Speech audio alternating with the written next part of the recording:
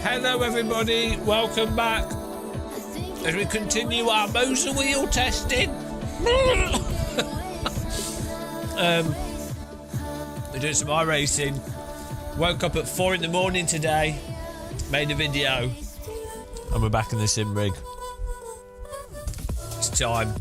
It's time. I don't know what's going on, but it's time.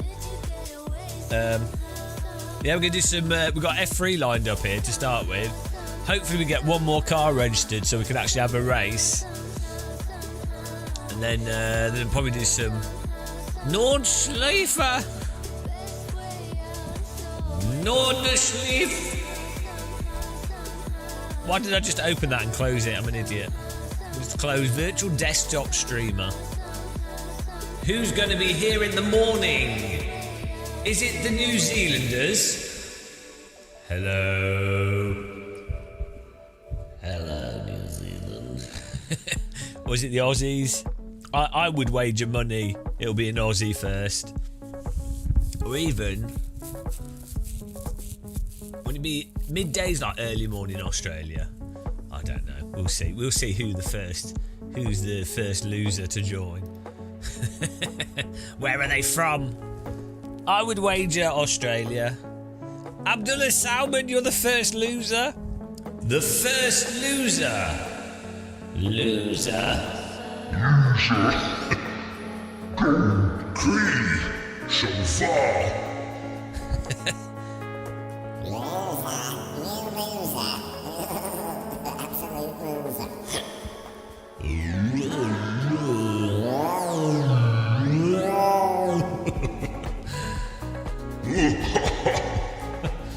I'm dangerous with audio tools.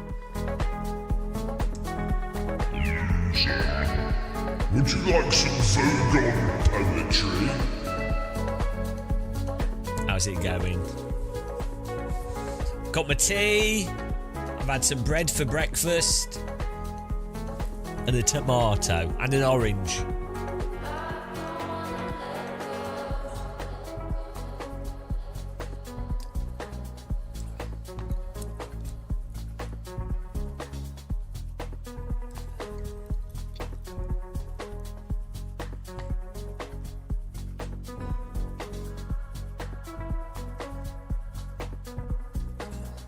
Hello, hello. All good, all good. No one else is here, it's just you and me. Private live stream. Hello. What would you like to talk about today, sir? It's oddly, it is weird. It's weird how that's how the stuff goes out sometimes. One man viewer live stream. man. Putting the seatbelt gloves on, look at that. iRacing. Serious business when you got the gloves on. I quite like these though, it feels good. iRacing time model. We're not allowed to talk about it. I got a deceased. Boom man. Hello. iRacing said, game of muscle, you fat shit. Stop saying stuff about our game.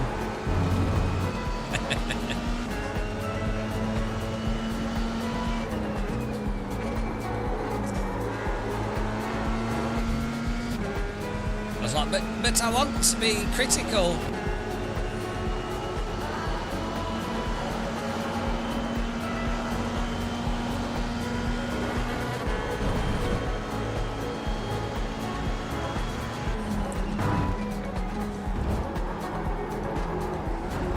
Hello, the thrashing bacon. Thrash that bacon. Give the bacon a good thrashing.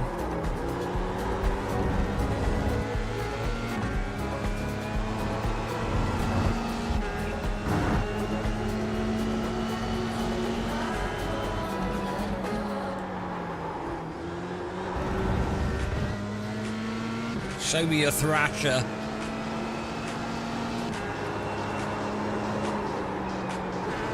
Car 21 just set the fastest lap.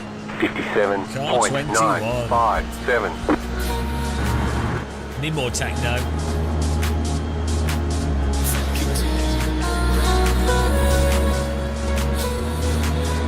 DJ Muscle.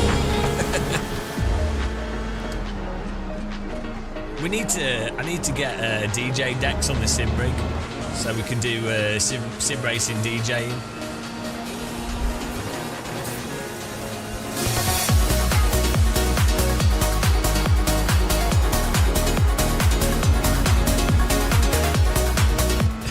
So much Eurobeat.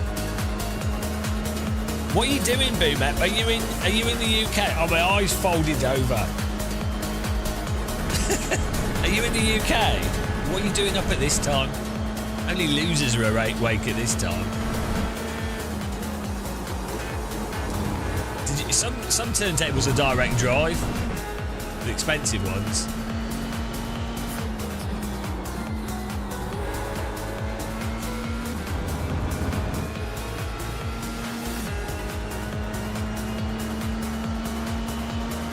Germany. Have you had to do a kebab recently? Whereabouts in Germany? North, south, east, west? I'm sure you've said before. Did you say you were like... Car 889. Just set the Did you say you were in like Bavaria or something? 57.599. Hello, Shift. How's it going, man? Good morning. All Germans wake up at 6:30 in the morning. I also like Cologne. Northwest Fallen, is that how it's called? Northwest Rhine, Northwest in Wuppertal. You're not near the Wuppertal Schwieberbahn, are you? Place of dreams. Oh, it's south. Oh, that's not the middle. That's south. Nordschleife is pretty south. It's not the middle. Rhineland Falls. Not North West Line. What's it called? West. I can't even say it. You've been up since 6, but only thanks to the kids. Lock the kids in a cupboard. Soundproof a cupboard and throw the kids in it. It's a good way to get a rest. Freaking Lucky. Hello. Nordrhein-Westfalen, that's it. I know my Germany. I basically turned German. I'm gonna get German citizenship. Just in time for Russia to invade. I can relive the 50s. It'd be fantastic.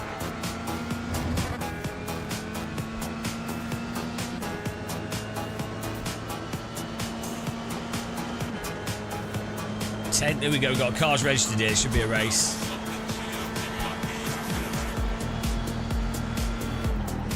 This car has it does the automatic shift system. I don't think so.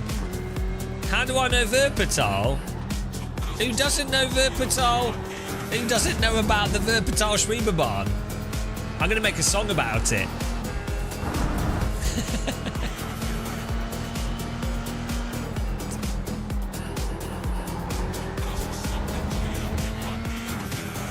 I think the Schwieberbahn's the place to go. Life is a Schwieberbahn waiting to happen. Not unless you're a baby elephant. It's the last place to go if you're a baby elephant. Oh, I love that. What happened to the elephant? It died on the Schwieberbahn. Oh. Why did you put an elephant on the Wuppertal Schwieberbahn? Don't know. Why not? Because it will die? Oh, yeah, that's probably a good reason not to put an elephant on the Schwieberbahn. Oh, well.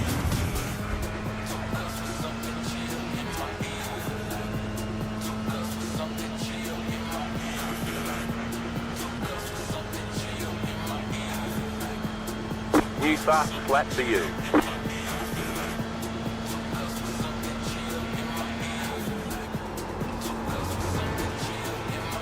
Yeah, I know too much. All the information is in the brain. Zandong. I'm guaranteed to get a German citizenship with this knowledge. It's the first question they ask if you want to become German. They go, "What happened on the Schwebebahn?" And you go, "Oh, an elephant died." And they go, "Ah, this is very good." And now you tell me which is the biggest racetrack in Germany? Ah, the Nordschleife. Oh, yeah.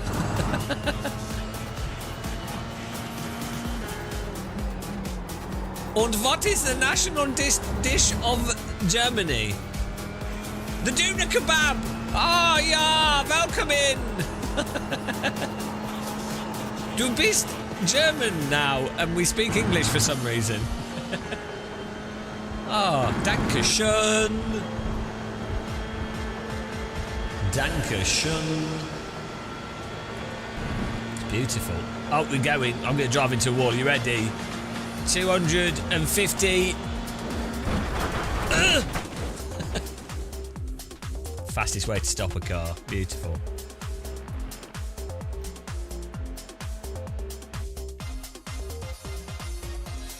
Yeah, I think I might make a techno track about the Wuppertal Schwebebahn. Maybe we can install Fruity Loops today and get it going.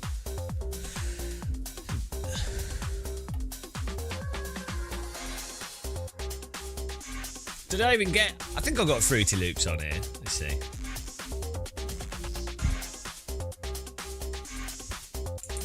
Let's have a look. Time to pimp Das Oro. What's that mean? Oh, here we go. What's happening here?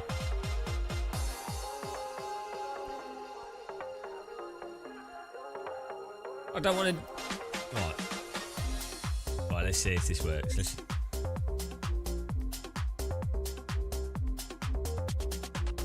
Oh, is this new? Oh, no, here we go. Did we start making techno? I can't remember. Let's see. Pause this. Mute. Right, are you ready? Wait. What was it doing here? Oh yeah, this was the accidental Mortal Kombat techno we were making.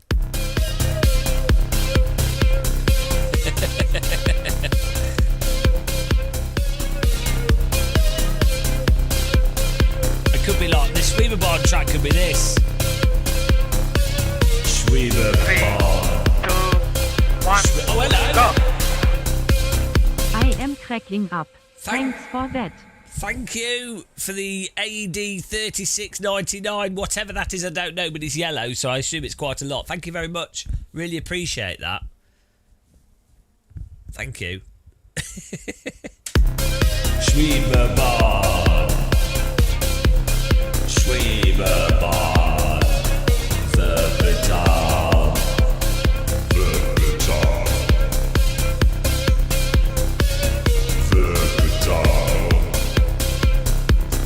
Wuppertal. Wuppertal. Schwebebahn. Wuppertal. Schwebebahn. The pace car is out of control! Yes, something like that. I think we need a new beat, a new beat, new template, minimal, basic with limiter. There we go. No, new beat. We could do some new techno. How long until the race starts? Really appreciate the donation though. That was really good, really generous and good. It was good for me. I mean, it wasn't really good for you, was it? But appreciate it. Unmute. Yeah, we can make some techno beats.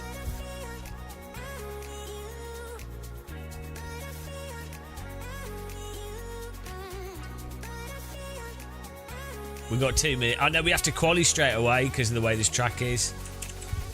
Oh, I wanted to make a techno beat.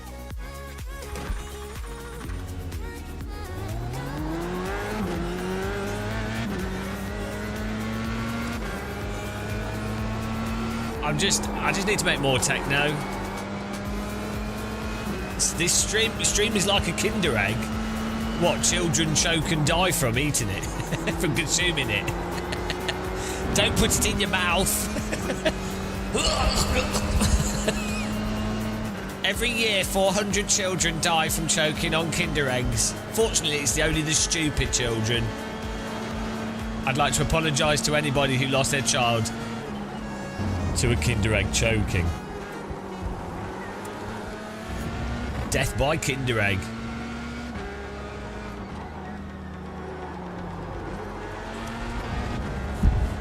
Child egg. Are Kinder eggs German? It makes sense, doesn't it? Because Kinder is child in German. Who makes? Is it Nestle that makes Kinder eggs?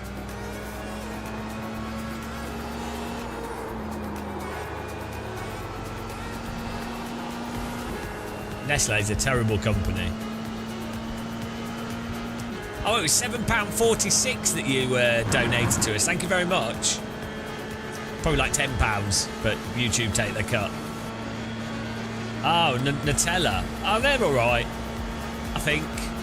I avoid all Nestle products. They're evil. What they did to in Africa with water and milk is unbelievably evil. So, boycott. I accidentally bought some Nestle instant coffee and it was really nice. I was like, damn you for being Green evil. flag, green flag. Okay, here comes your first time lap. I try to avoid them.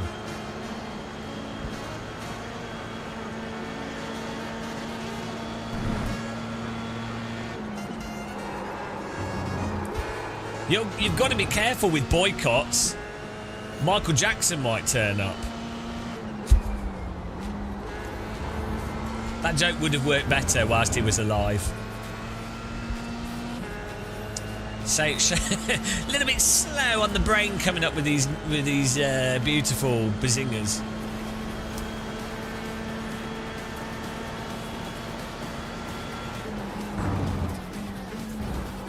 Ferrero Rocher's alright, actually. They taste weird. They're actually weird. I don't know if I like them, actually. I kind of do, but I do, but they're weird. Do you know what I mean? Like...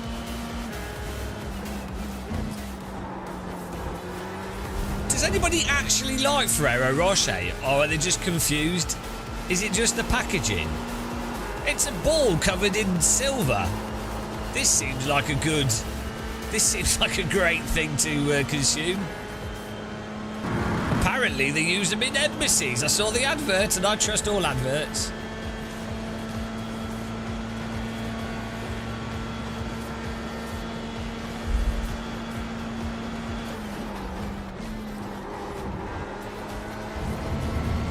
Galaxy Rip... Oh, shut up. Cadbury's Flake, you shit. Galaxy Ripple's absolute arse. Galaxy Chocolate is too, like, sugary. I bet it's American.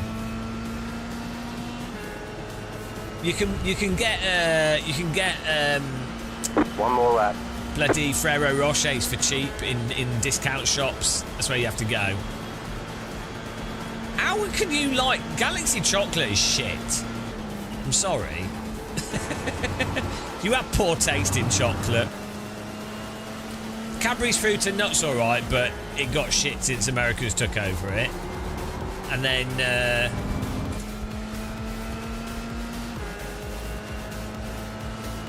I think Toblerone.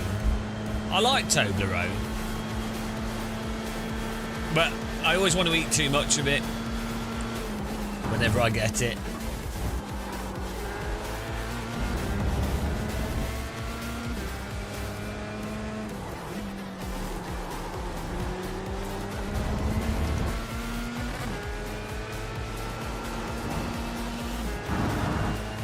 They're a bit spiky. Yeah, the thing is, they are well chokeable. What is it with European countries making chocolate that you can choke on? It's like, they're like, we want to make something tasty, but let's make it so it's also dangerous to children, something that children would want to consume. We hate children. Let's produce choking hazards. I bet you the Tide Pod was invented in Europe. It's a Darwinian filter, isn't it? It's like if your child can survive childhood in Europe without choking on a Toblerone or a Kinder Egg or eating a washing up pad, then you know that they're going to be a good adult. Whereas in America, all your child has to be able to survive is getting shot in a primary school. So, you know, different selection methods, really. I mean, Europeans are more subtle than the American one, but Americans like things to be big and noisy. You know, they like to go big. This checkered flag. I think if I had a child in America, I'd make them wear bulletproof vests to school, and because they would have a healthy diet, and no one would notice they had a bulletproof vest. They would just think it was another obese child. Genius. Cheers, everyone. We've got tea. Look at this. My mug is falling apart. This is the quality of Game of Muscle merch. Wow, high quality merch mug. Not dishwasher proof. Don't buy one of our mugs because they're shit.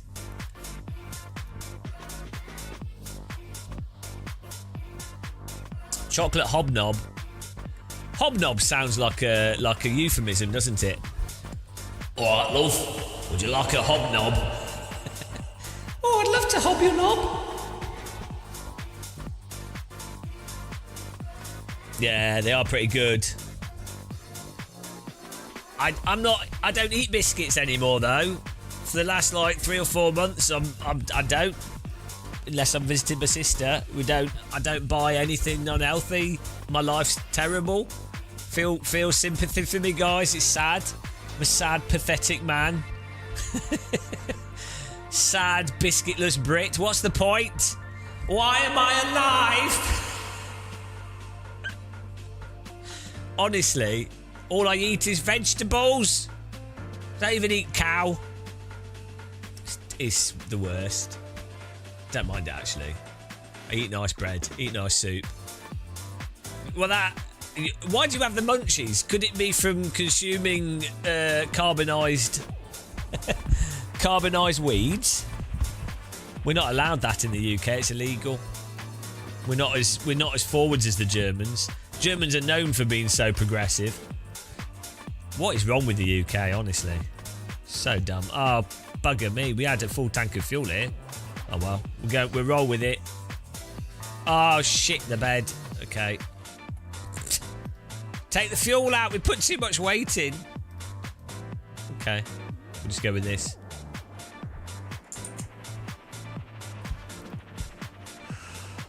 Only vegetables. Yeah, vegetables.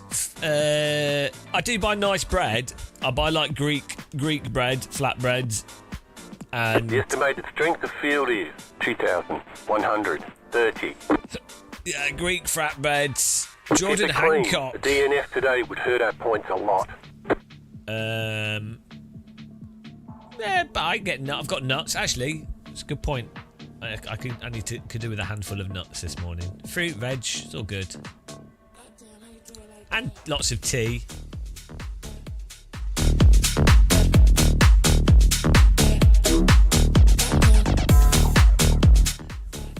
I don't mind it, actually. Left to grid. I honestly, I keep going on about it now. I've turned into an annoying vegetarian.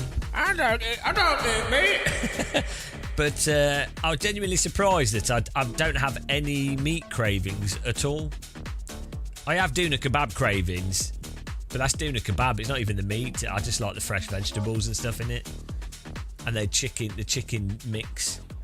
But yeah, I don't have like those are people having barbecues in the UK when it's sunny. I'm like, that smells really nice, but it doesn't make me go, oh, I really need some beef. Maybe other people do get meat cravings, I don't know. I get tea cravings. Oh. There we go. Green flag. Yeah, I don't really get pizza cravings. It's really weird. I get cravings for broccoli and cheese and yogurt. But yeah, not...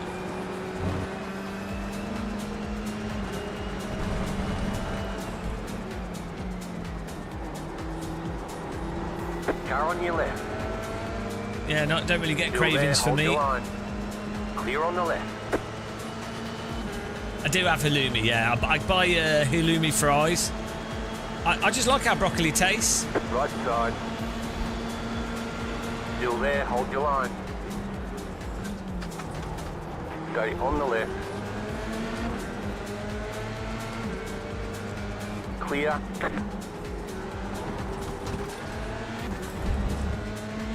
It's wild.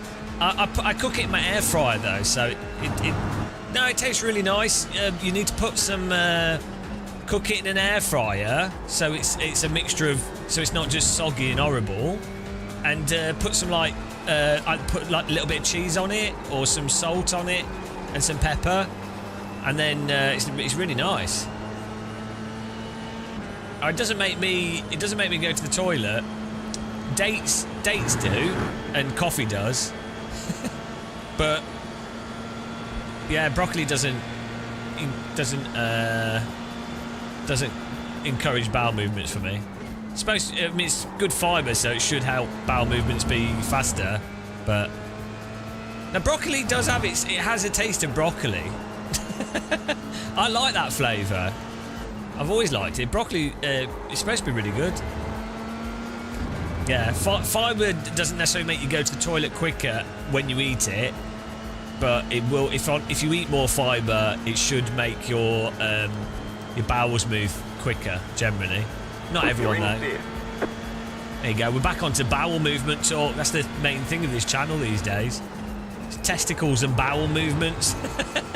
Why do you watch Game of Muscle? Oh, he's the premium source for sim racing, testicle and bowel movement talk. Oh, that seems like a good place to go to. Why don't you like broccoli? Cauliflower tastes amazing. What is wrong with you guys? Do you just eat like other... Maybe you need to... I don't know what you're doing. I really like broccoli and cauliflower.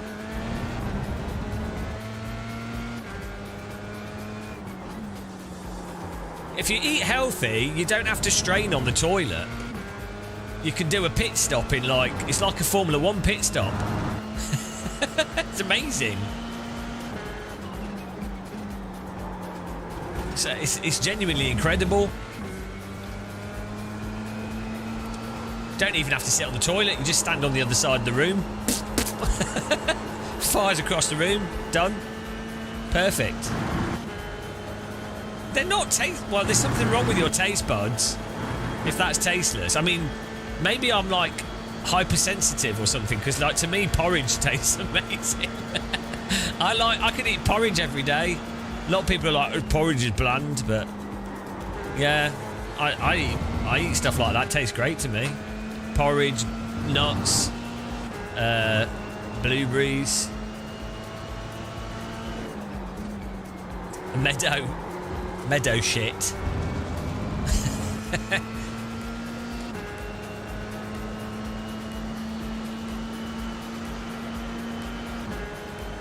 like even water has quite strong flavours in different areas. I have London water, so it tastes of chalk. So it's just basically, you literally put water in a kettle after a week near London, and Kent is you end up with a chalk in a chalk kettle. Have some honey with it. You don't need it. You don't add sugar to anything. Nice one, Mark Gaming. I'm sure you'll enjoy them. SimLab's the guy that runs SimLab is a really nice guy. So Richard, I think it is. I think I got his name right. Another crazy Dutch guy. So, but yeah, SimLab, awesome company. So, good product, and it's a good company. So, I'm sure you'll love them. They're not as good as... I don't have an affiliate link for SimLab, so they're not that good. But... wheels are circular. Everything's circular if you spin it fast enough. Hello, Pan ID. How's it going? Being Scottish, I love porridge. Oh, me porridge. That's because it's all they're allowed to eat in Scotland. Haggis and porridge. That's not too £300. Not too bad, isn't it? I always say with sim racing gear, it's worth buying. Like known brands is quite good because if you ever sell it, it's quite easy to move it on. I would never drink English water. It's sewage. And, excuse me. English water's pretty good. It's mostly from springs. The whole of the UK is like springs. Our water's all right in the UK. Of water internationally, English water's pretty good. It's quite a lot of chalky water, mineral water, but it's good quality. I mean, we even have a town named after Bath water. Bath. That water tastes like shit. It's full of like, what is it? What's that yellow stuff that you get on volcanoes? What's it called? What's that yellow mineral? It smells like egg. What is wrong with my brain?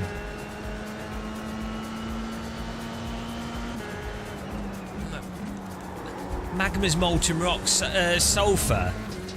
Yeah, I don't know if it's sulfur.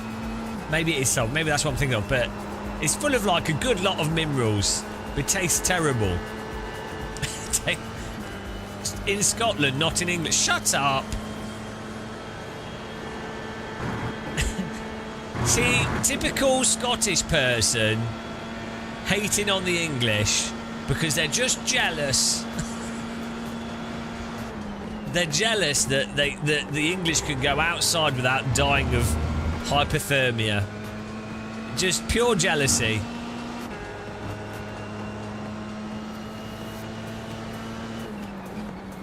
Typical guy. Nice catch there. Thank you very much. It's a nice sexy bum wiggle. Ooh.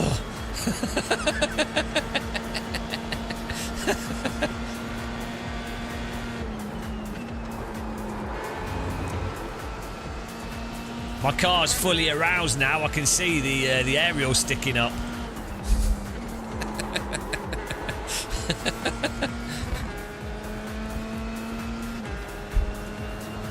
The antenna's fully erect. It's a bit early for that, isn't it? Never too early. You sound like you've been up all night. No, got up at 4 AM.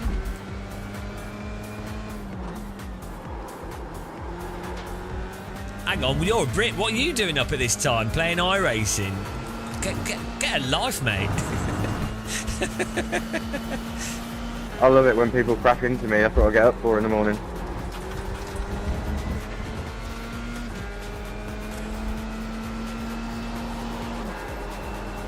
I've never had a haggis.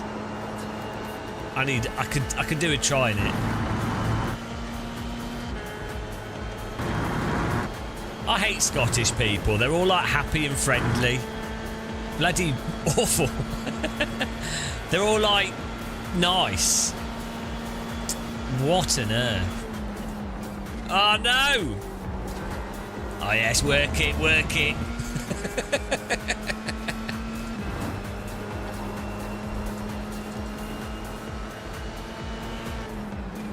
Have I tested it? No, I haven't. We ain't nice, but yeah, I think they should be like. All yours, mate. Can you trust a nice person? The car in P1 just set the fastest Suspicious lap. to me. 57.21. There's got to be a reason behind someone being nice, and it's normally not a good reason. They're normally trying to sell you the Book of Mormon or something. Have you heard the good news? No, there is no good news. It's 2025 in the UK. The Latter-day All right. Saints. Clear on the right. Right side. Clear on the right. It was at that moment he realised he had too much downforce.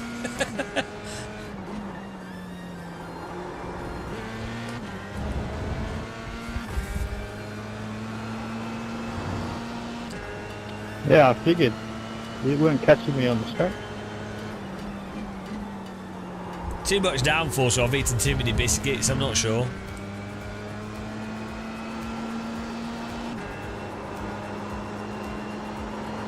Belly force.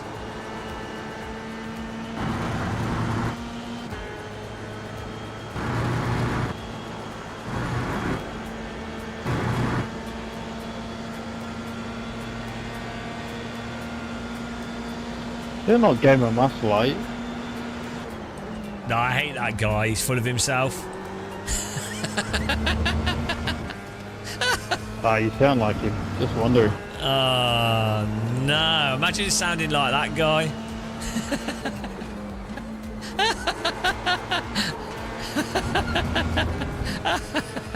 Oh, no.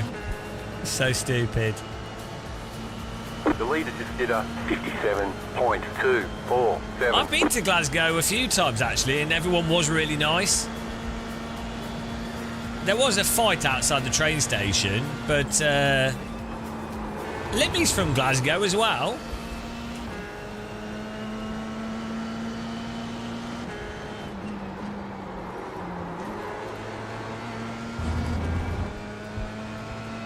Good morning, Rude Van Loon. I've subscribed so I can unsubscribe. Good morning. Yeah, no, Glasgow, I like Glasgow because it kind of... Ruben, you take me out, I'm going to be fuming and I'll report you. Glasgow feels like a pound shop Newcastle. It really has the same... It's like a more dreary and damp and colder Newcastle. But I quite liked it, and yeah, people were super nice. Like I went to this was in like 2012, 13. I went to the market. There's a little market, and it was clearly like really run down, and they were clearly selling stolen stuff and illegal things. And but they were really nice and friendly. I was doing photos, and the people there were like so friendly. At first, they were like a bit suspicious because I think they thought I was an undercover policeman or something. But then they were like really friendly. Yeah.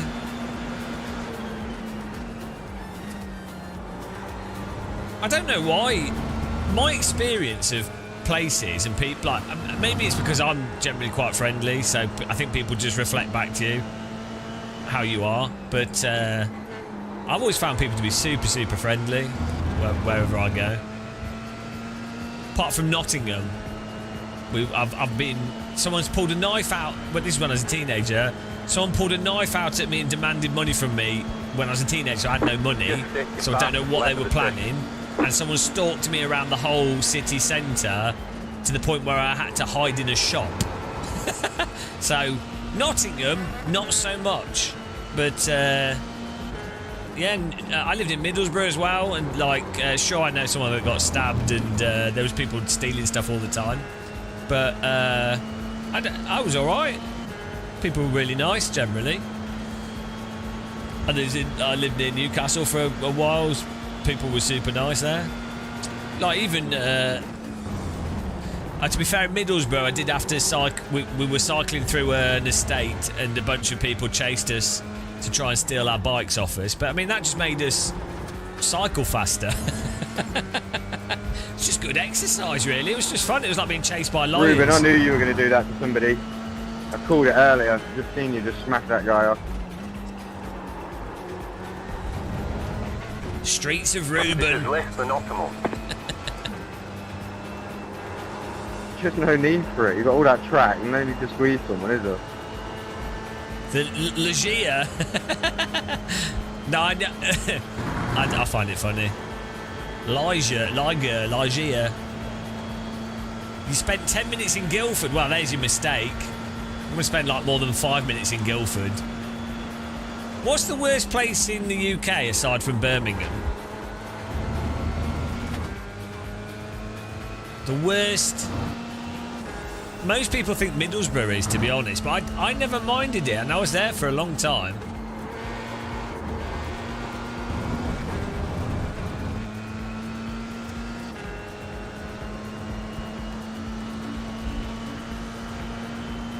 Preston. Yeah, some coastal places are pretty miserable. Oh, I know. There's that place on the coast of Newcastle. In north of North Shields. Oh, what's it called? It's north of North Shields. It's an absolute shit. It's like Colville by the sea. It's like one of those coal towns that's been abandoned, and then it's just everyone there is deprived and miserable. Ah, what's it called? It's like 20 miles of North Shields.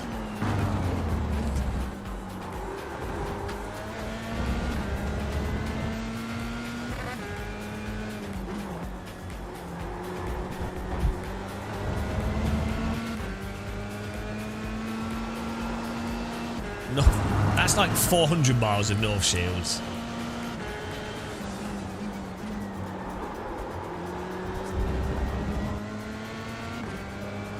Why don't you try and move, Paul? If it's really bad, I know moving's so easy and convenient for people. So affordable to move.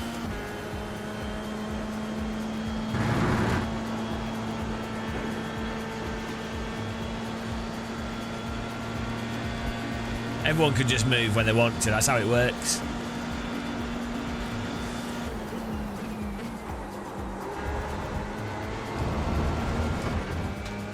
Slough. Slough sounds like slag. You slag.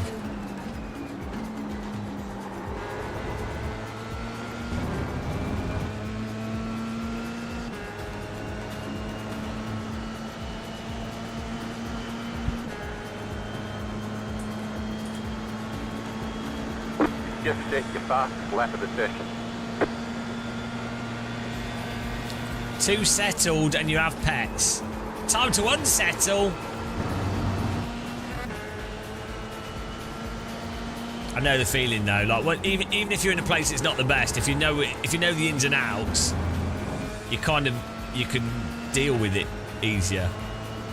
That was like with Middlesbrough. I lived there for so long. I was like, oh well, you don't put a games console in your front room because someone will smash your window. You just know these things. So you're actually like, oh well, you know, and yeah, it'll just be like druggies smashing it to sell it in CEX or something. They're not going to assault you generally, and if you stay away from certain areas, it's pretty fine. These are F3 cars, basically. I mean, that's what they are. They're F3, so a bit faster than F4, quite a bit faster than F4 car actually, but in between F2. Funnily enough, in between F2 and F4, did you know? But a lot slower than an F1 car.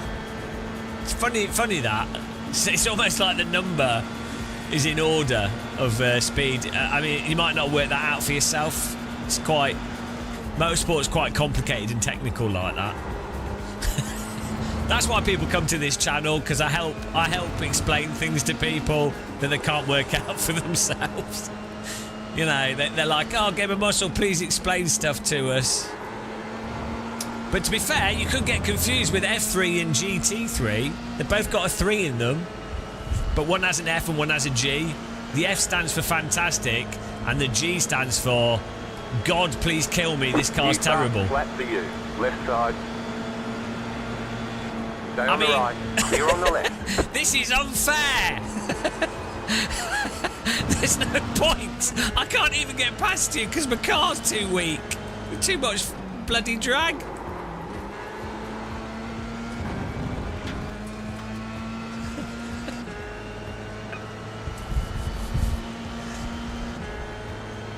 I think they'll set up for somehow.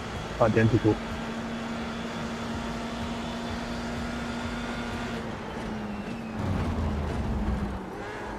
I've got so much drag, my skirt's blowing in the wind. Don't have that much drag. I'm not catching you. You've been getting further away. You were 10 seconds, now it's 16. He's using my toe. Yannick's ass is pulling me along.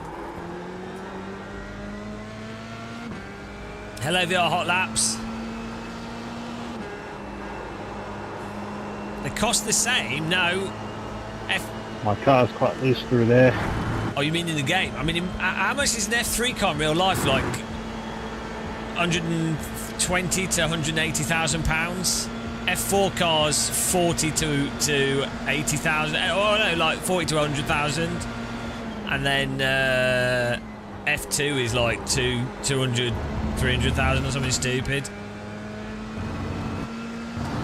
I think it's more like the consumables and then a whole bunch of other stuff with them. Like you need a bigger team to operate them. There was a joke, but I'm just saying. I thought I'd. The car in P1, I wanted to keep things serious for a moment. 57.033. P1 must be running an ultra low downforce setup.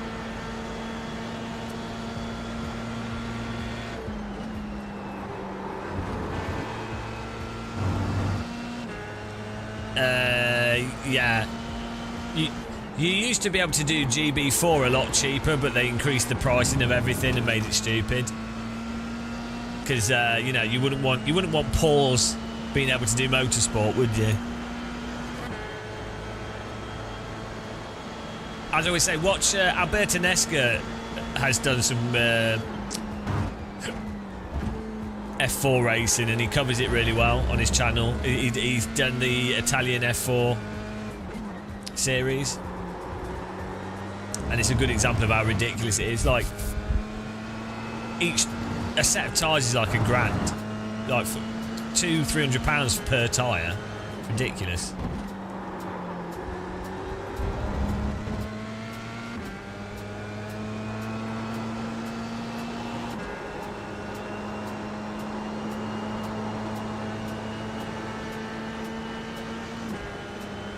Yeah, no, you can pay a fortune for the teams that are more managed, with more facilities and have the setups and everything.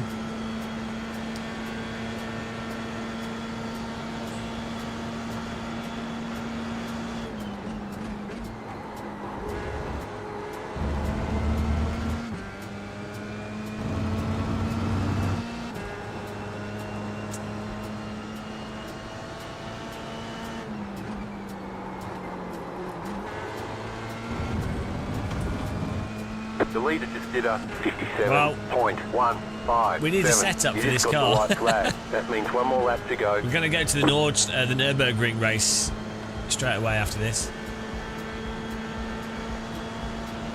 That happens quite a lot on Autobahn. It's really, really common. You get it in a lot of things.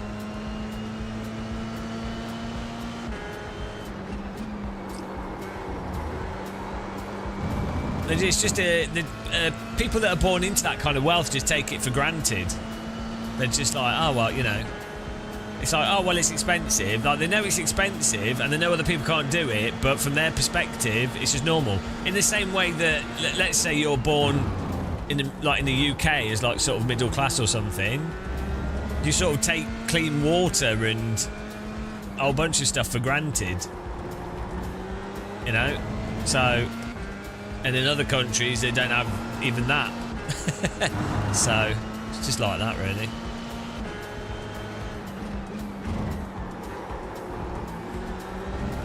And, I've known some quite wealthy people, and they'll just be like, when I was younger, they'll be like, oh, let's go skiing. I'm like, yeah, I can't really afford that. I can't just go to an airport and go skiing in some other country. I don't have any skis. Can't afford to just turn up at an airport. I mean, but they're just like, oh, let's go and do skydiving. It was good for them. That was really funny.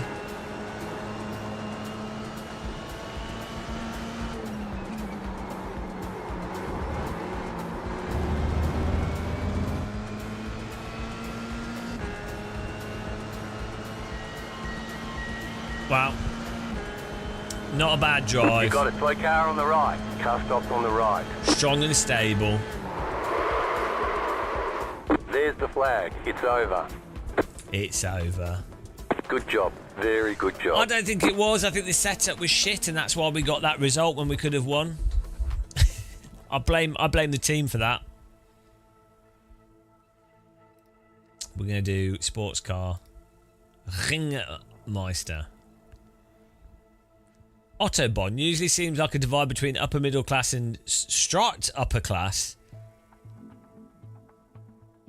Yeah. Well, a lot of people as well don't realise. So if you're like moderately wealthy growing up, you can have no money, but you're actually still wealthy, right? So it's like you can have no money, but your family owns a house, so you can go back to that. Or you have no money, but your parents took you skiing and stuff, so you now have a skill that you can use to teach other people. So you could be a ski instructor, which can pay quite well, or at least can pay for your ski holidays and everything else if you want to. Or you know what I mean? Or you might speak multiple languages, or you might have travelled to places, or you'll just have confidence, and you'll just be comfortable. You won't feel like on the defensive, and that is a massive thing that people often don't talk about. And you really notice people that have like grown up being like upper middle class or wealthy, right? They just have a baseline sense of confidence and carefree aspect, which is picked up by people kind of subconsciously. So in many business situations, if you're someone that's desperate, you desperately need to make enough money to pay for rent and things, or pay for basic stuff, you're stressed. So you have to make business deals, or you have to do the job, or it has to work out. So if it doesn't, you're screwed. Well, people are going to pick up on that compared to the person that's like, laissez-faire about it. They seem more confident and more secure and more trustworthy, even though they're not. It's just a, So that's a massive thing, and it's something that's not talked about publicly that much. Yeah, I mean, like, even right, if you're not wealthy, a passport back in the day used to cost between, I think it was like £40 to £70, right? Well, that's a lot of money for some people. For a lot of people, like £70. Okay, sure, it's only once every 10 years, but if you don't have that money, you don't have that money, do you? So, if rent back in the, like, if rent was like £300-400 in a shared house or something, well, that's a quarter of your rent for a passport. So I really don't get why passports you have to pay for them. Don't make any sense to me. Like, it makes sense if you had to pay for a fast renewal or a replacement, or whatever. If you're like if you keep losing your passport, fine. But as a one-off, like, it should just be totally. I don't even understand how it benefits the government not doing that through tax, given that everybody needs it. Why do it's ridiculous. Sure, expedited passports can be a business service. I think that's fine. But, well. VR Hot Laps. I've been poor enough to watch Game of Muscle, and I'm still here. That you've been asked to pop down to the shops and get a loaf of bread, and I had to ask them for money. They gave me a look that was working out if I'm cheap or broke. I've looked poor enough that I've gone into Lidl's in the north and they've given me food for free. But I think that's pretty normal in the north.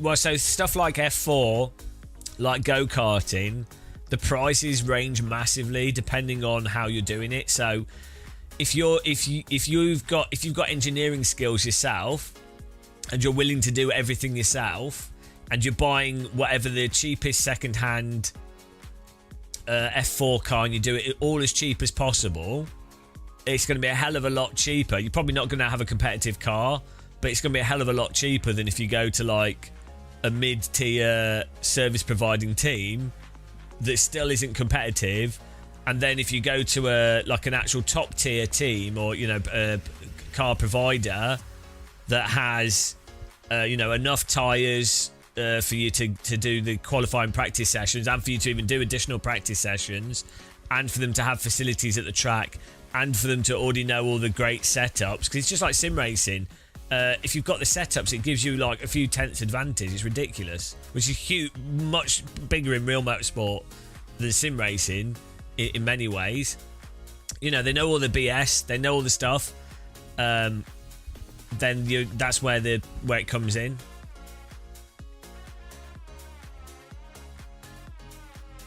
So yeah, it depends if you're doing it just for casual fun to take part in a race, or if you are genuinely trying to move from F4 to F3 to whatever, or to go from that to GT3 or GT racing. Or a lot of people do Porsche Cup now, it seems, which is weird. Like Porsche Cup's taken over as kind of like because it just gets I think it's easier to get sponsors. It's just a much more popular series, even though the cars are really expensive. It just seems to have been something that's become a feeder to GT3, I think.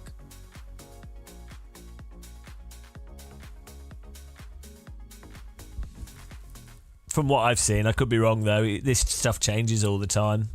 I just pick it up from race drivers that I talk to every now and again.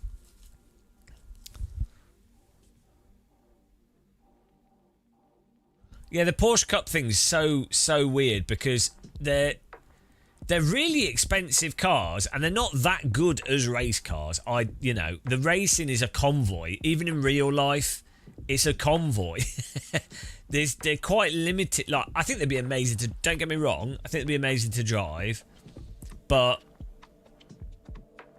they're worse race cars than an F4 car for actual racing. They're worse than like Radicals or something, and they're like 5 times the price. So.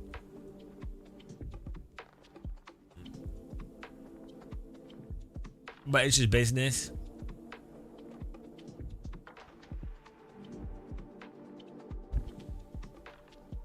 Like a Radical SR3 is probably the perfect value for money race car. Basically, pretty close to F4 speed, but a lot cheaper and easier to maintain. And I think you get longer running time out of them. Yeah, well, that's a whole nother thing as well, the Legends Racing. I think it's quite big in America, but not so much in the UK. Because in America, I think they do it as an entry oval. Yeah, it's weird.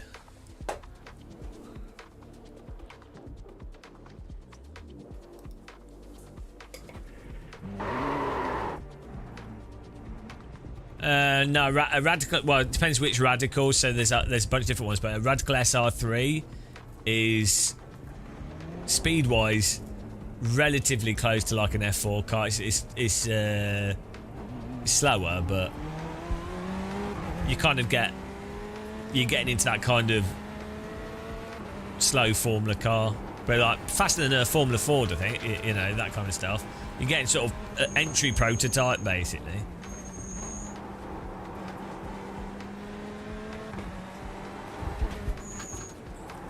The thing with the Radical is it's relatively easy to maintain for, like, relatively simple to deal with mechanically.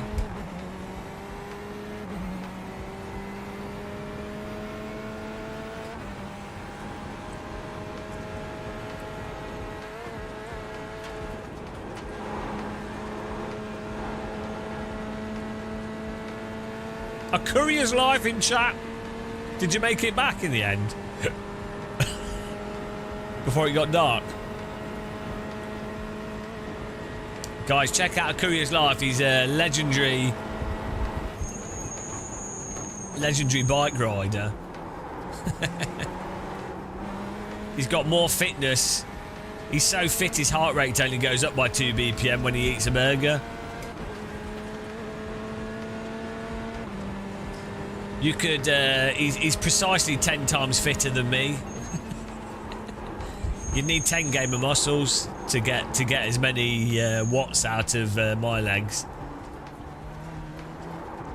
He has, he's going to do the world's fastest cycle lap around the Nordschleife whilst delivering a burger at the same time.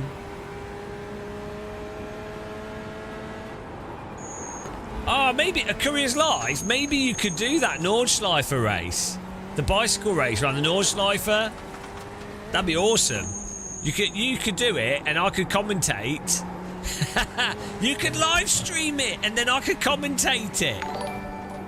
VR Hot Laps, thanks for the sub. Really appreciate the wise support. and wonderful gamer muscle sim racing royalty since Wow. the 1980s. 1980s, yeah. That would be awesome. Maybe we could make that work, A Courier's Life. Like, maybe we could find some sponsors to, like, pay for your flights and everything. That would be so ridiculous. I'm gonna look into it and see how it could work. That could be so dumb. Nordschleife You've cycle got about 5 laps of fuel. endurance. I don't know how long the race is for that. I think you could do well. Can you beat A Courier's legs? I don't think you can. No, it might be quiet. We can turn it up. They call me the volume.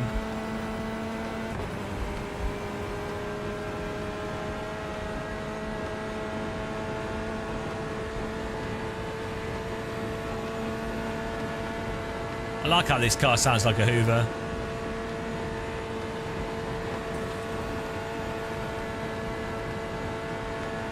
You're worried that you'll just embarrass everyone else that's there.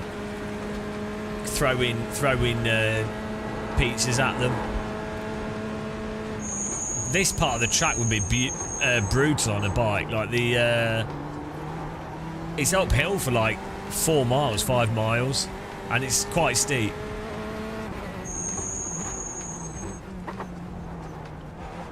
Yeah, that's it. I mean, it'd be terrible. I've watched quite a few videos on it. This is why I'm nominating you to do it. I could manage 1 lap and then I'd need a little holiday.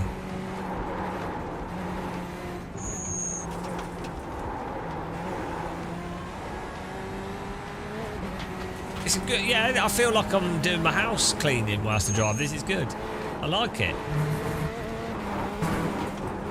It's not a budget Hoover. It sounds like a high power, good quality Hoover.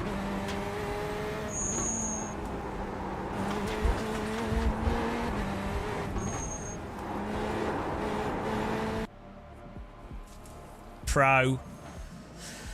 Definitely pro. You can tell by the way I drive. Probably the most pro sim racer out there, if we're honest.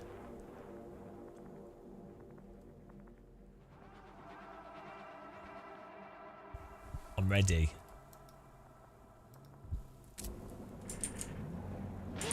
One lap to green. Line up on the left side. The estimated strength of field is 2,658. Pit road is closed. It's competitive out there. Head down, stay sharp. Head down, stay sharp. I don't know, how are you going to put your head down in a car? How am I supposed to stay sharp? Don't know how this works.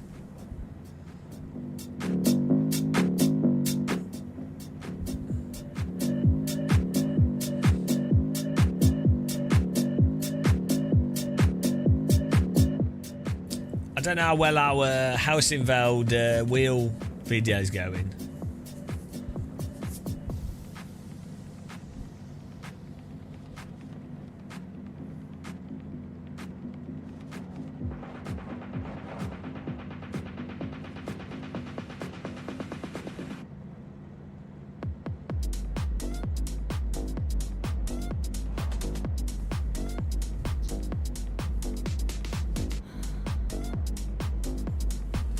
Jetstar 22 car. Ah! Jetstar 9 car. Jetstar 7 car. Can we go single file?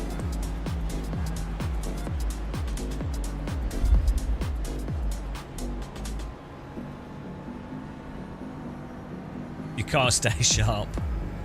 I'm blunt.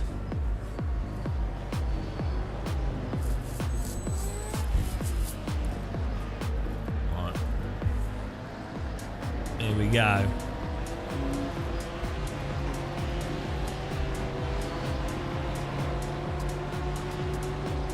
About to go green. Stay focused.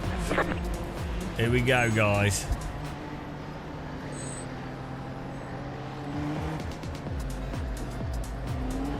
Pace car is off. Green, green, green.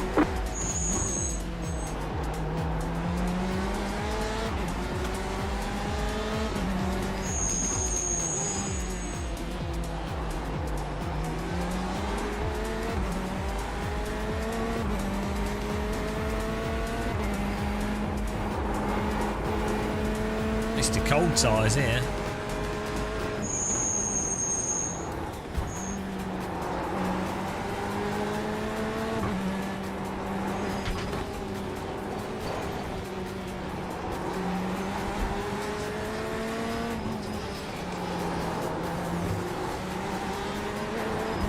Where's he going? That ain't the racing line. Behind.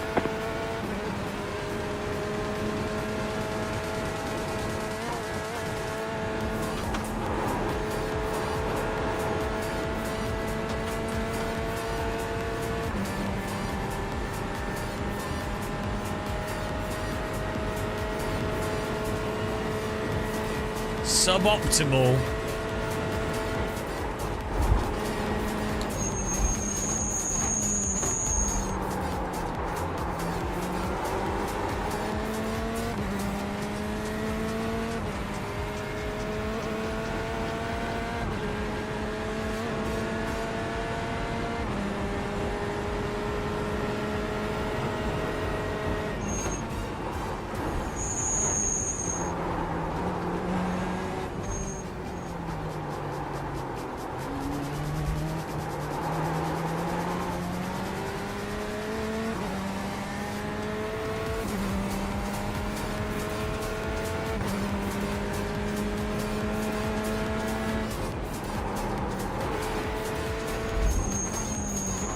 Get in there.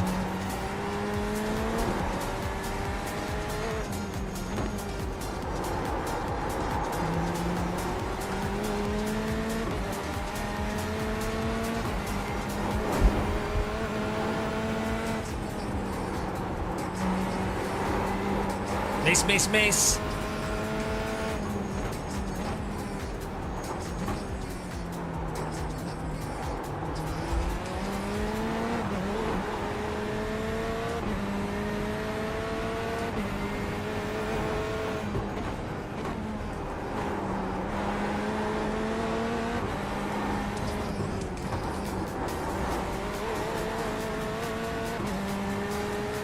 You got about 5 laps of fuel left.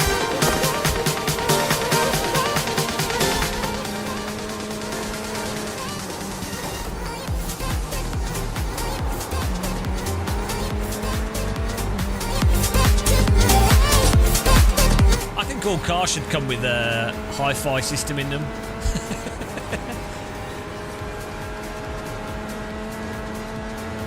This is the Angry Birds pig car in front of us.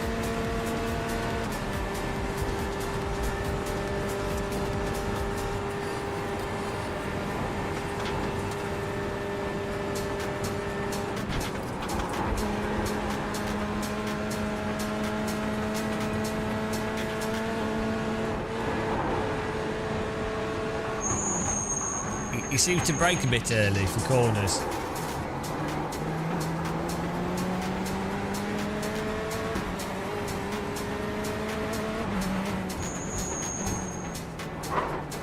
Oh, I thought he was going to go out the carousel then.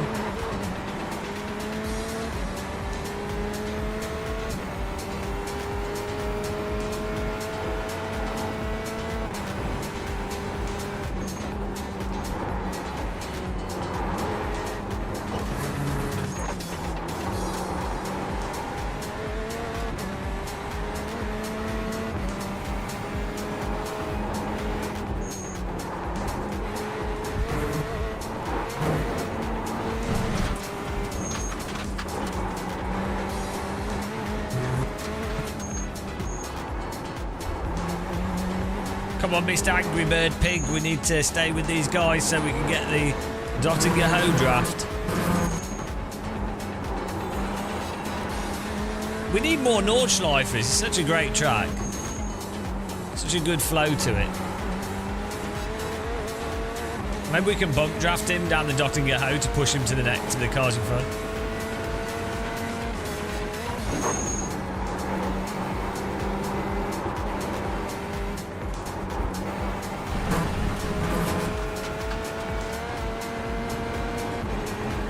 Wow, I was slow through that.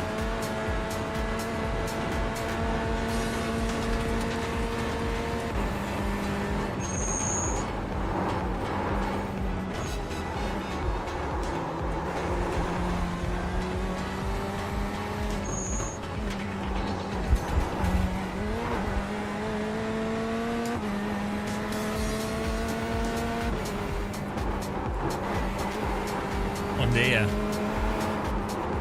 I hope we haven't lost. We should just be on the draft here. Mess that up a bit.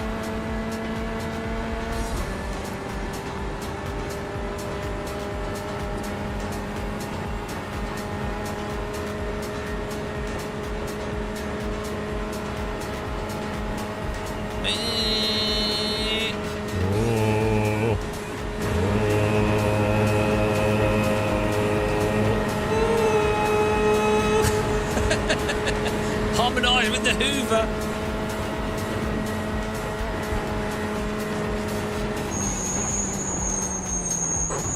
Two left to go. That's Two to go. That's braking on the limit there. You got a slow car on the left. Lol. Can't park there.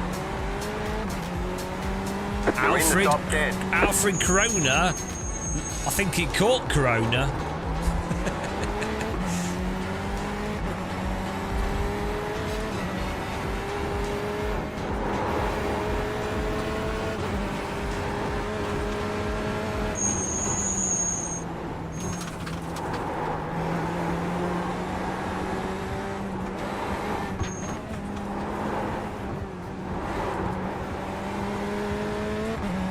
I'm going to assume a Courier's Life is messaging someone else there because that's a lot to read on the Nordschleifer. Our flexibility. Oh yeah, you're on about your work. Guys, go and subscribe to a Courier's Life. Did I say that?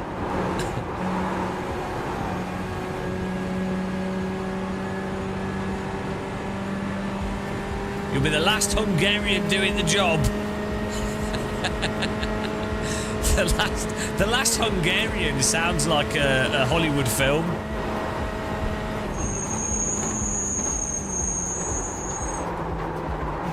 The last Hungarian.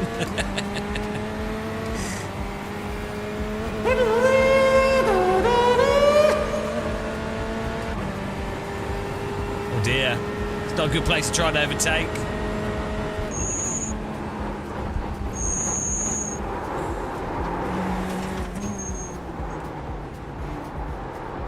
Some say he was hungry for revenge.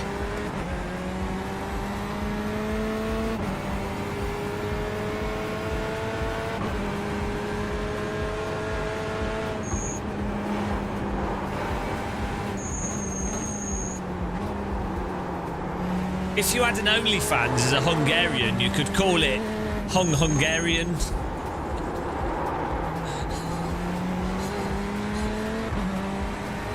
It's a great ideas. I'm just helping. I'm coming up with ideas in case things don't work out.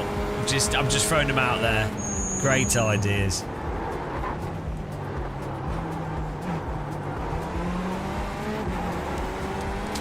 Patent them.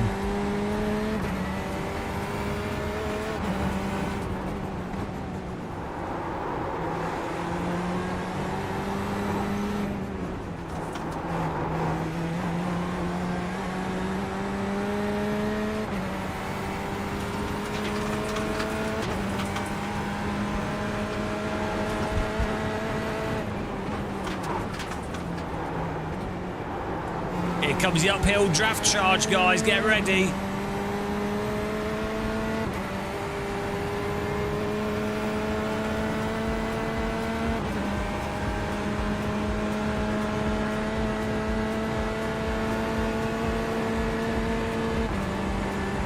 Okay, maybe a little bit. I got a bit ahead of myself there. Or maybe we'll overtake this blue car. That's the goal. The goal is the blue car. I feel like he's stuck behind the Porsche.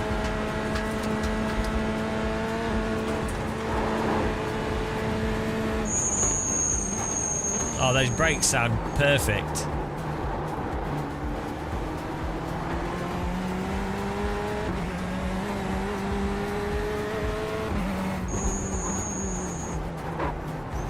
Oh, he's in the wall! Right side. Clear on the right. A career's life come to the UK. The UK's really open to Europeans. We don't have we haven't done anything particularly stupid in recent history that's made it hard for people to move here.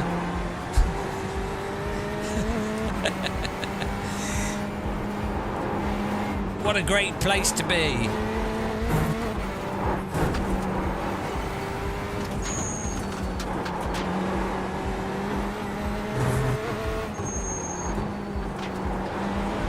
Oh, the Porsche's up my ass. Oh, that's not a Porsche. What is it?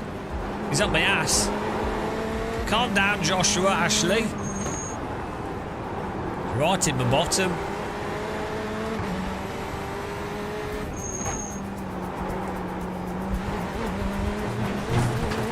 He's got his latex gloves on. He's ready for insertion.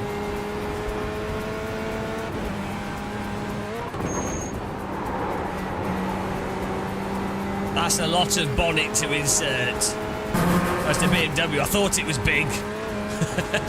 I don't think it will fit. He wants to try though.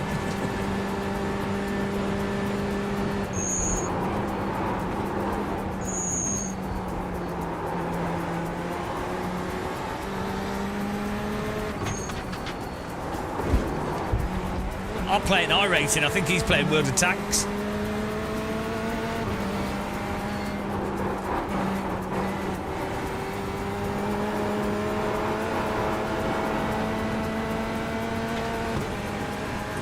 No, we somehow still alive. He's going to draft us though. Right side. Hang on. Still there. Why does it look like a Porsche from behind and a BMW from in front? Keep to the left.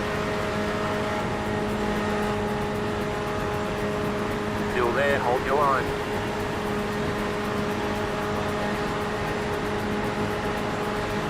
Still there.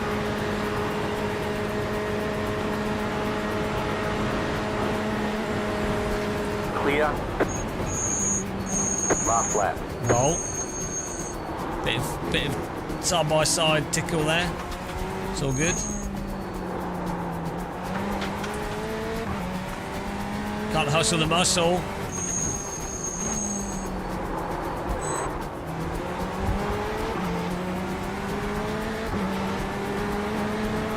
Yeah. When someone rides your bottom on a bit of track where there's no way to overtake, you have to question their racecraft. The puntometer goes through the roof.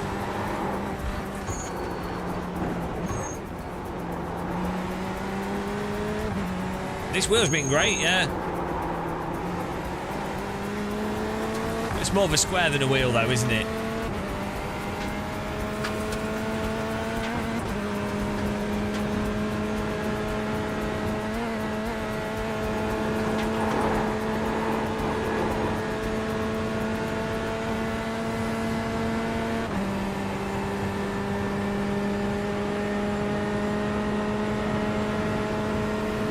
Oh, two cars side by side there.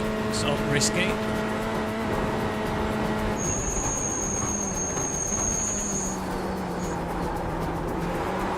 If we can get on their tail, we'll be good for the dot and get home. Be nice.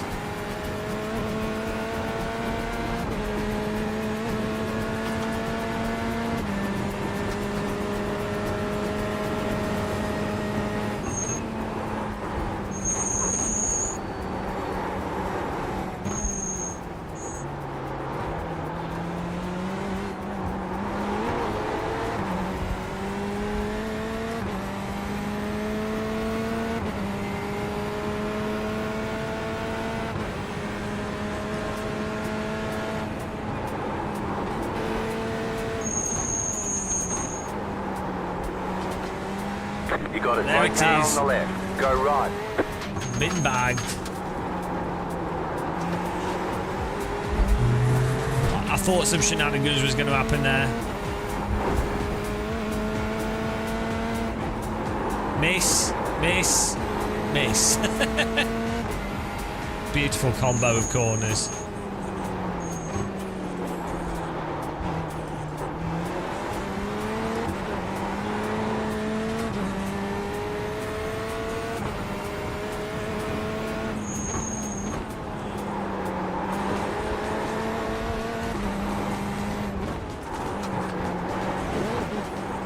What am I doing?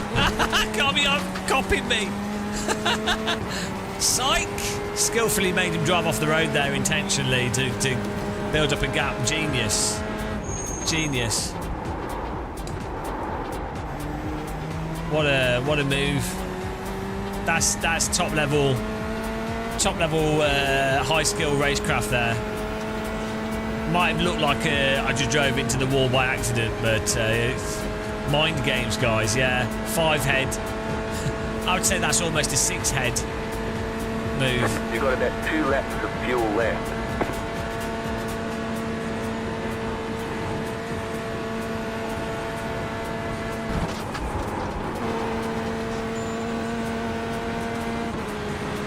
Car right. Clear. I would suggest not driving through the car. Got wheel damage. Ah, good, good. I did put my car in the middle of the road, but Slow car ahead. I don't think that's like, you know, that's not an excuse to drive straight into the ass of the car in front Go of you. left.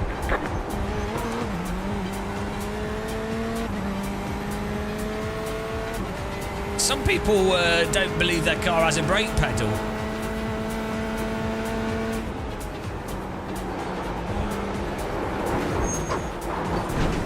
What is this guy doing? Just, what is he doing?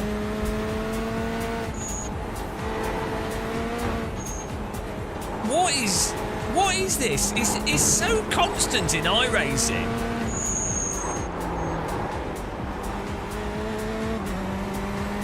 Well, now my car's got wheel damage. He didn't want to turn, so I'm going to be slower, I'm afraid. Can't help it.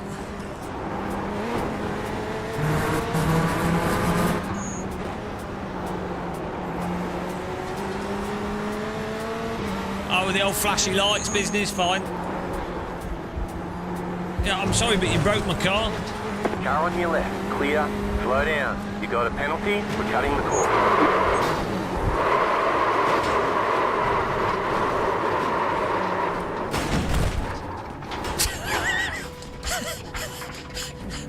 I don't think there's... Do you think that's intentional wrecking? Required repairs are 2 minutes, 9 seconds. Optional repairs are 24. I mean, it's pretty much every race All the in damage is iRacing. repairable. Like, he's damaged my car by ramming me.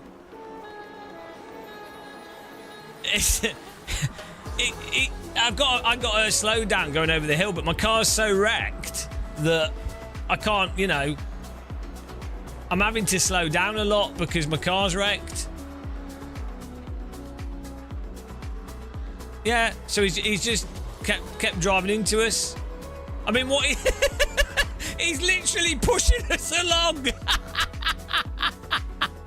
He's literally pushing us along. I'm like one of those. I'm like one of those cars on a motorway that where the lorry's not seen that they've trapped a car on the bonnet. Well done, Matt. Joshua, is there a reason for your intentional rear-ending and wrecking? You mean when we're going in a straight line and you're on the brakes when it's a high-speed jump double right? Yeah, I don't know why we'd be on the brakes right there, bud. You might... Straight line, you were brake tapping. Like, what are you doing? I'm supposed to just slam on my brakes in a race? Like, I can't avoid you. You're cutting me off on the edge of the track. I'm flashing the lights, asking you to get out the way. You're not getting out the way, and then you brake check me, and you get the worst of it. I don't know what to tell you, bud. So, you know why we're on the brakes more? It's because you've rear-ended the car earlier, which has caused damage to the vehicle, so we're having to brake more to not understeer off the corner. And you can flash your lights, but you still have to overtake the car safely. You can't just drive through the car. Even if they're slower, you still can't drive through them. You have to drive around them. Yeah, I'm hearing you, but you made a lot of mistakes before I even touched you, like driving off your mirrors instead of focusing on what's in front of you. Don't have any And mirrors. someone caught you, What? and they tried to race you, and you did the F1 tactic, which is let me just swerve and get over there, and I don't know, or the Fast and the Furious tactic where you're just swerving all over the place, and you're losing your self time and me time, and then if you had damage, like, get the fuck out of the way. You made several mistakes before I even caught you. So, I'm not GG. We'll see you in the next one. I'm not seeing any reason to drive into the car in front of you, and if they're in front of you and they're racing, I'm not sure how any of that justifies driving into the car in front.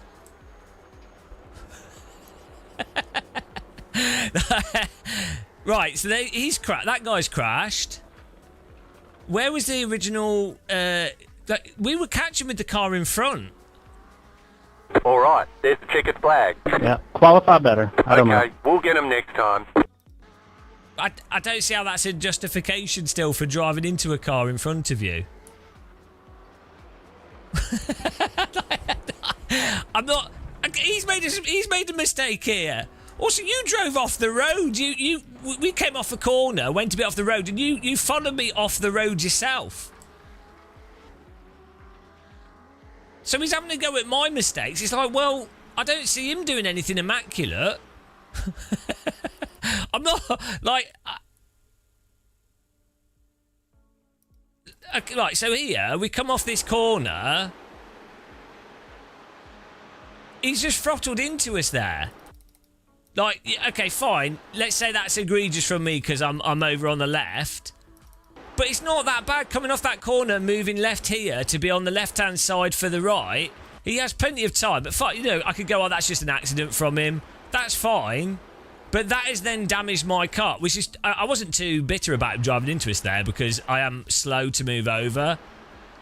So, you know, I would say for him, I go, well, that's benefit of the doubt. I go, he's just mistimed doing the move and we're slow moving across. So I wouldn't even complain about that.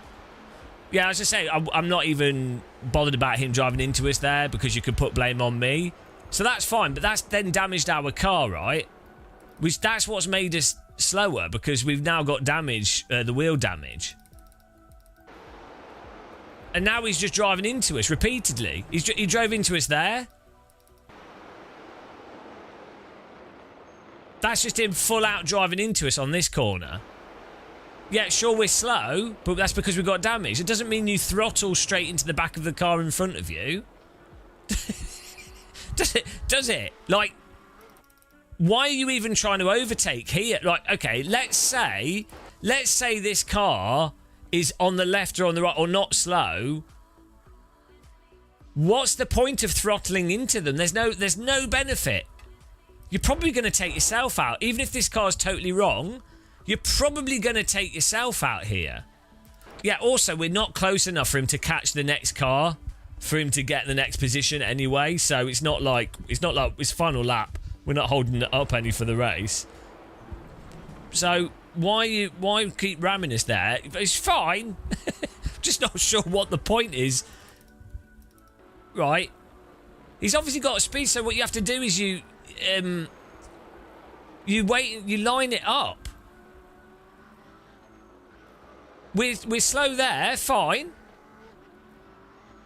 I'm having to brake a bit harder because of the damage we've got. So you can have a damaged car in front of you, and then there we go. He's driven into us again there,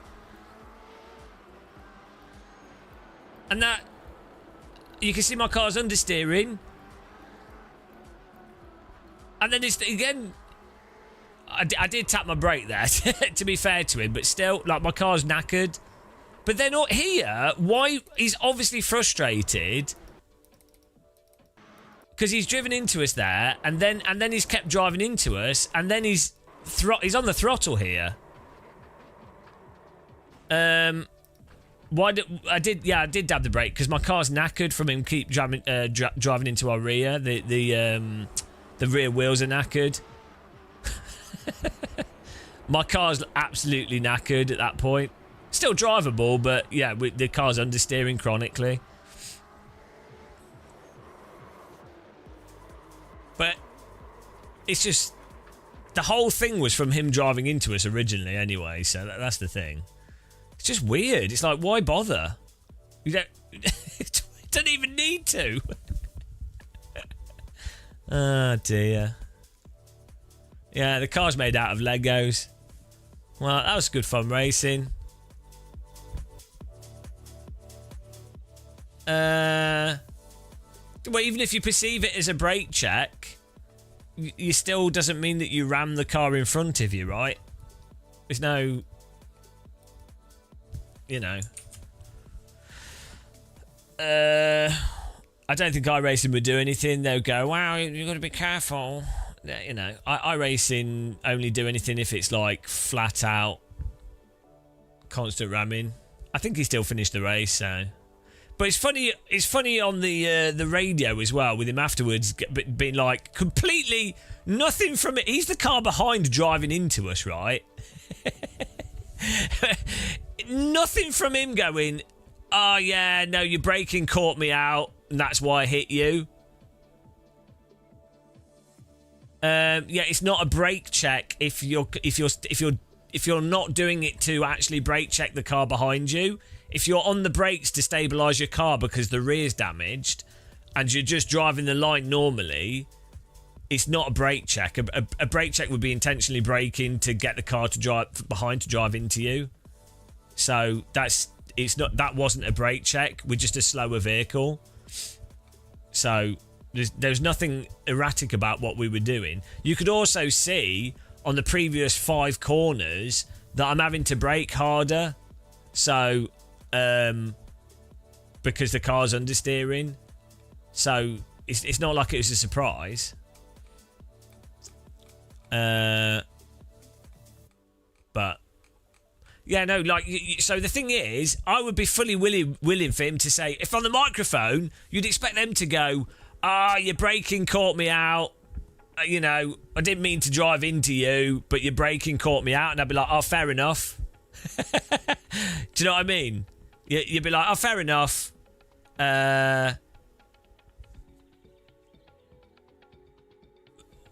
Or you go, or he could say, oh, you moved across a bit too late. It caught me out. So, you know, but then just acting, not even being like aware in the slightest. I would even give him the benefit of the doubt if he hadn't have also just 100% stayed on the throttle pushing us along the track as well. That's the other thing that's kind of like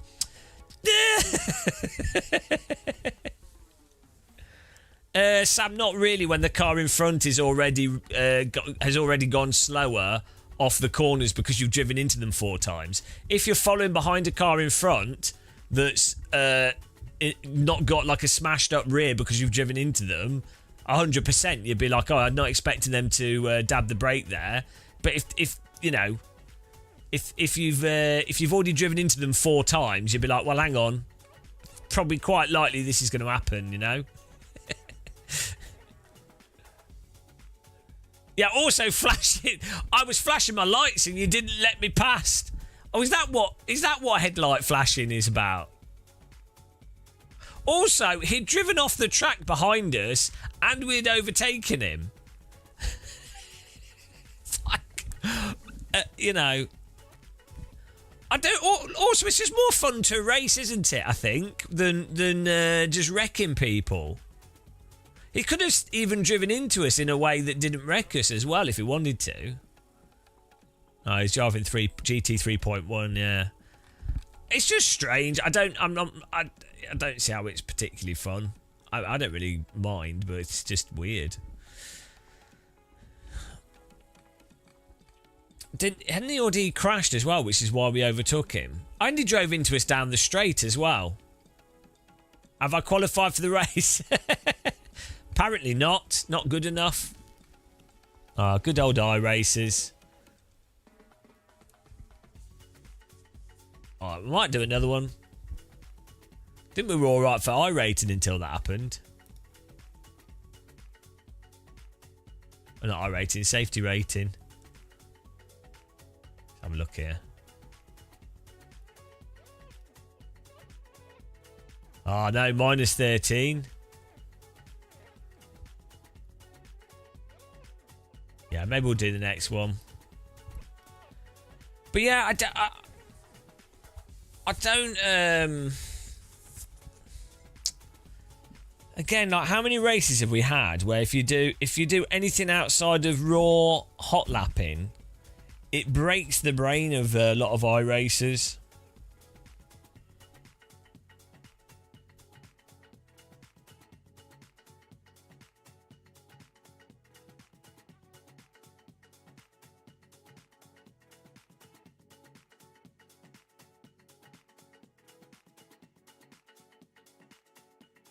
Let's have a drink here. We'll do the next one. Well, so I think the thing as well is that people often have a go. Hello, Steve. Yeah, no, I have heard of it. Vietnam is they're based in Hanoi, Vietnam. Supposedly the VRS wheel has telemetry-based force feedback as well. How you doing, Steve? I might try it, but like the problem is that people tend to overrate these things, and they're coming at it from the perspective of having only really played iRacing, or I mean also like they might not have used Marvin's force feedback, which does telemetry based force feedback from iRacing, so it doesn't really matter what wheelbase you're using. But yeah, so I'm a bit skeptical, but I am tempted to get one. Like I have spoke with the company just purely to test that aspect of it. But every time I hear these things of people hyping telemetry or something, it actually pans out that it's actually just a case that the sim needs better physics. Like, and it's the same with iRacing. With Marvin's app's absolutely fantastic, and I can't imagine you could get much better force feedback out of iRacing than what you can get with this app, and I think this app would be great for everything. The problem with iRacing isn't its force feedback; it's the physics. Like the tire, you just can't drive cars on the limit naturally because the tires can only slide in one direction, and even then they start overheating. So yeah, but it would be good to try. And I think the company seems like an awesome company. Yeah, it's not about it just being shot. Yeah, you can make your force feedback more detailed, have more dynamic range with Marvin's app, and you can also add the seat of the pants thing to help know that you're getting rotation that's probably going to push the rear over the limit, and to what degree, because you can have a range of load for the rotation. But yeah, at the end of the day, you have to drive iRacing like the cars are all bobsleds preemptively, because it fundamentally doesn't support some of the most basic forms of driving. And it's the same with Evo, for example, with its new force feedback. I think it reasonably describes what the tyres are doing, but the issue is if you try to actually drive and hold the car at the limit in Evo, the tyres turn off, probably because they're trying to do thermal simulation and they can't get it right. So what happens is you get cars like an MX-5 or a Caterham. If you're pushing through a prolonged corner, there's no catching it. Like the tyres will just turn off. If you're a noob, or you're slow, or you drive entirely preemptively, like how you have to drive iRacing, people will think it's totally fine because they don't know the dynamic of balancing across slip left and right, and they're also not actually truly at the limit in the sense of how you drive a real car, or can drive a real car. So yeah, and force feedback can't fix that. It can make you more aware of the point at where it will lose it, but it can't fix the physics. So but it definitely helps. Marvin's app is really good, and then with the AccuForce wheel, You can do telemetry-based force feedback with that, with ACC. We did a video on that. And that can definitely add in a sense of more range and helps you avoid the tyres getting stuck over the limit and stuff.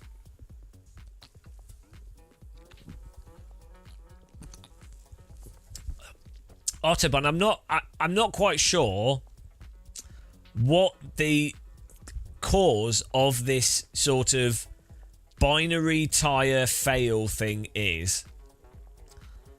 I don't quite get why it's there, because obviously all the sim developers know, they've got the tyre data, they know the slip behaviour of cars, they've driven real cars, so the developers know that a car should be sort of somewhat stable at the limit. Like, there's no way, if you've been in a Radical SR3 as a passenger or driven one, or, I mean, the thing is, road cars are just very progressive anyway, so maybe, you know, you need to probably go in like a Radical or something. A Radical's quite it is a very forgiving car, very controllable in slip car, so it is exaggerated compared to some other vehicles, but it's very clear with slick tyres in a Radical. You can see how it's like a go-kart, but it's actually rear-wheel drive, so you can... It's not just an understeer slide that's controllable, you know. There's no way that these developers don't know this behaviour. And you can, in AMS1, AC, Richard Burns Rally, Dirt Rally, the behaviour's there. But and even in R Factor 2, but in R Factor 2 it's kind of like the behaviour's like a nudge into it, and then you have to wait, and then it comes back. So I think it's just like because the tyres are so complicated, or there's just... For whatever reason, with these complicated tyre models, even though I'm sure they will be putting the right data in as best possible, though it's not quite as simple as that. But yeah, for whatever reason, they don't seem to have quite managed to get it to work properly.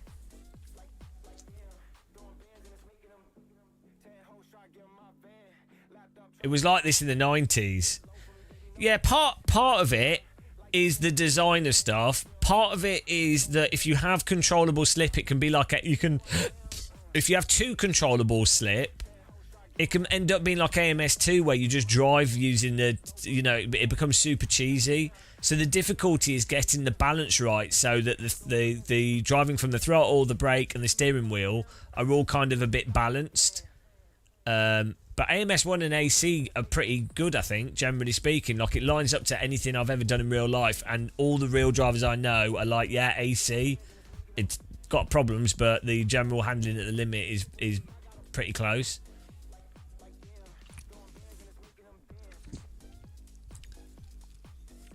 But I don't know. I'm not sure. I don't know the specific reason for why these complex tyre models don't seem to have this behaviour of balance. Maybe it's because with the other sims, AMS1 and AC, the developer artificially makes it artificially easy to drive, which is fine. Like, but like the people would then argue, well, that's just too easy. It's artificial. It's like, but it happens to line up with that when they're driving real life. Do you know what I mean? So you can't, if you've got a complex model like these finite element tyre models, you can't just adjust a slip curve. You can't just adjust some like slip behaviours for longitudinal grip or whatever to go, right, well, let's make it so the cars are a bit easier to handle. It's like, oh no, you have to change the compound here, you have to change the way it heats up, you have to change the way that it flexes. And then it's like, well, then you've adjusted one thing and it's broken something else. So you can't just change one or two things to get an end result. You have to change like 300 things, and then you don't even know what result that's going to get. So that's why you see these updates with R Factor 2 tyres or iRacing, where they're like, oh, we've changed this parameter of the tyre model. And it's like, okay. We spent 6 months doing it. It's like, oh, okay. And then it still ends up being basically the same. Sim racing, guys. It's crazy.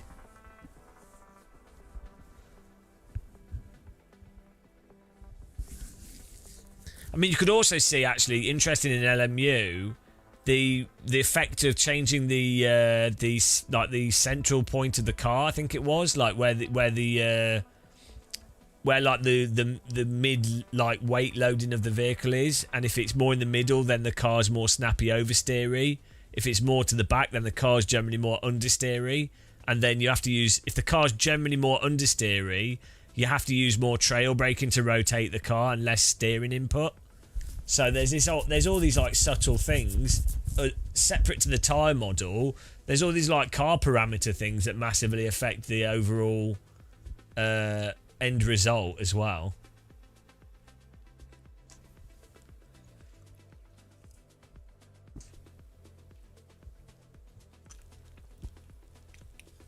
Yeah, I think the problem is if you make it so that you can drift everything, it can then be like overly drifty and never feel like the car's actually hooked up and bit in, that's the problem that AMS2 has. If you've ever gone on a track in a real car on slick tyres in optimal conditions, there's definitely like a feeling of like really bitten grip, right? Until the car starts to be pushed a bit, and then you start getting that kind of more of a slip behaviour. But before you get into the more aggressive slip and actually onto the tyres, there really is like a sort of bite there, and that bite then I think allows a car to hook up into a corner. So on braking, if you're not in a large amount of slip, when you first brake, that initial bite is what then allows the car to like load up and get the suspension compressed and get the weight forwards, or if you already have the slip, you don't then have that initial dynamic of the car loading up and the sensation of the sort of maybe like the sort of diff behavior coming in and stuff. It just ends up being like you're driving a totally flat car that just insta oversteers like it's a brick. So it's all just like, I mean, it's just insanely complicated. It's impossible. It's impossible. I just don't. Let's just say you have to be mental to be a sim dev, and even more mental to do these complex physics engines with all these crazy parameters. So there's no winning. And then combined with that, the aspects of force feedback, and if you do it entirely literally, how you generate it, and then because the force feedback will affect how you perceive how a vehicle's driving as well. So you kind of need to be able to nail the physics with no force feedback, and then the force feedback just adds another layer of information as to what's happening.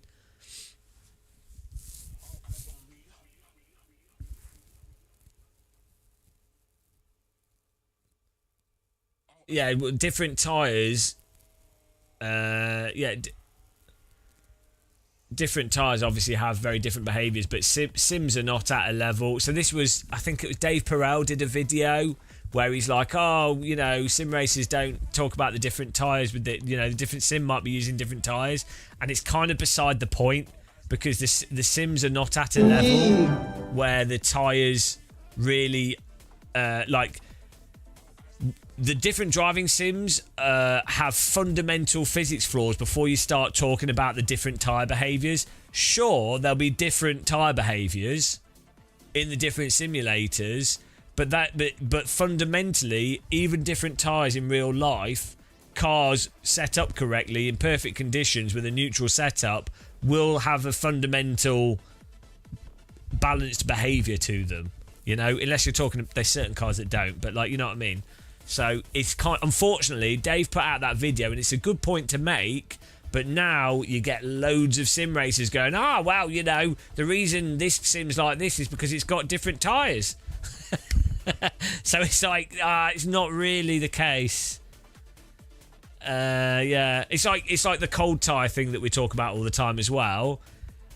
I've been on a track with cold slick tyres, cold cut slicks, on a couple of different vehicles, right? And also driven and passenger laps, and I'm shit. The passenger laps I've had have been from very good drivers, but the fact is, cold tyres are just they don't bite. They're very understeery and sloppy, And yeah, you'd have to be really careful on the throttle because you could just insta rotate the rear on the throttle from spinning the rear up and stuff. So yeah, you have to. There's a whole behaviour of cold tyres, but they're not like. It doesn't mean the car doesn't drive like a car. If that makes sense. You know, a car. They tend to still drive like cars. I think in most situations because they're designed to. Like if you're a tyre manufacturer. You wouldn't design a tyre where the cold tyre doesn't operate within a somewhat intuitive parameter, because you wouldn't want your vehicles to behave like that. Like you're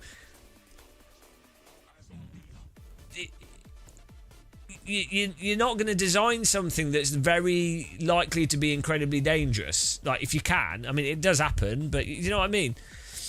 Anyway, guys. Sim racing. Luke, don't you love it? I'm an idiot, so don't listen to what I'm saying. Don't listen to what I'm saying. I just think people need to think about things and be critical, and not just give things like think about things too simplistically. That I think in sim racing you see a lot of this sort of simplification of thinking about things, which is understandable because it's very complicated. Buckle, Goodyear, do you like it when iRacing represents your tyres? I always say, this is what I thought was weird, right? The Porsches in iRacing are so bad, like the Porsche Cup car in iRacing is so horrendously bad. I wonder why brands like Porsche are not more concerned about that.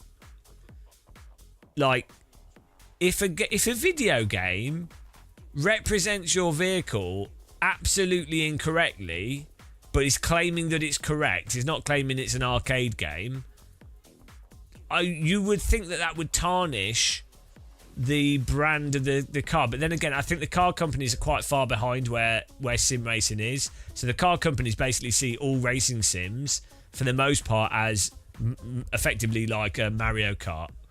You know, they don't really take them that seriously.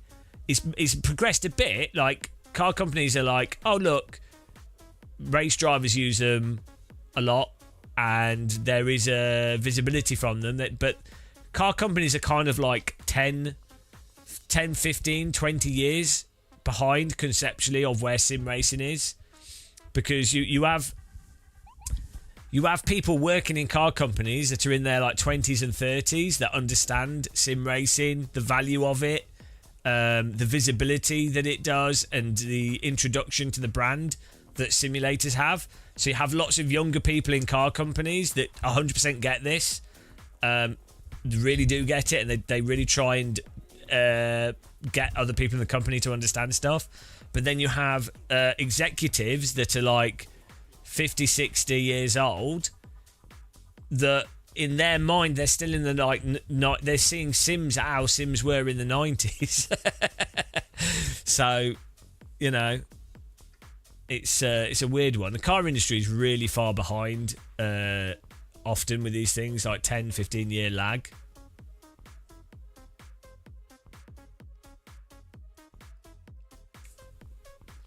Yeah, I mean, you had Morad saying it's better to get a GT3 car from iRacing and change the parameters, and that's closer to a Porsche Cup car, which kind of is... The thing is, Swolio and Morad won't directly just say, look, it's iRacing's tyres are complete shit. They won't say it. They have to, like, do it in this roundabout way to not upset iRacers. And, you know... It's really ridiculous. Like the way that they won't directly be honest because they know that they'll just lose out from being honest. You really don't want to be honest to sim racers. iRacing is very entertaining and fun to play though. So just to be clear, I need to do a video on if you hate iRacing, why do you play it? And then I'll explain, because it is very entertaining to play. I think it's hilarious as well, and I think it is a good training tool for learning tracks, and I think it does improve technique, and you do get close driving with other cars. I wouldn't say it's not the best racing, but you do get close driving with other cars.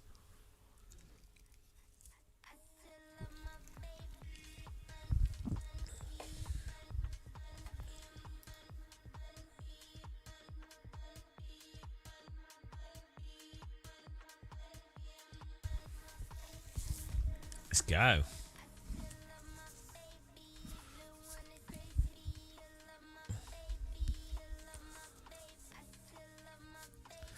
No, it's a good way to knowing driving preemptively. Oh no, we're gonna have to load twice now. I clicked the button too soon. Driving preemptively and understanding how to like trail brake in the way that you have to trail brake in iRacing as a driving technique. It is a good. It's a good technique to be aware of, and it's great. It's good to be able to drive like that in it for any sim. It's just not the only way to drive, really. Like it completely lacks a very important dynamic. But yeah, it's a great skill to have, and just being precise on pedals, like being hyper precise and rotating the car and the brake in a hyper precise way will pretty much be one of the fastest ways of driving. It's obviously it's a low resistant way of driving, which in many cases it's going to be an incredibly fast way to drive that puts minimal wear, like you say, yeah, for longer races and stuff. It's going to be a way of driving quickly with minimal wear. So it's a good thing to be aware of. But then also, it's a good thing to be aware of being able to do the opposite. Like if you really need to push, and then intentionally put the car into slip, and intentionally balance the slip on the throttle, and intentionally do that if you're not on the racing line, especially if you're side by side with another vehicle, and be aware that you can actually push into a corner aggressively. So you shouldn't only have one option. But yeah. We'll keep saying it, guys. Church of Muscle. I'm sure you guys are bored of me saying the same shit over and over again. Constantly the same. But I feel like we have to. We have to say the truth. In like 10 years' time, iRacing eventually, one day, will make it so that you can drive normally with the tyres. And then everyone will be like, oh, look how you can drive, it's really good. And then they'll be like, yeah, I don't need to say anything. And we can all be happy. I'll have to complain about Microsoft Flight Sim. and it's stupid. What's bad in flight? Oh, it's not snappy enough with the gliders. And the tow plane doesn't work properly. And the winch launch doesn't work properly. And it doesn't have wave lift. So we could just complain about gliders, but nobody cares or knows about gliders, so not sure who that will help.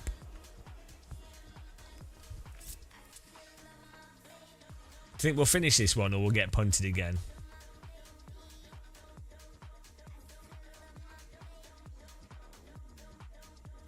We'll see. We'll see.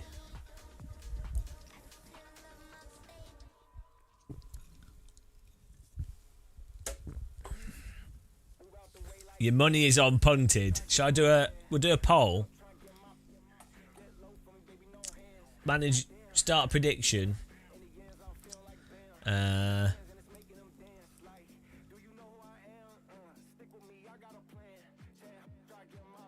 a top 7.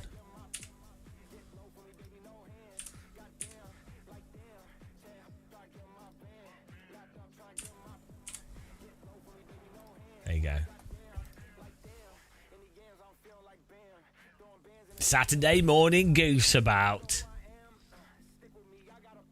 Lindholmer.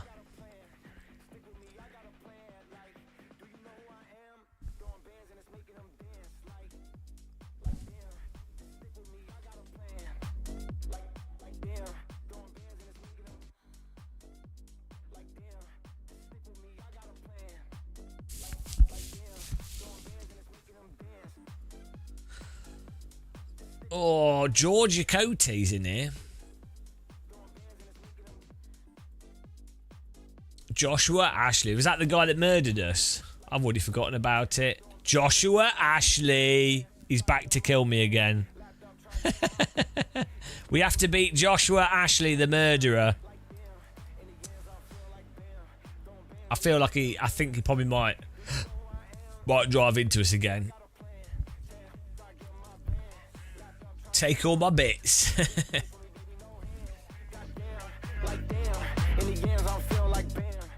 I'm ready. I can take it.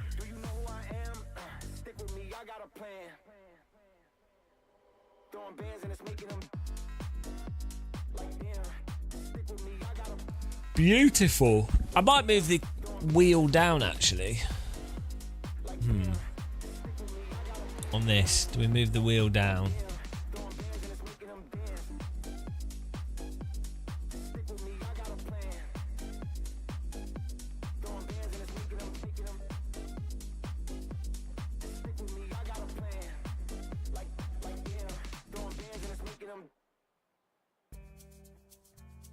Oh, I don't know. Oh, we can keep it out. This is fine, isn't it? Who doesn't enjoy a hovering wheel? Get some polling in there. Most people are saying yes to top 7, which is disappointing. I'm expecting more negativity, guys. It's far too positive. Well, I won't accept this positivity. You guys have gone crazy. Say no to positivity. See if we've had any interesting comments on the Housingveld wheel video.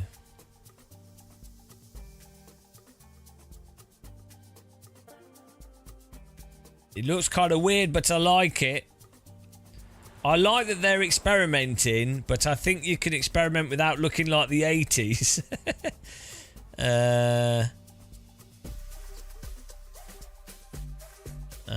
Looks fine to me. It's a bit more like a flight controller, but I'm more interested in build quality.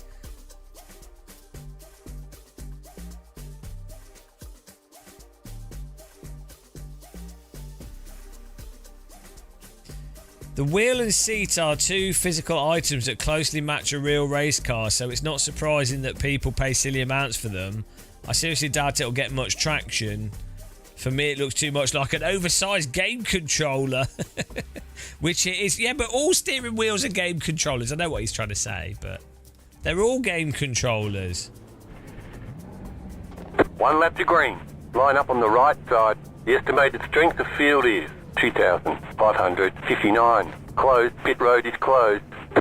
Let's take opportunities.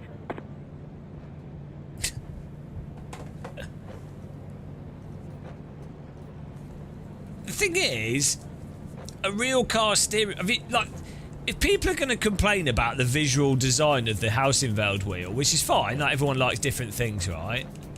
But it's really weird to do that, but not look at the Porsche Cup wheel in real life. Looks terrible. It's on my YouTube channel, Ollie Ronnie. Last video. The BMW GT3 wheel in real life looks awful. It looks like something from a kid's toy. You know.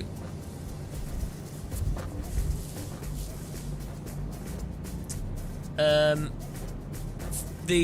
think the thing is, it's the comfort is what's important. Catch start 20 car.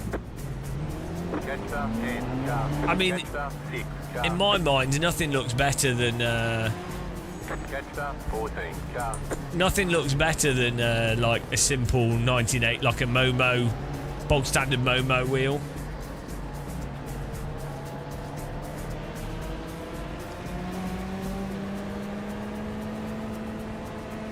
I'm at a disadvantage here. I'm carrying 100 people. That's weighing my car down. I don't think that's fair.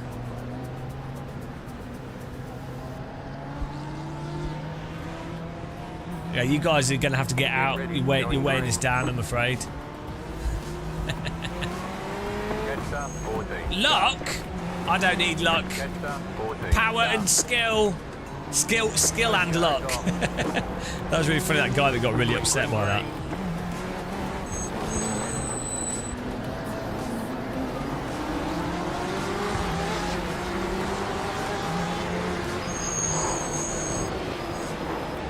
What a move! Guy doesn't seem happy with that move.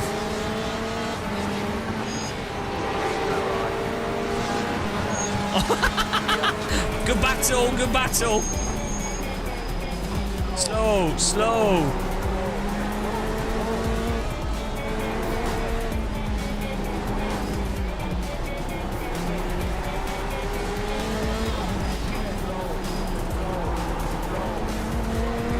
Slow, slow. Thank you, Anonymous, for the slow remix. What a battle. It's already on, guys. Oh no. Let's go. He drove right into him. Amazing. Amazing. He didn't see him and just drove straight into him. Ah, perfect. Beautiful. Unbelievable idiot. Absolutely beautiful. Ah, perfect. Emotion already. Pure emotion on the Schleif.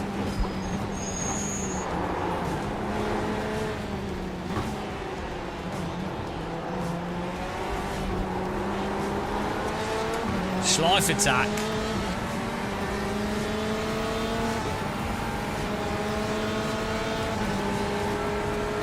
Textbook ramshacked.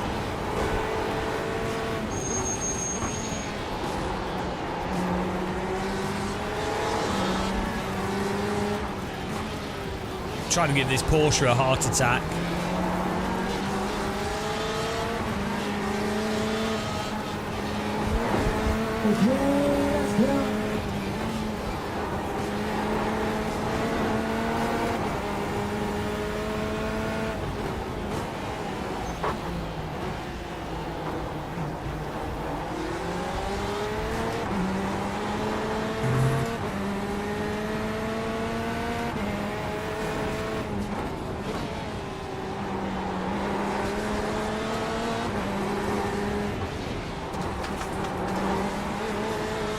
I do not trust the car through that corner. Trust issues. You got about 5 laps of fuel left. Car on your left. Still there, hold your line. Clear on the left. Side by side. Thanks for the sound alerts.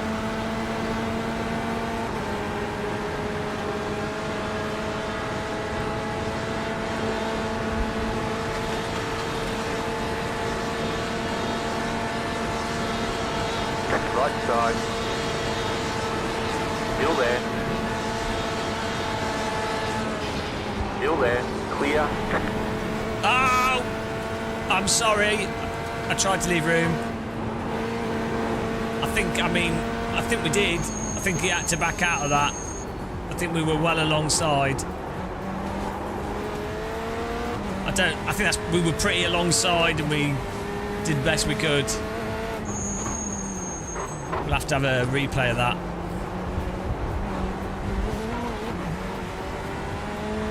Do you think I was guilty? I think we were all right. I think we were well along the inside. We had the run. I think he had to just brake more for the corner.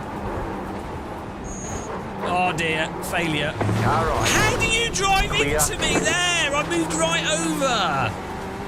What You've got wheel is damage. wrong? Oh, my car's wrecked. iRacers are so terrible. Your car has too much They're damage. so We've got to fix bad. it. Required repairs It's 39 incredible. Seconds. I Optional make the repairs slightest 11 mistake minutes, 57 and have to catch seconds. it. How All did? the damage is How? What an idiot! Like, then why does it damage my car? Like, they're just brain dead. Yeah, good job, mate. Good job. How does it? I mean, is that netcode? Oh, it's so dumb, this game. It can have so much fun, and then you're ruined by iRacers or the netcode. That's netcode, isn't it? I think he's actually tried to avoid us pretty well. He's on the inside. And it's just shit netcode. This game is so terribly programmed. Come on, iRacing. Ridiculous. He's not even close to us. It's ridiculous. Ray's ruined again due to netcode. We've made a mistake, but he's.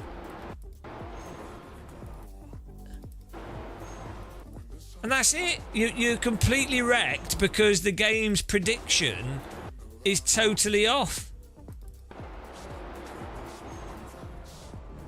I bet you his bonnet pops back because from his view he didn't actually hit us. Let's see. Oh, it's so ridiculous. Yeah. Look, this is how you know the prediction is stupid and broken, because from his client, watch, it goes back because he didn't actually hit us. So it updates. It updates from his client because he didn't actually hit us on his side.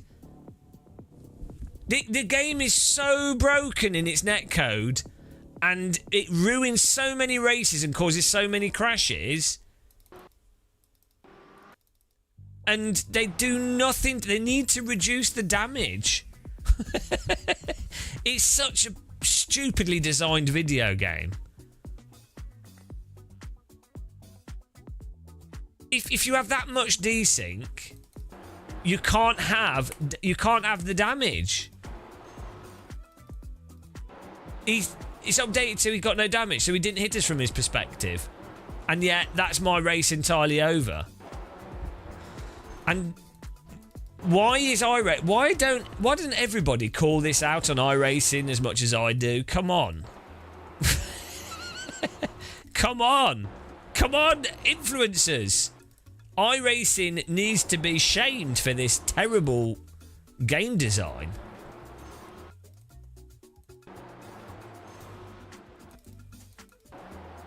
Say the fact that it pops back afterwards shows you how he, from his perspective, it didn't actually hit us.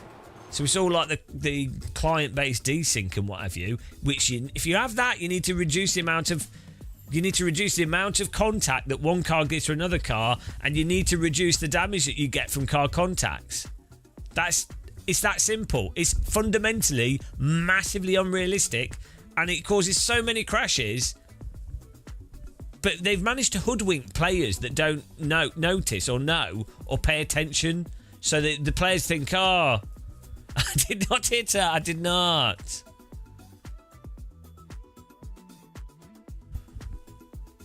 How insane is that? And these are GTE cars as well, you know. Like, it's not crazy. These are not the craziest vehicles. Imagine what it's like with the Formula cars. How insane. It's bonkers.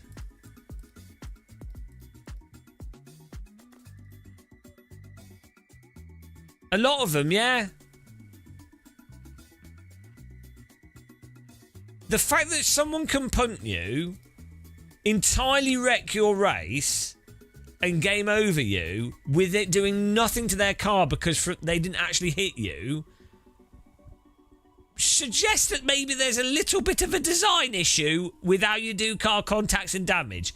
These issues don't happen in R-Factor 2. AC1 doesn't even have this problem. Oh dear, it's yet another race ruined by iRacing's technical. Why don't people call it out enough? Some people call it out, but really they don't call it out enough. Imagine if you were like an esports driver, right? Or imagine you're doing a 24-hour race and you're like on hour 12 and that happens. And that's your whole race ruined. Like, imagine you're like an esports driver with the chance to drive a real F4 car or something. And you lose because of someone's ping difference. VR hot laps, because there's nothing else to bloody play. That's the problem. There's no competition at this time of day. That's why I bother pointing these things out. There's no reason not. That's not. See, what you've done, VR hot laps, is do what we were talking about yesterday. Someone makes a point. You can't counter that point with some unrelated point. It doesn't make sense. Someone's saying that the netcode and stuff is broken and they need to fix it. you don't. That doesn't. You can't say, "Oh well, why are you still playing it?" as a counter argument. If there's nothing else to play that's active, well, what's your choice? And yeah, it's just an unrelated argument, isn't it?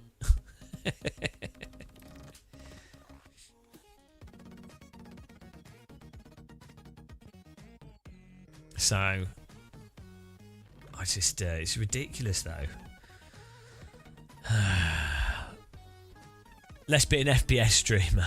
Can you imagine if, like,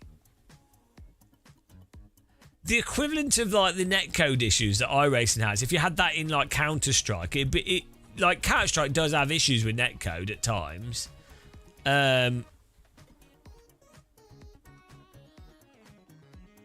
But imagine if they were like as fundamental every single game to the degree that the netcode stuff in iRacing is. And then even what's weird with iRacing is there's this like sub-narrative that it has the best netcode, and it's not based on the actual reality. It's based on like people that haven't actually played it for like properly. Or just don't notice because it's all client side, so it's hiding it all. It's like do you know Battlefield 3 has a lot of client-side networking, which makes it look lower latency, but it's actually, it just looks low latency, it isn't. So it seems responsive, but you're getting killed when you're in cover and stuff, or, you know, it just hides the problem. Netcode can never be perfect, but you know what I mean? It's just weird. Yeah, exactly. It does look good.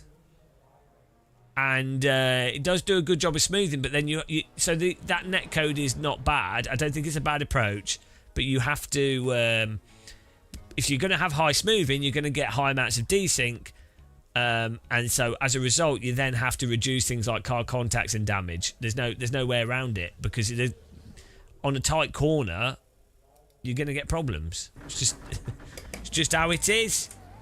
It's just how it is.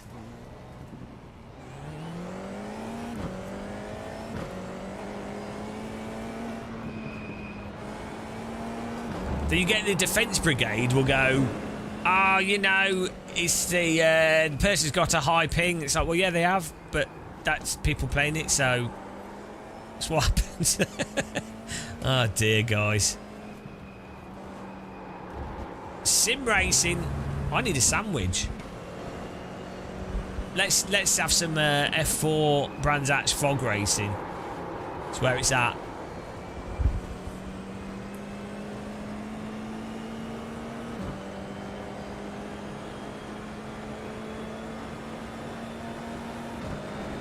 In fairness, though, the desyncing... Have you seen the stuff in the Assetto Corsa Evo? Where the cars, like, when there's a server desync and the cars then launch at 100 miles an hour into your face. But I think that's more spectacular, to be honest. I like that. I think nothing beats a vehicle in the face at 100 miles an hour. So stupid.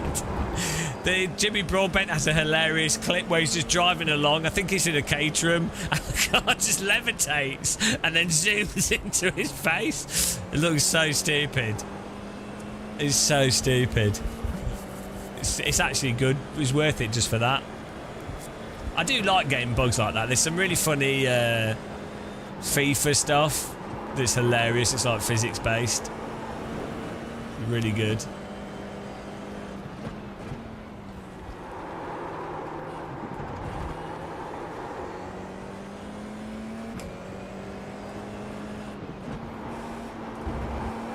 Yeah. Also, did you play Counter-Strike when they had the...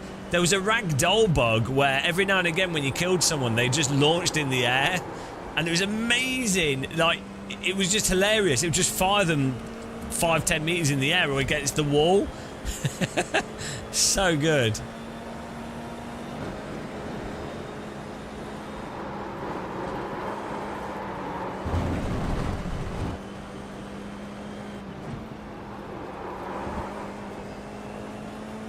Oh, actually, are you guys hyped for the new VR headset from a company And the next Half-Life. Ooh. When is this happening? Ooh. Get in there, Half-Life 3 in VR. It's happening. Sound like a Star Wars alarm. You've just set your fastest lap. What's happening, guys? Wireless Steam VR headset. Woo! Woo! I'm ready. I give it. We'll see. I'm ready. My body's ready though for the return of a VR headset that's going to be incredibly affordable. Honestly, it's totally not going to be very expensive.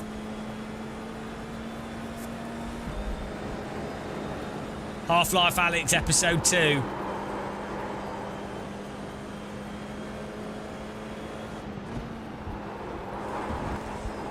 Did Jardier say guys when it happened? Jardier needs a t-shirt that just says guys. Guys. That should be his merch. A mug that just says guys. Jardier, unofficial Jardier merch. Guys. I like Jardier. Guys.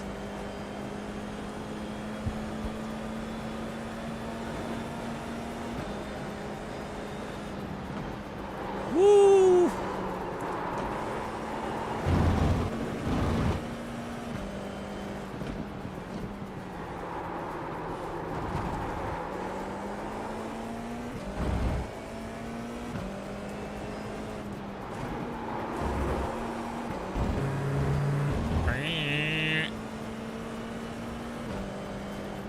You got a slow car on the left.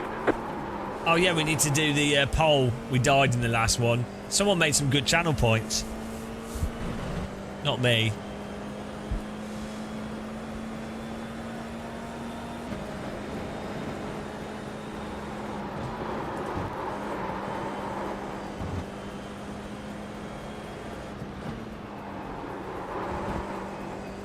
Oh, there's a bit of a flat out through there.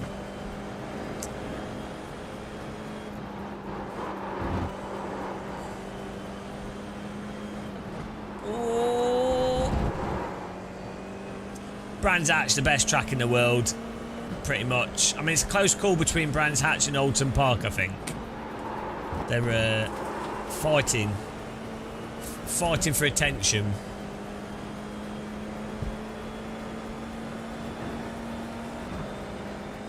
That was your fastest lap of the session. It's been a while since we've had the full VIR layout, actually. That'd be good to have with their F4 car.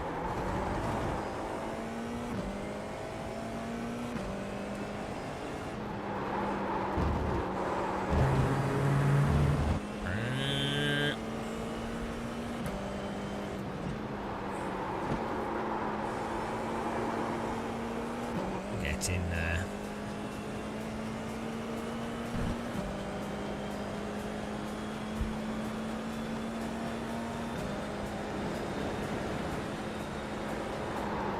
I think we can win this.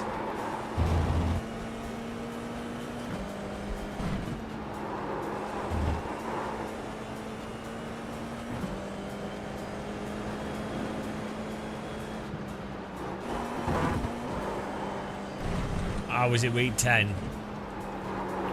I wasn't here, Rob. Was that when I was in I might have been at Gamescom.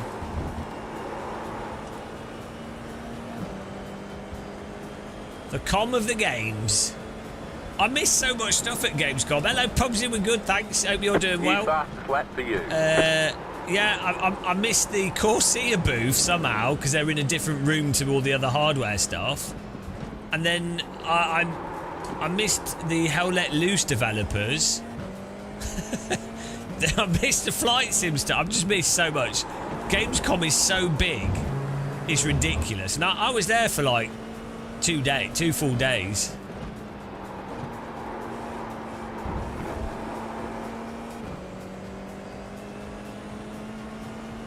I don't even know what Silk Song is. People keep going on about it, but I don't even know what it is. I'm not a... Has it got cars? Does it have vehicles to race? I think it needs vehicles.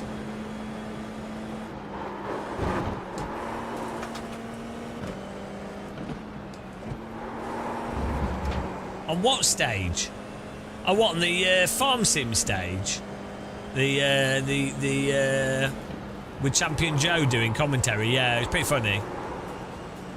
I went there on the media day though, so it was like not very busy. That was your fastest lap of the session. You can print out a picture of whatever you want on duct tape on your monitor. Oh, wow, that sounds a bit off to me.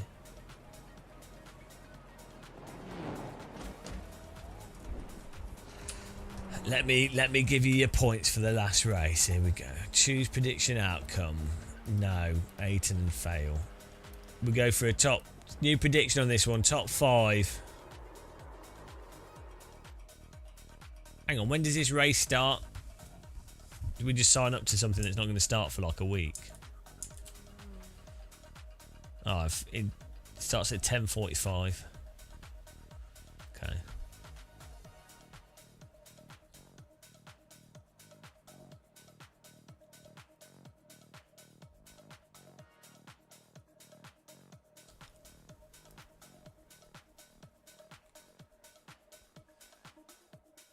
I didn't see German George. The secret of being an influencer streamer is obviously doing what everyone else. It is true. Yeah, you want to be doing exactly the same thing as whatever's popular. Just do whatever's popular. Is really good. Go along with the mainstream view of stuff. He's definitely a Oh, they made this IMSA C class. Didn't realise that. But that's different, isn't it? Pilot challenge. What's the other IMSA?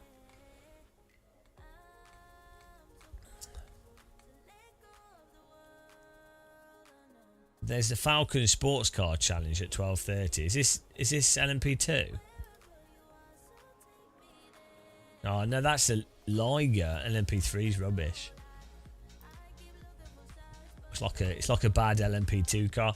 I can't believe iRacing's killed LMP2. Basically, I don't know why they've sort of they tweaked it and then they were like, yeah, now we're not going to run it in anything. I guess you got the prototype challenge, but that's all hypercars. VR Hot Laps, thanks for the last of the quality content. Got to get on with it. No Saturday for you. Band.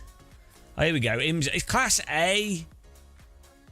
To do IMSA fixed is Class A. And so you have to get... It's so dumb. And that's the only thing with the LMP2, right? Yeah. It's so dumb. Like, why would you make that a license? How is that good for anybody? With a fixed series as well? I don't get it. I do not get it at all. It's like, in what world is that useful? No, they sometimes run them on the Ringmeister.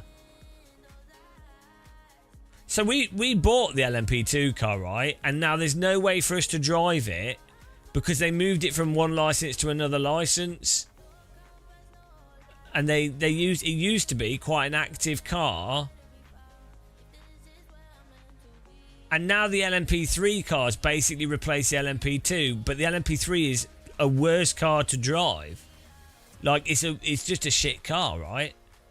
In real life, it's a shit car. It's so stupid. Oh, wow. What can you do? Deal with it. That's what you get. Apparently they're going to add a load of GT3 series next season.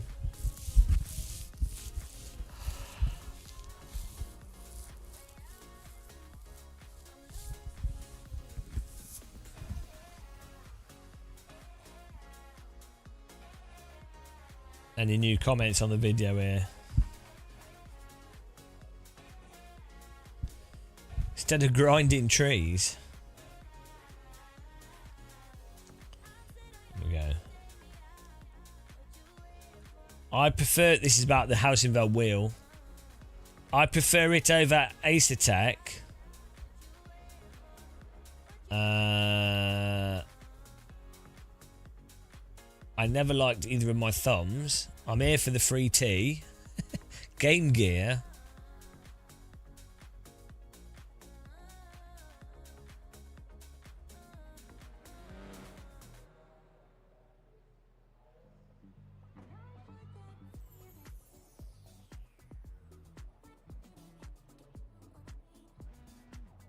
Yeah, it's interesting to see people's perception of it.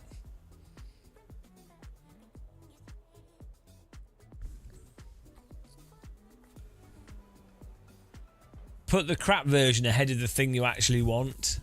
Well, so I think one of the things that iRacing tries to do is they want to make it so that there's a progression, but there isn't.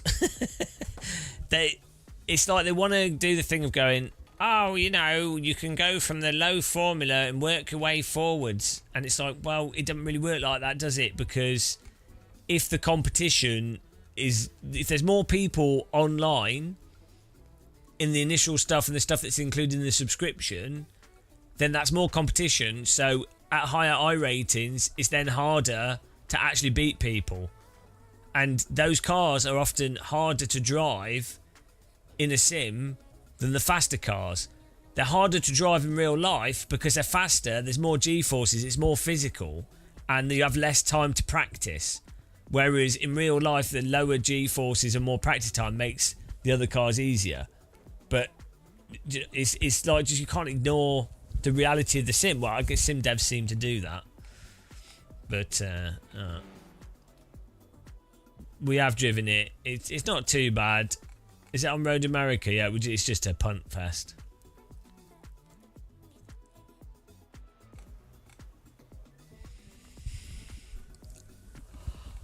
Oh dear. Tired again.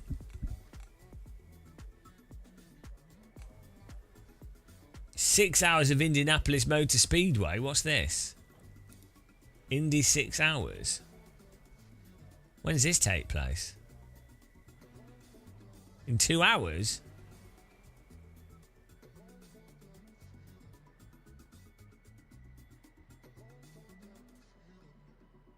Nah, bollocks. Hang on.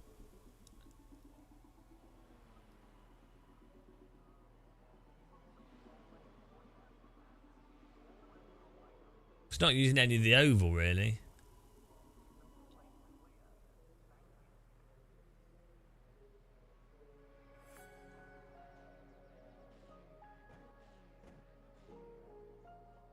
It's a special event.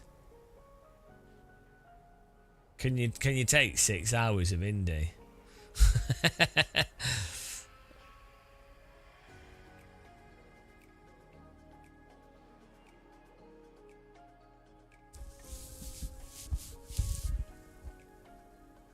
Wow, the UI's going crazy.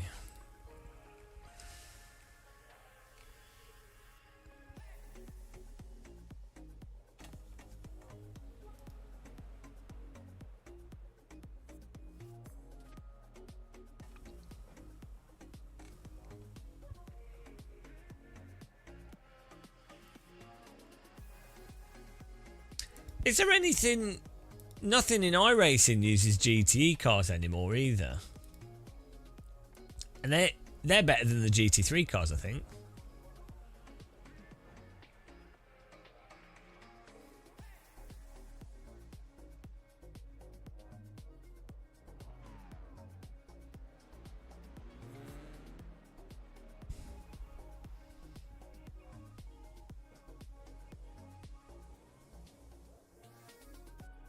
Oh yeah, there is. Yeah, GTE.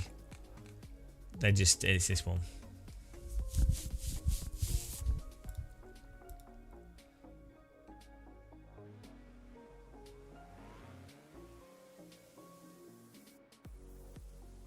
Yeah, I prefer GTE to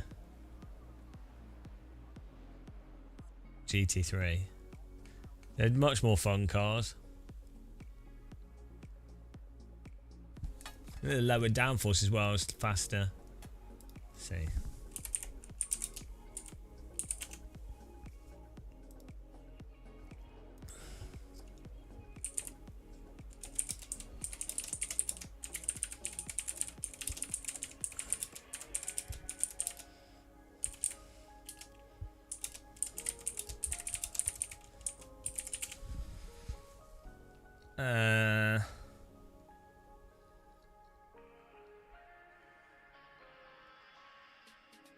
They're lighter cars. Less weight, no ABS.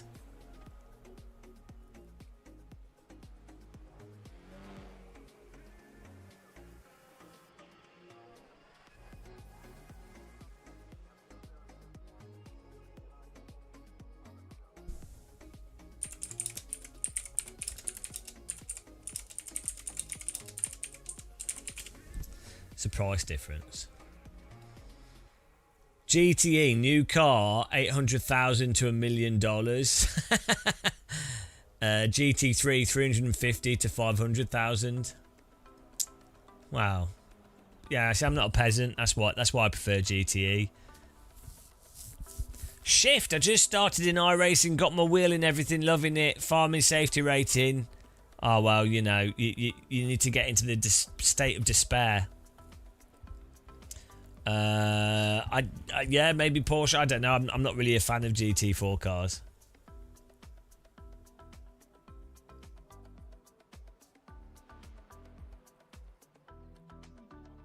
GTE 2 times the cost of GT3, both purchase and running costs. 3 to 5 million per season. GT3 per 1 to 2 million per season. What are you doing, mate? You got to stay predictable.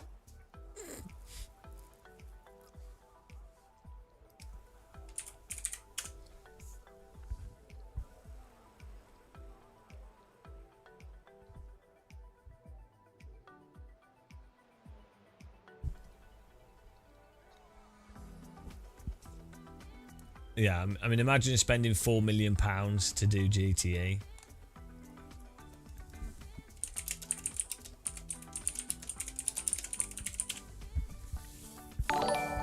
Hello, dope trailer. Predictable. 2 months. Thank you very much for supporting us. Really appreciate that.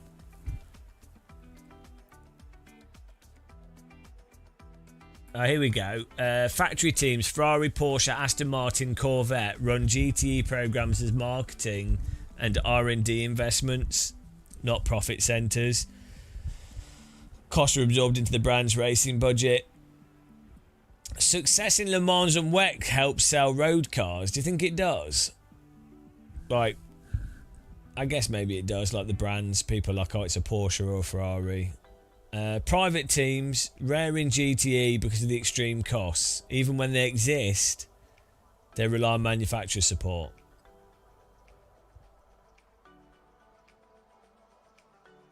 GT3 teams can break even or profit by selling customer seats, running multiple cars, leveraging widespread racing series worldwide.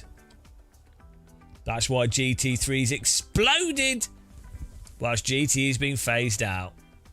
How much money do GT3 teams make?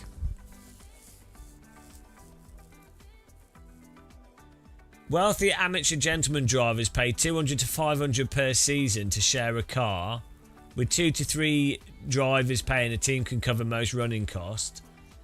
Logos on the cars and hospitality range from 50 to $1 million, depending on exposure.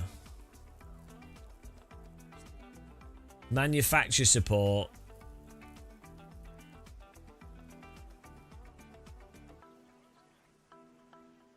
Thanks for subscribing. The loot gremlin. Oh, here we go. A team can break even or a small profit of 5 to 15%. I mean, 15% is not a bad profit, really, is it? For motorsport, it's insane. All right, a 3-car team with strong driver buy-ins might clear a few hundred thousands per season. Profitability depends on securing wealthy amateur drivers.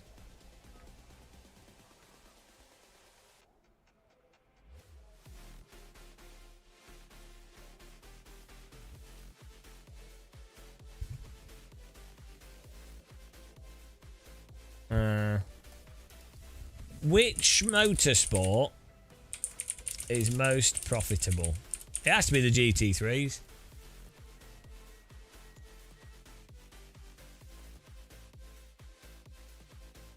For organisers, the Formula 1. For manufacturers, GT3 and F1.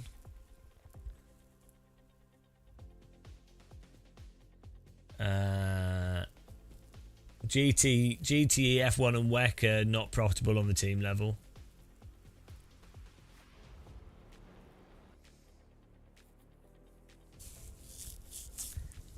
List out 10 items that are the same price as paying for a GT3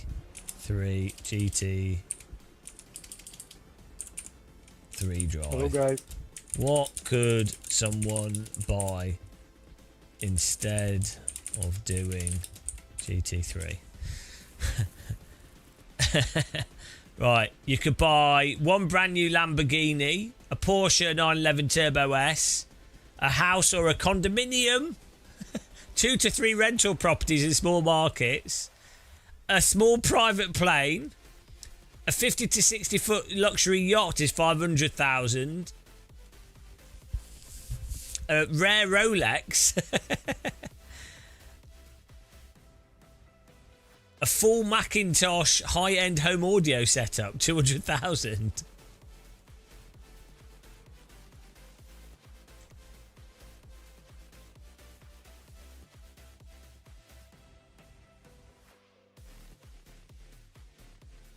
Extreme luxury, 2 years of chartering super yachts.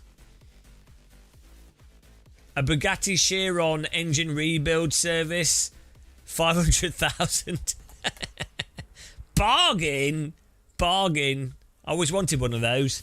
What do you want for Christmas? A Bugatti Chiron engine rebuild, please. Who doesn't want that in their stocking? You don't have a Bugatti. Yeah, but I've got the engine rebuild. That's the sexy part. The car's lame. It's all about that engine rebuild. Don't even need the engine. I want them to rebuild it without the engine. That's the task I've set.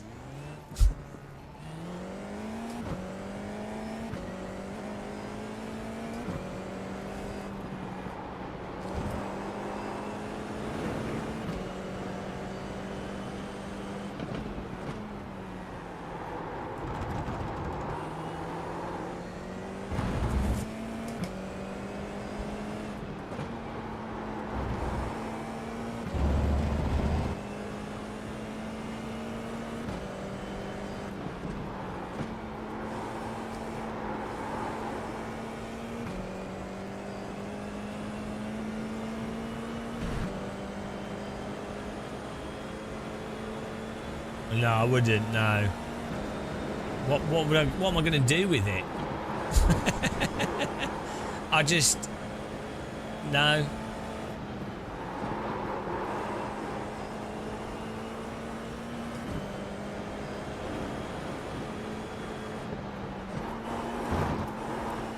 I'd rent a yacht in the Mediterranean with a sim rig in it. If I was super rich and I didn't care, I'd have like a small but nice yacht with my sim setup and satellite internet. Green flag, green flag.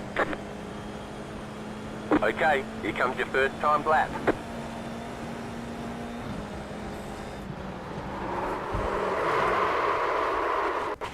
Okay, that was a interesting behaviour.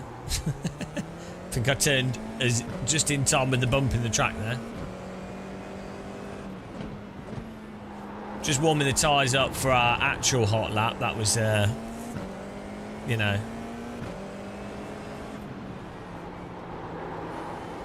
Right, I imagine Days of Blunder, if you have the money to buy that car, you probably don't care about the depreciation. Probably not the biggest thing, you know, you probably have so much invested, you just wouldn't care. It's like if you've got a yacht, you know, you'd have insurance and stuff, but you'd probably have like £5 to £10 million invested. So it's already, you can't lose. There's no losing when you're that rich. That's how it works. It's like I can't lose because I'm so talented at YouTube.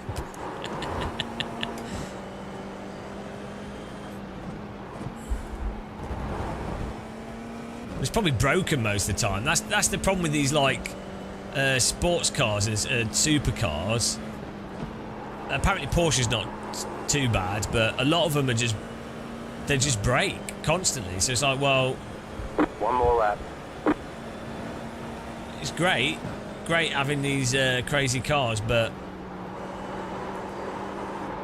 at the end of the day, it doesn't matter if it doesn't work, it doesn't work. That Valkyrie, the Aston Martin Valkyrie, was apparently has loads of issues of breaking down.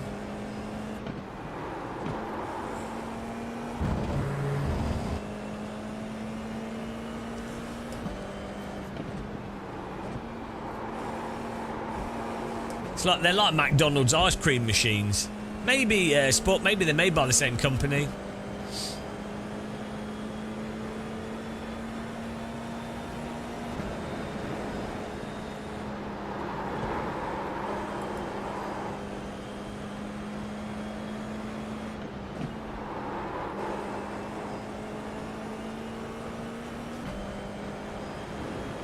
Probably.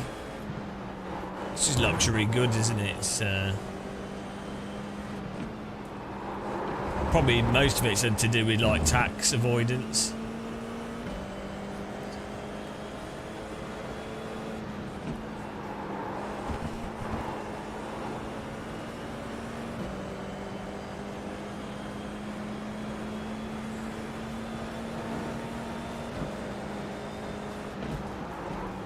Checkered flag, checkered flag. Here we go.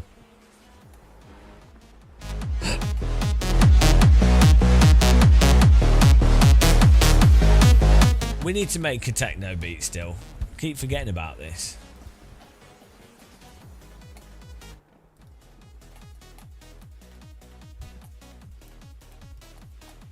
Oh no, I can't see the corner of the screen. There we go.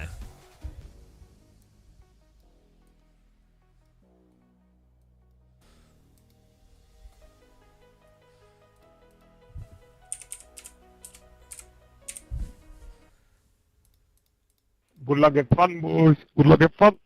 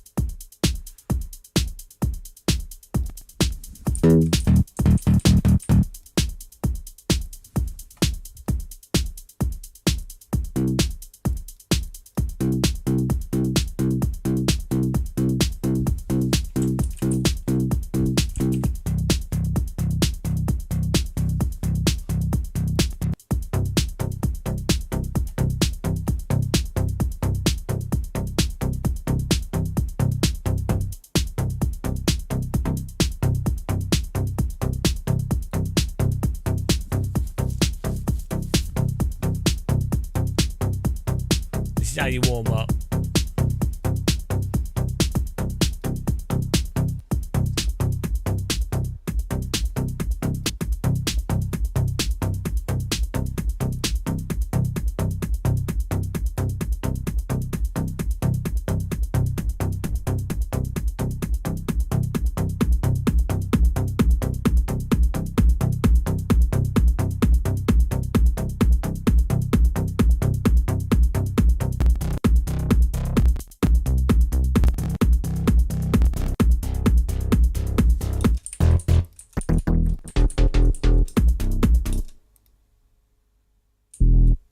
Bull, yeah, no one's ever asked that question. Hang on. Real race driver. Hang on, why do you still play it?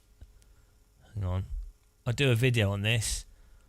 Why still play it if it's so bad? Why still play if so bad? There we go. Yeah, thank you for another bingo. Forgot about that one.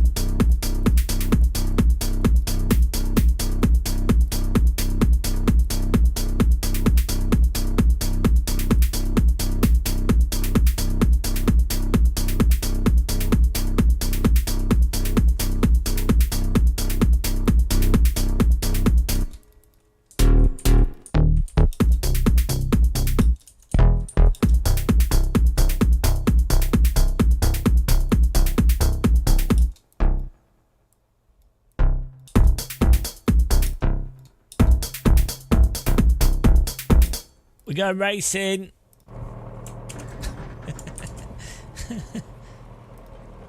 Are we The going? estimated SOF is 1,900. Green, green, green. Woo!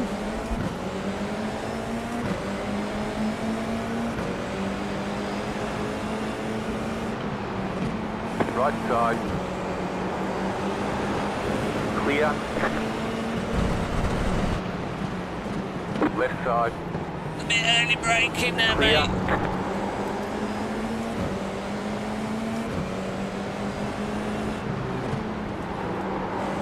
Right side. Clear on the right. Oh dear, this guy's lagging a bit.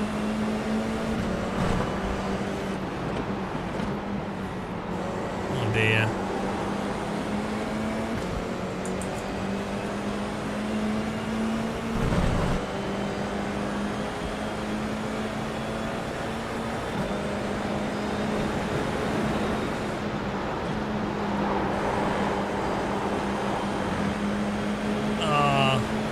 Car on your left. Oh my goodness.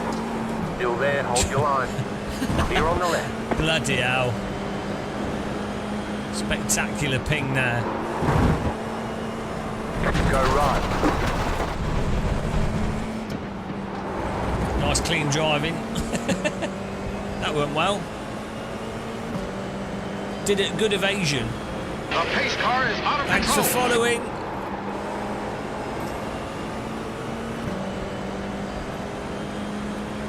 Serious Geeky Sim Racing, hello, how's it going, man? Welcome. Look, the replay.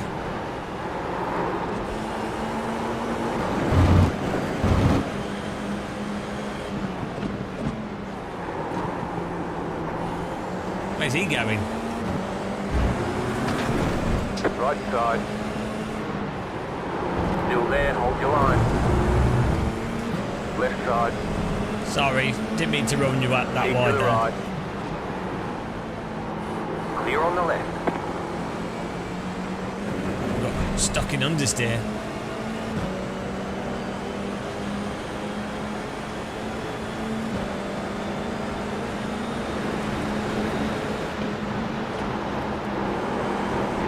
Hello, Philip.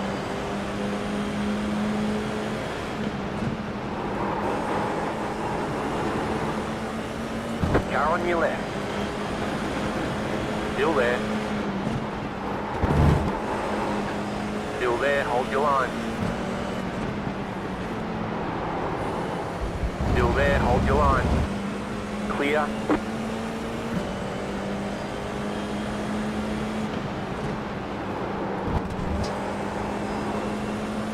Absolute shenanigans.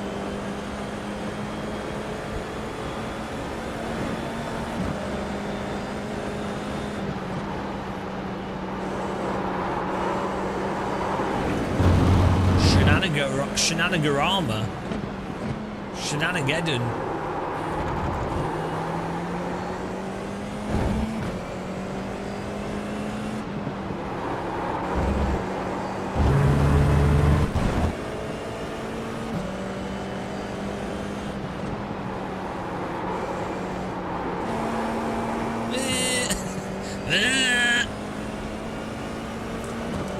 Let's go.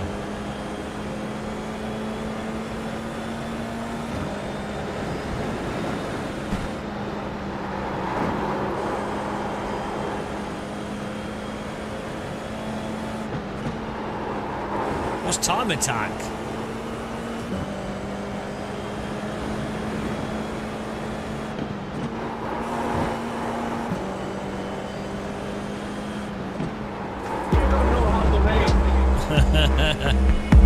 You don't know how to race. You don't know how to race. You don't know how to race. I'm gonna report you, man. Play Tetris. I'm gonna report you, man. Flat for you. Play Tetris. I'm gonna report you, man. Play Tetris. I'm gonna report you, man. Go home and play Tetris. I'm gonna report you, man. Play Tetris. I'm gonna report you, man. Go home and play Tetris. I'm gonna report you, man. Play Tetris. I'm gonna report you, man. If you don't know how to race, please go home and play Tetris. If you don't know how to race clean, go home and play Tetris. Thank you very much. Hello, Jar Jingle. Welcome. Thanks for the sound alerts. Appreciate the support, guys. Keeping us in the sim rig. Doing the sim rig thing.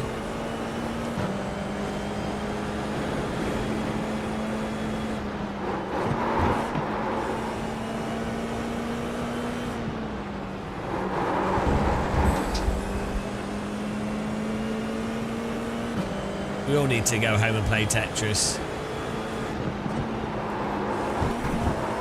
The car in P1 just set the fastest lap. 22.177.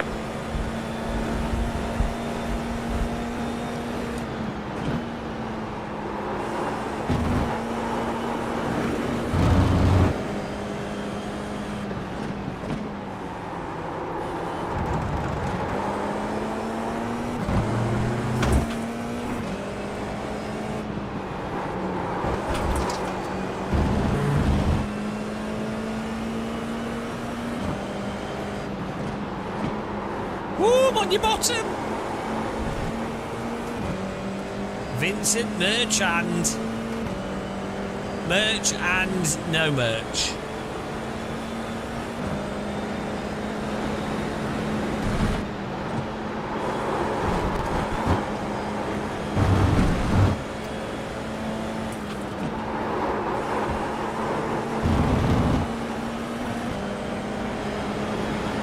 Car on your left. You got a slow car on the left.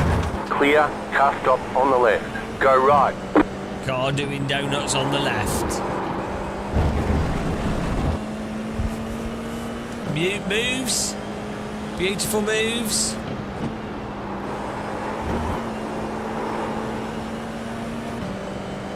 He's amazing. Hashtag doubt. Get a ban on this guy. You're in the top for 10. saying nice stuff. We're coming for Rick Bukaku. Oh, sorry, it's Backer. Easy mistake to make, guys. Car stopped on the right. Oh, no. This is going to be... He's got no wing. He's going to spin right into Mr. Bukakis. Or me. There it is. There it is. Go Called right. it. Called it. Left side. Keep to the right. Predictable.com. Clear.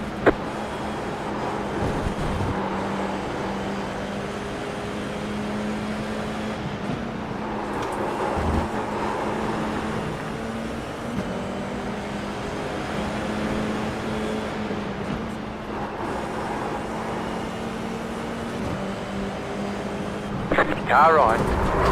Clear on the right. Car right. Clear. Sorry. The leader is running 22.462. You're losing on the car in front. The gap is 9.9 seconds. I think we were there. I think there was a lot of netcode there because I didn't get any damage or anything. But yeah, sorry. Sorry that spun you. That wasn't the intention. Well, it wasn't a crazy move from me. It was. We were on the inside. We didn't understeer. I think he turned into us. Look at the replay. I got no damage The or car anything. behind is closing on you. The gap is 2.4 seconds. I got no damage. It was a pretty standard move for that corner. We were in position for it. We didn't understeer.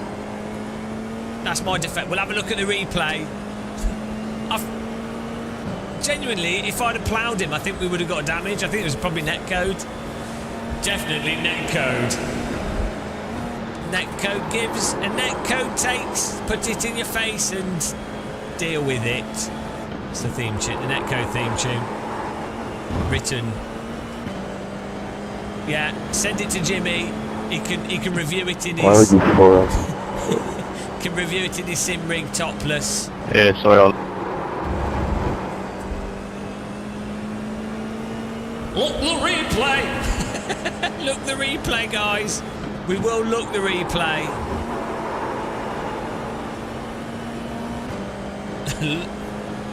Look the replay.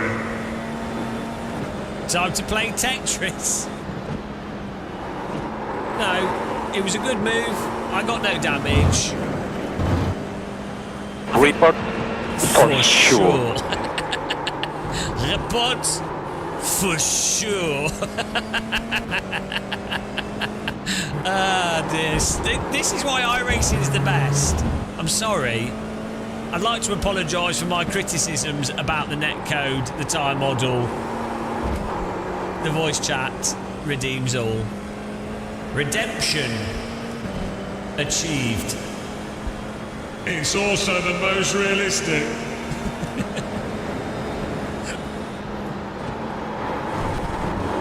I'm also the most realistic.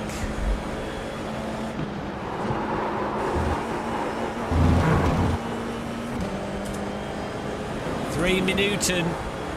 Drei Minuten, bitte.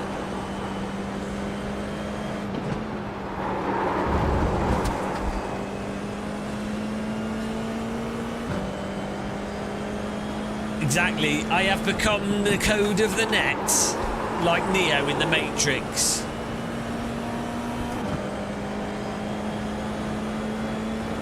You look like you've gained some weight. Well, that I don't mind. That's fine.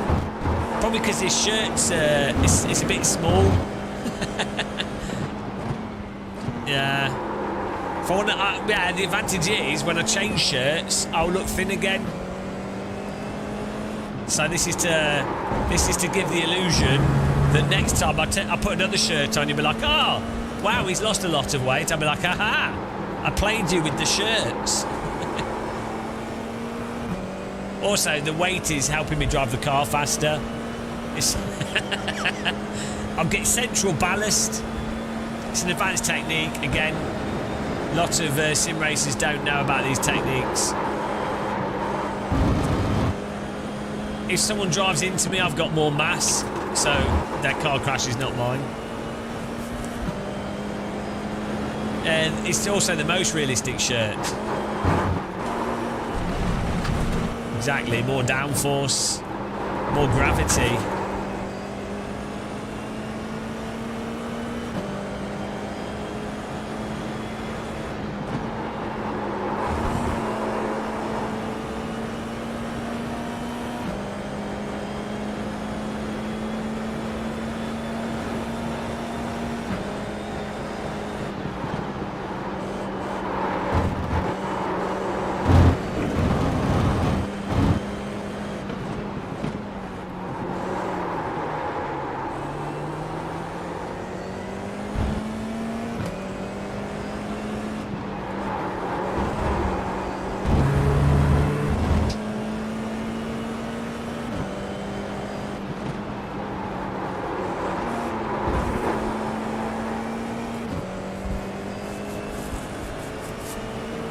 My size is morbid obese. Lobster claw. Zoidberg hands. Look at this grass line. That's what we're talking about.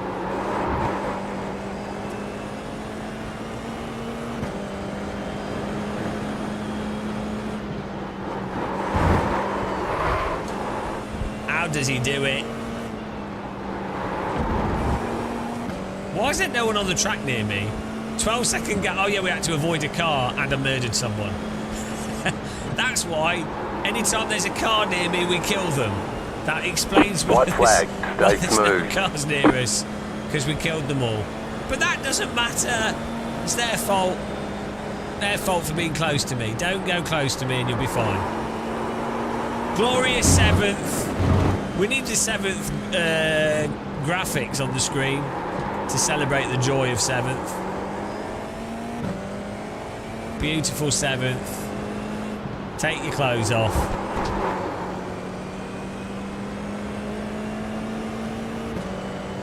Even the birds are singing. Oh no! Kyle Hazel's catching us.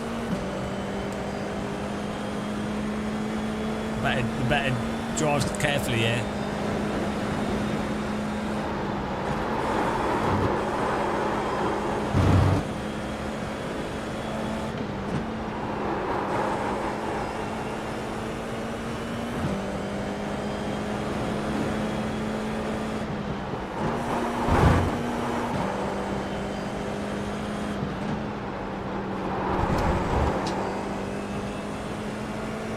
Right, we're going to look the replay, guys.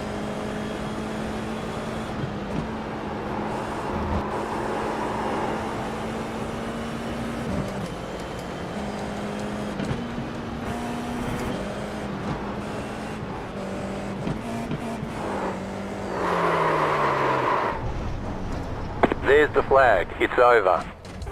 Look the replay on this. Nice run. Solid work. Right, solid work, see? If I killed someone, it wouldn't have been solid work. Hello, Enchikapakopo.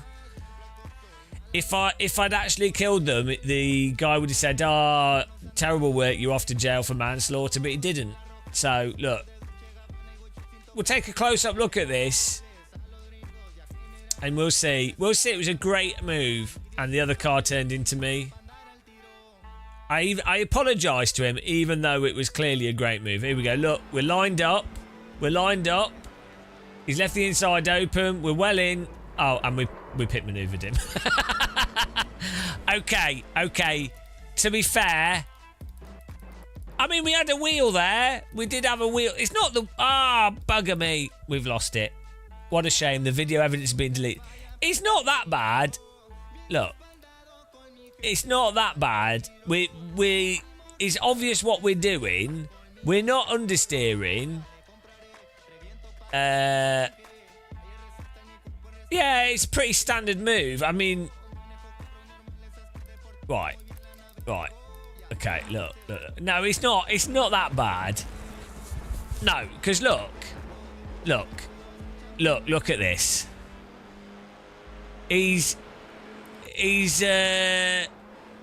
we've got the gap. His brakes are... Look at this. He's on the right. We've moved to the left.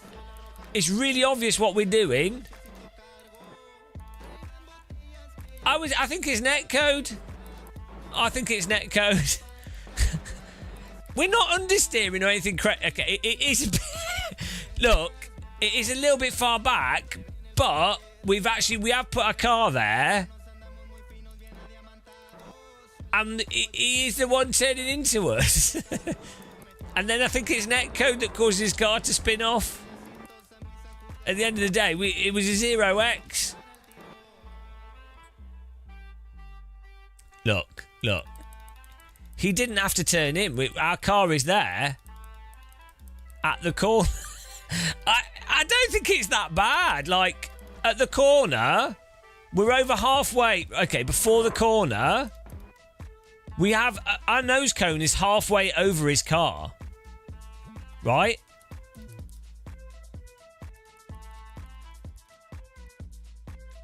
It's not like we're not already there for the corner. It's that type of a corner. He's hot lapping as if we're not there. We telegraphed what we're doing. He's left the inside open.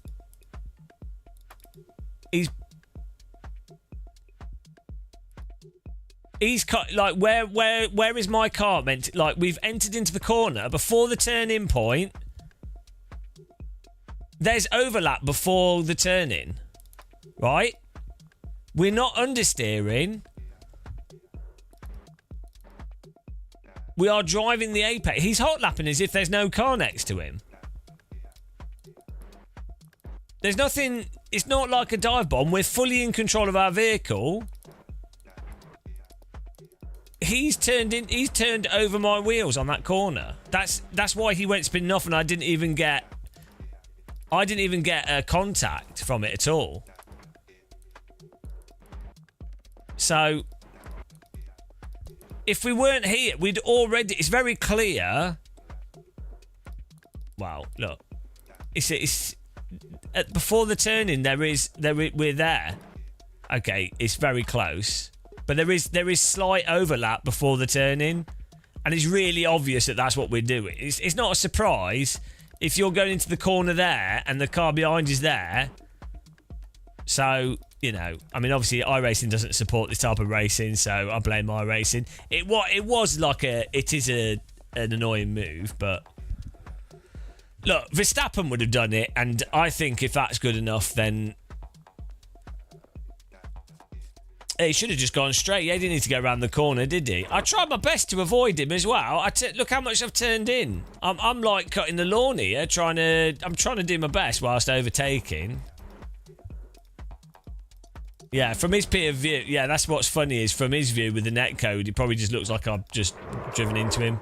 To be fair, I did just drive into him, but like, let's just put that to one side.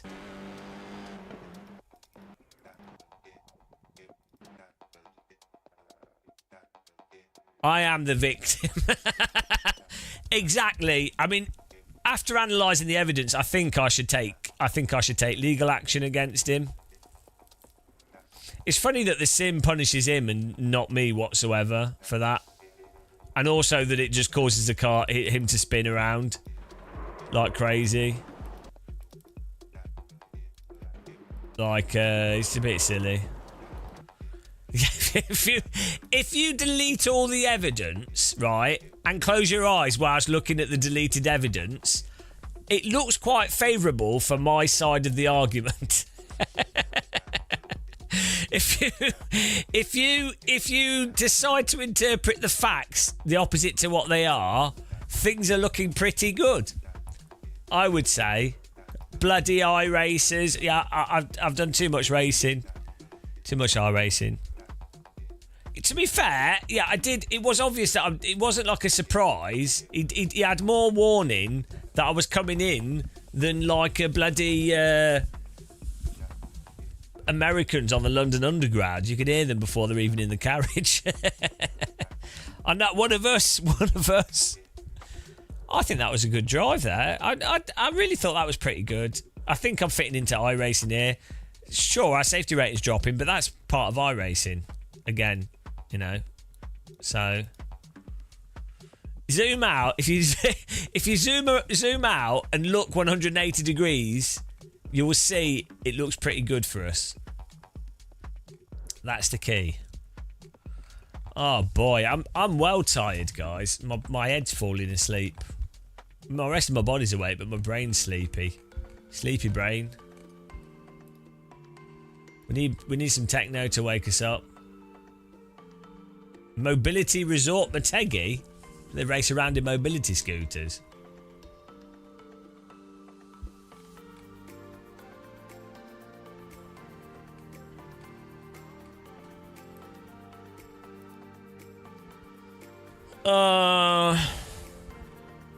I want to do another Ringmeister. Let's make some techno in the meantime. We need to get some plugins for this.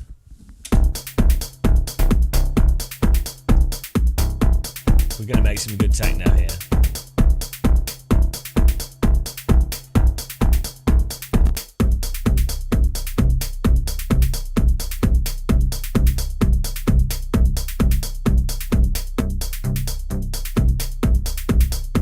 I think we all need techno.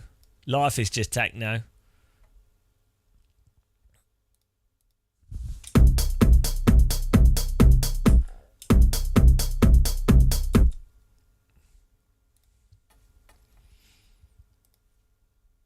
Don't worry, guys. We got this. We're getting the techno coming at you.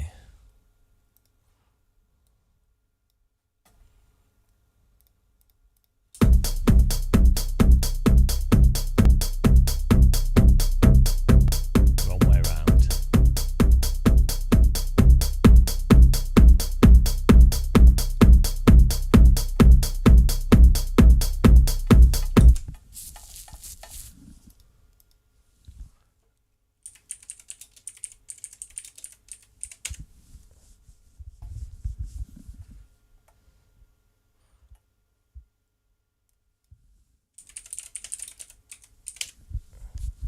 What's the name of that VST that ducks the drum?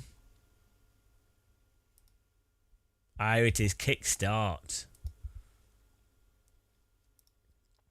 Did we already install it?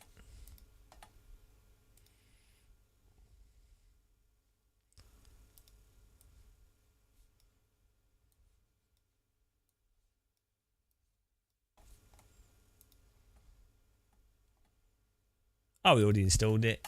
Didn't realise.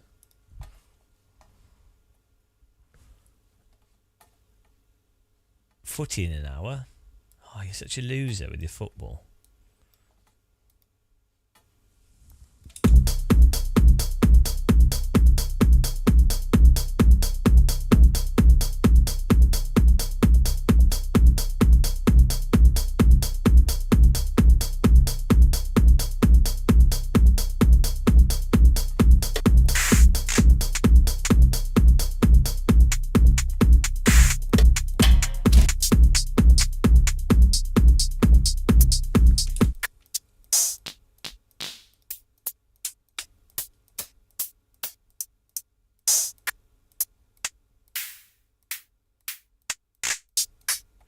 You were a club DJ.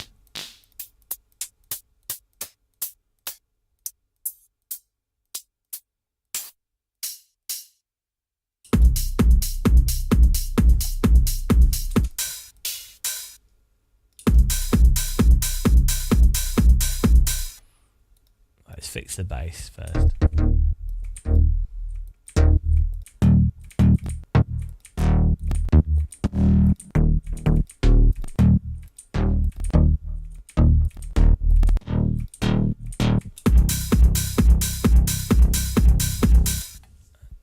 This? Do we need two?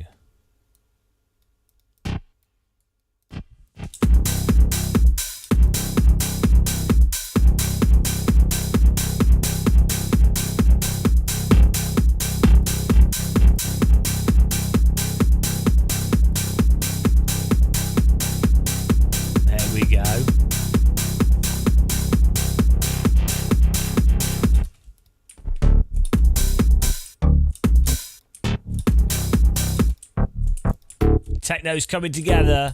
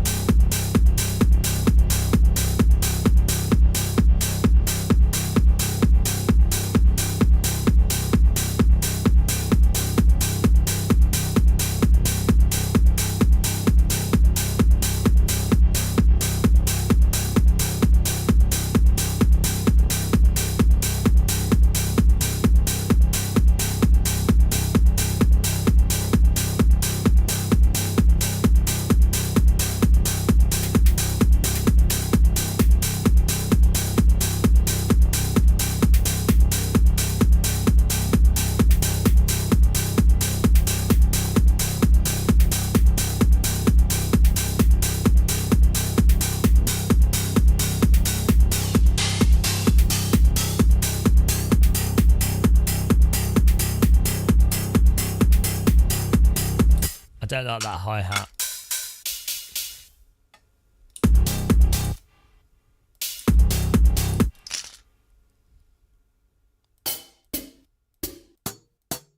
Well, we've not got that yet. We've got to do the beat first.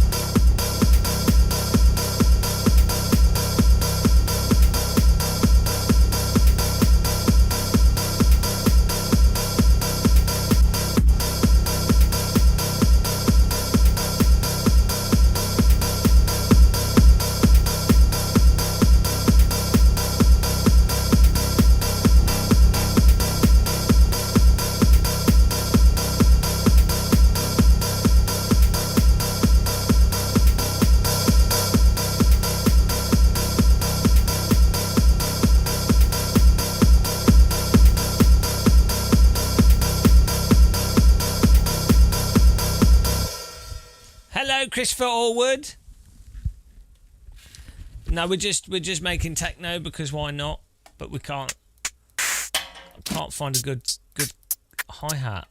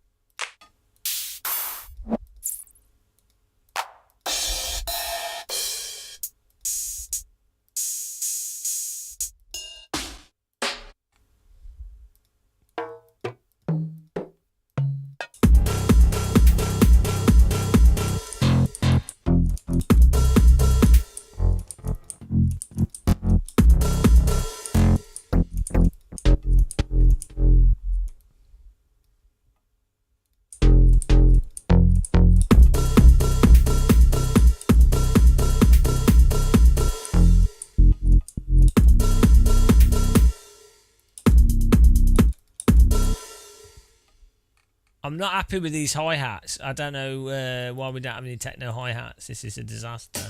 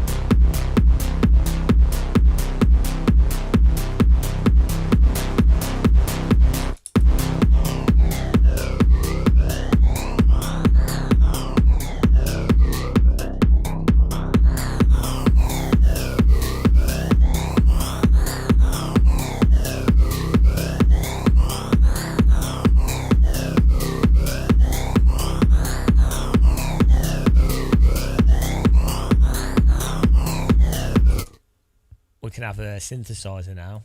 Synthesizer Patel.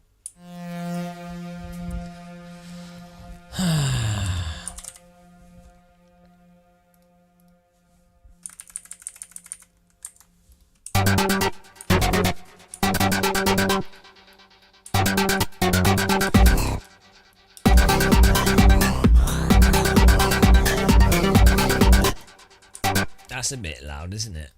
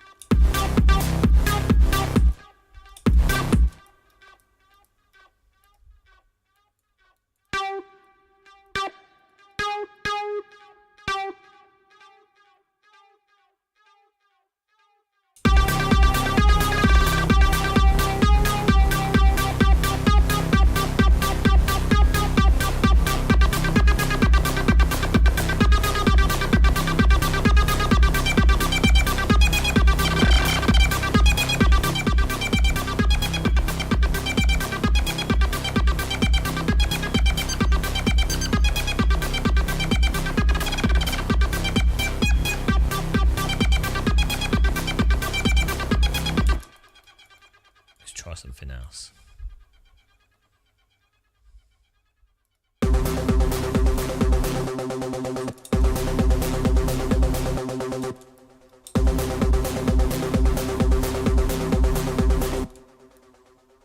Actually,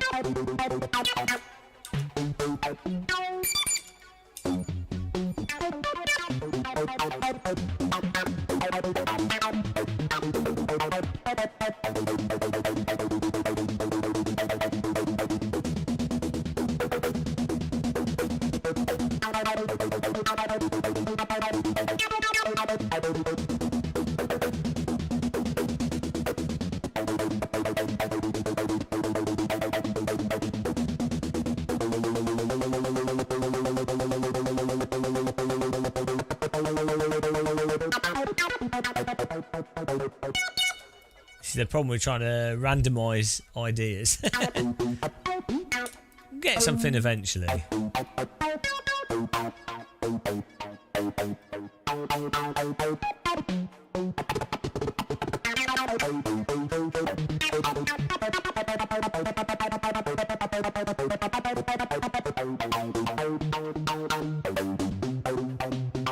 wonder what that pattern sounds like with.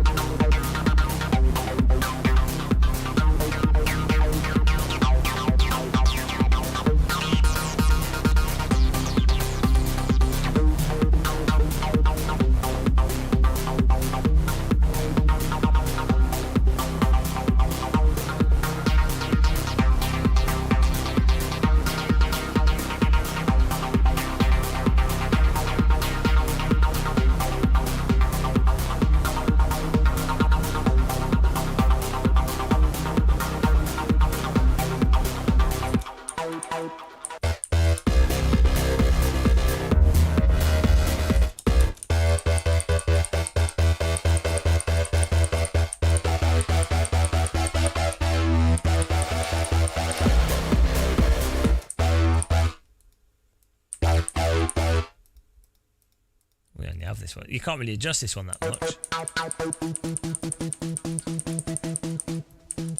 15 minutes till the next race.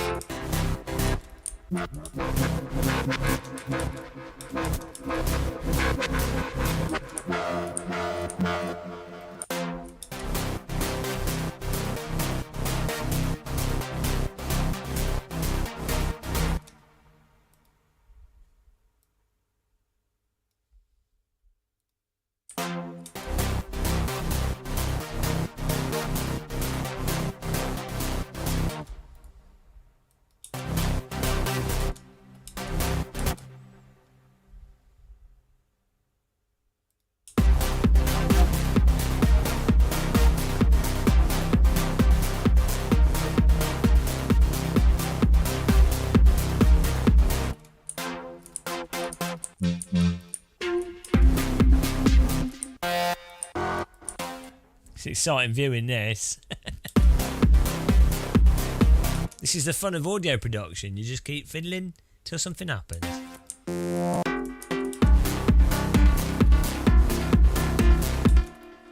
Right.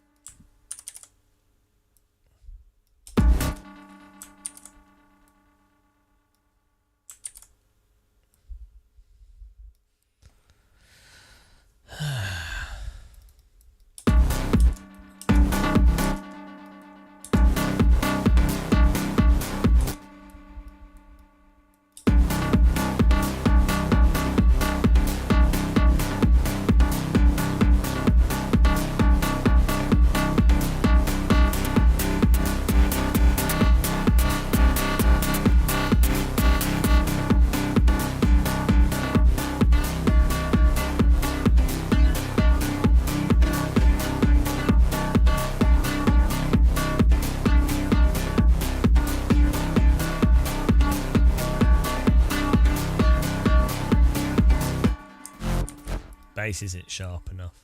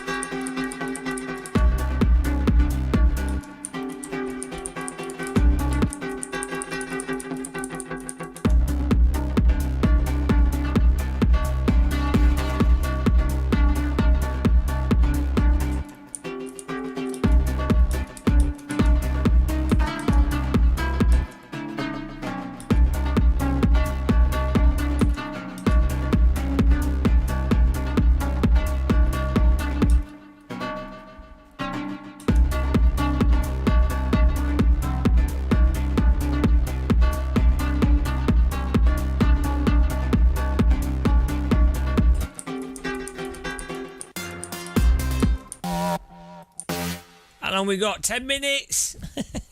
We've killed the live stream with techno production.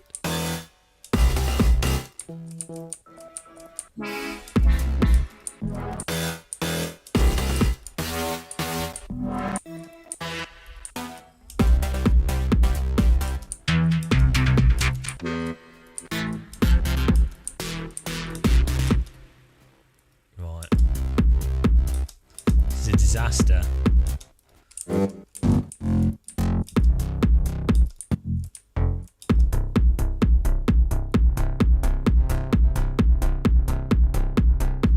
Wait, we can add the voice to it later.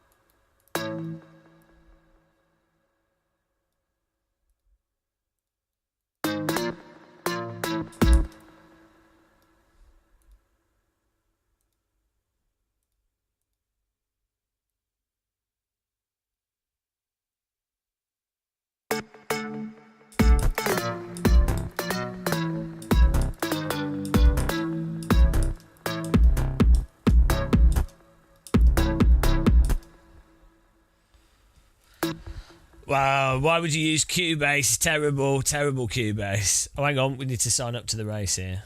Sign up, sign up, sign up.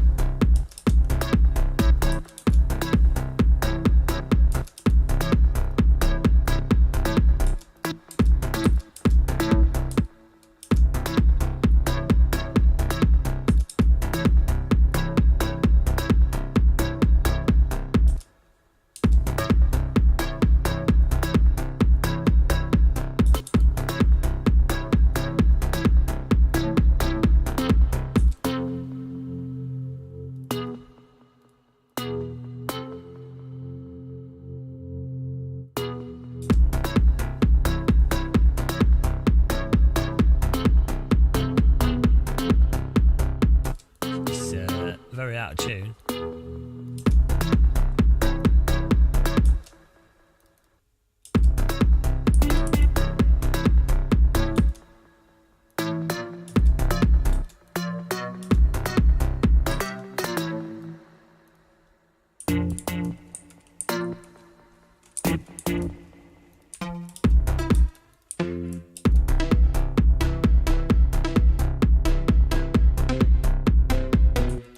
Never knew how banked it was.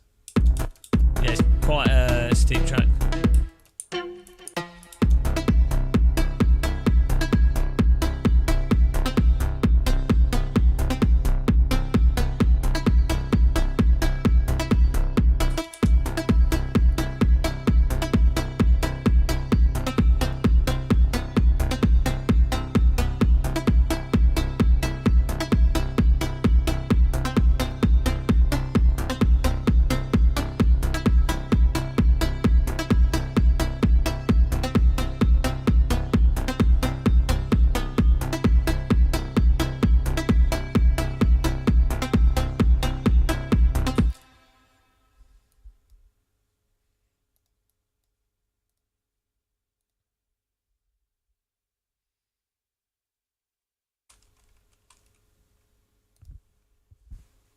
.10 minutes, 8 minutes.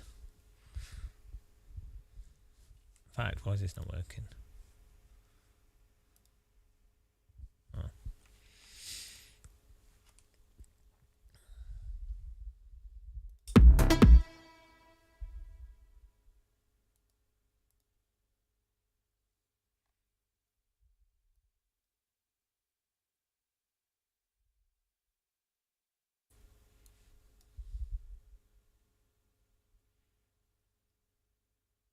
Oh, netcode's made you drive into back of people because I don't know where they actually are on the track.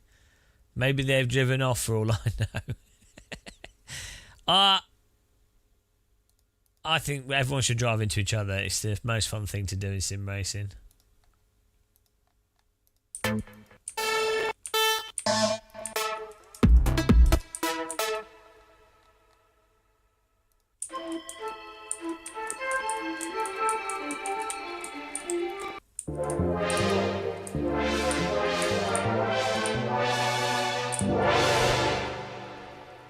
It's very hard to play chords with gloves on.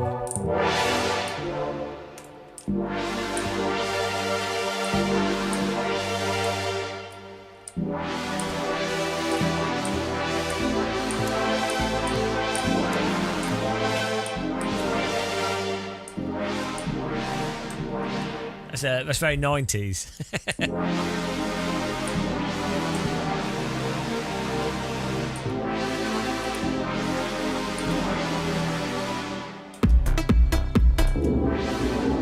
Wonder what that's.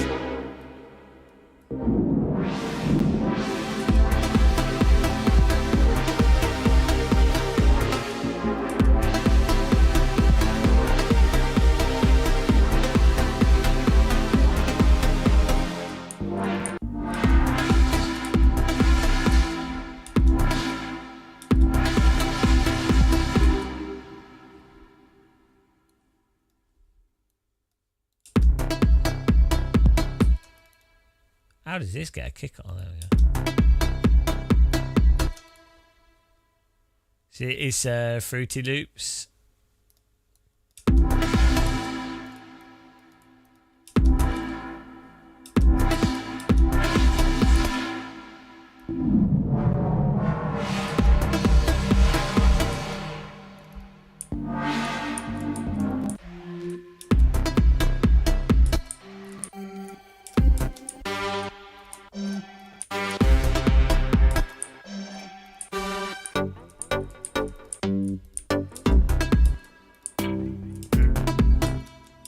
I'm not sure where this song's going. Started off as techno, now I don't know what's happening.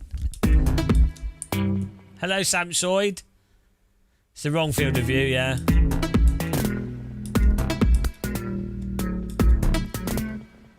Not anymore. We're now a dick about in audio software producer. It's the best way to produce good music.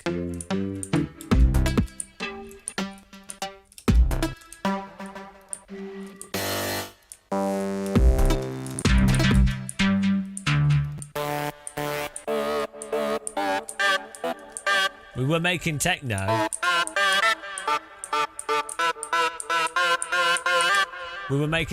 But I just started dicking around. I don't know where we're going now. I don't even know what's happening. We were. It was meant to be techno, but it's terrible. We never stick to the techno.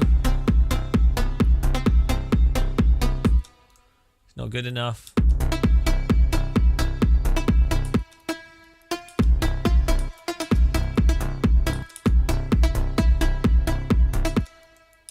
Good enough.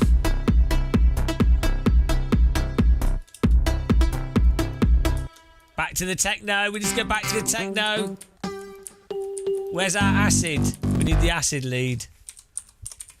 Back to acid.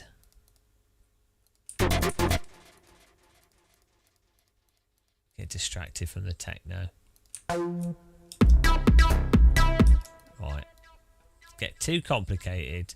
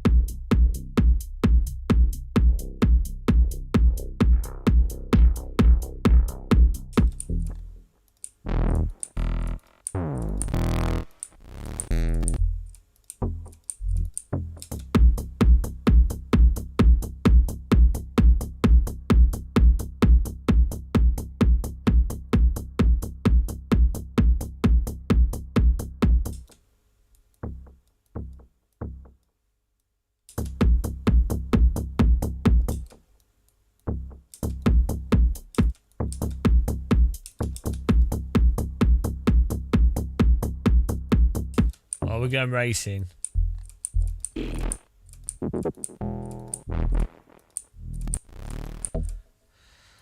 Oh, it's not started yet. Ah, there we go. What a great use of 20 minutes. Nothing found in the music box. 20 minutes of dicking around and no magic. That's the sad reality of trying to find the techno.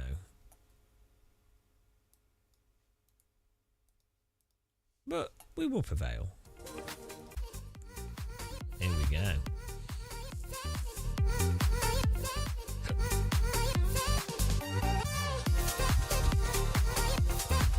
Woo! The magic is that we're still watching. 10 viewers. I don't know why people don't listen to random beats being played. You know what I mean? I'd have thought that would be the most in-demand type of streaming content.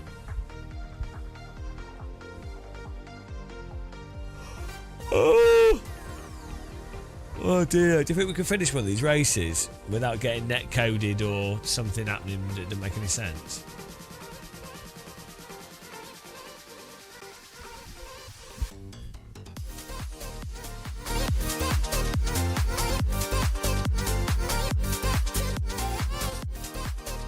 I think we can do a lap.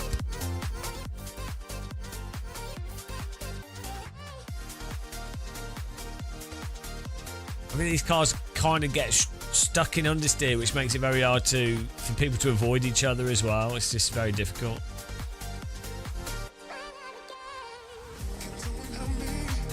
I know, I was so tired. Got up at 4 a.m.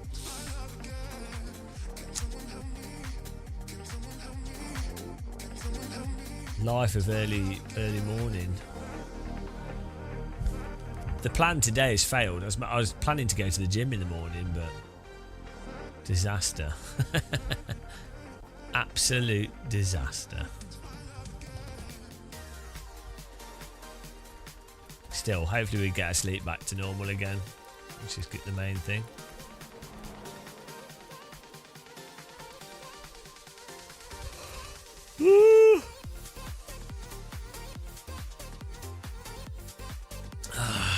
I think we actually had a techno template that was all right, but I don't know if we saved it on this computer.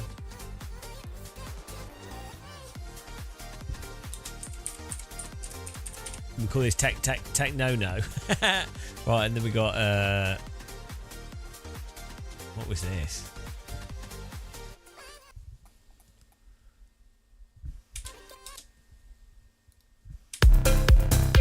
That was the bizarro Mortal Kombat sounding song that didn't make any sense.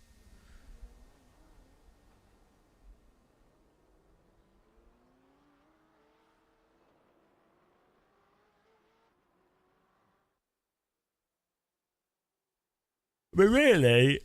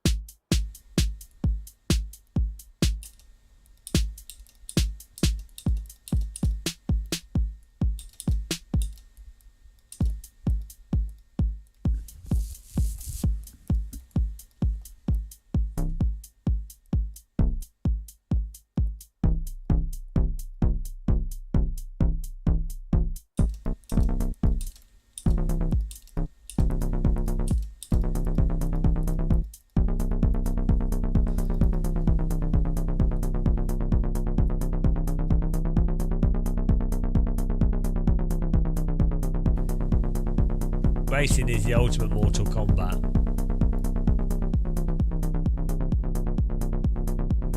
There you go, just don't overthink things. Just...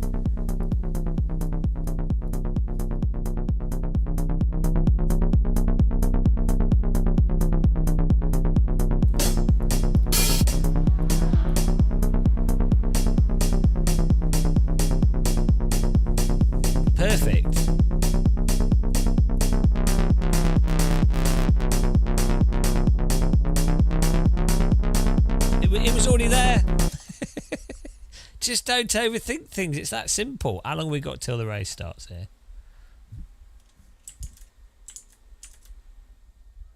Two minutes. See, it takes 1 minute to make a techno track.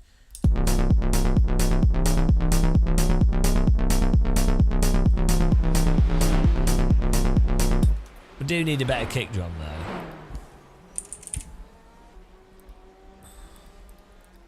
It's all just about having a good kick.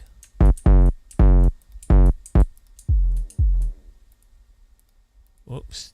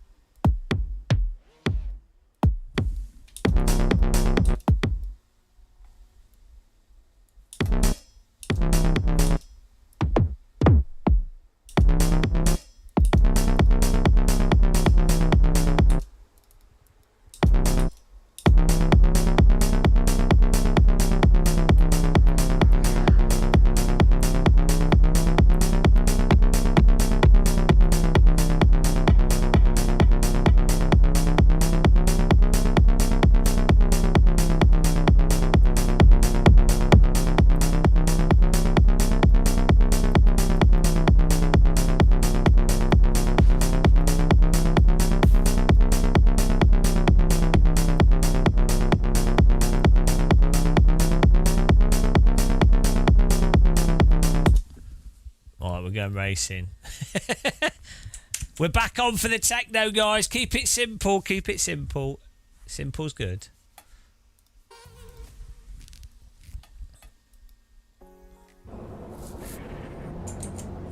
One to go. Next time by. Line up on the left side. The estimated SOS is 1,819. Pit road is closed right now.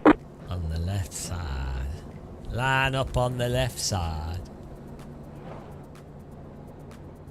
Well, we're starting in 4th place. That's not good. AJ Westwater.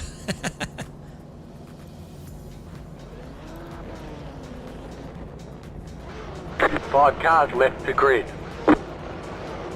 Ready.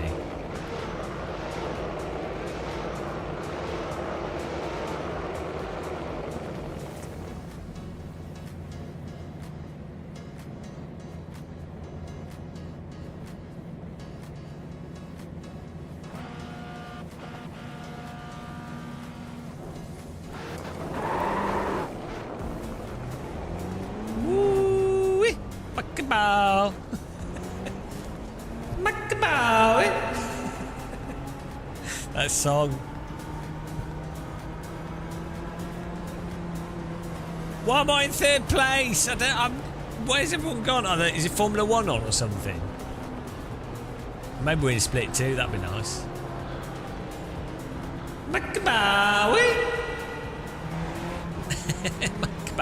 I don't even know how that song goes. It's a stupid song. There's an incident behind.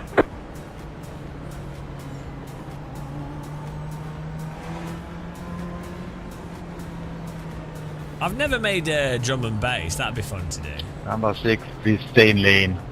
About to go green. Stay focused. You must start behind me. Not.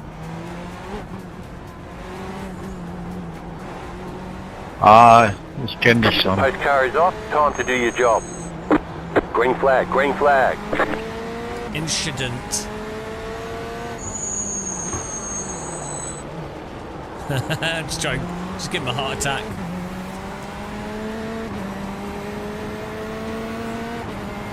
Why do people watch Free Practice Free when they can be sim racing? They could be playing iRacing. iRacing is way more fun than Formula 1. As bad as iRacing is, it's nowhere near as bad as Formula 1.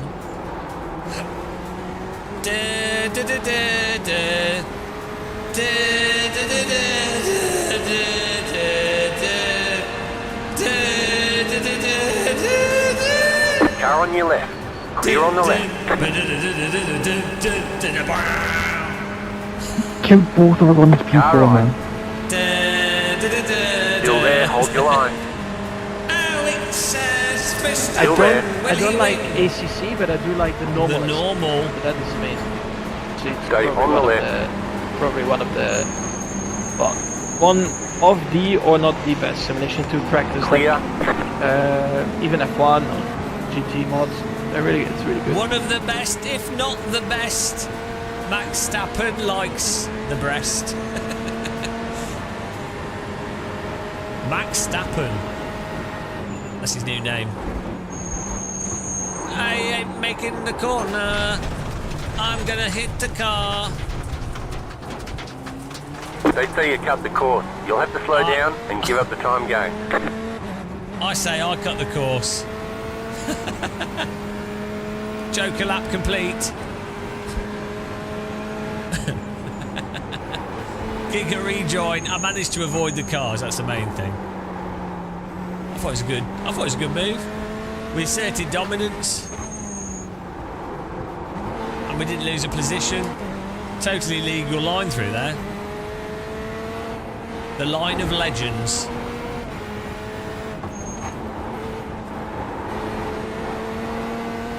Actually, you did a hit-miss-hit almost there. It was mostly miss, but a little bit of a hit-miss-hit. Beautiful. Good stuff.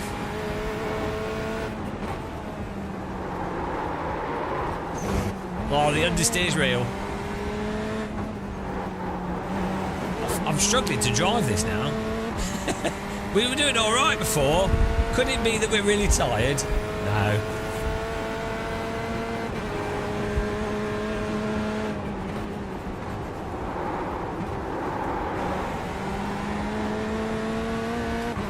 There's an incident behind. Geht doch, Nummer 6, geht doch. You've got about 5 laps of fuel. Exactly, five head manoeuvres.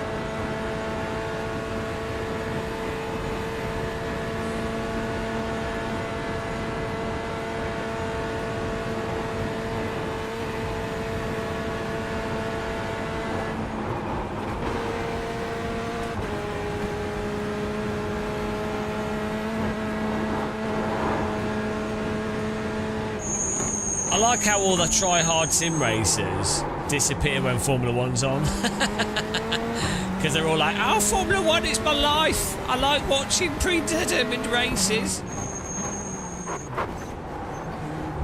Real sim racers don't watch Formula 1.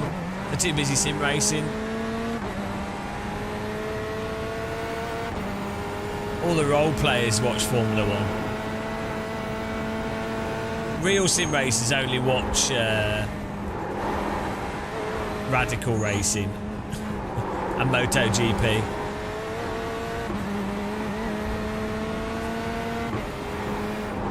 And the Tiddlywinks World Final.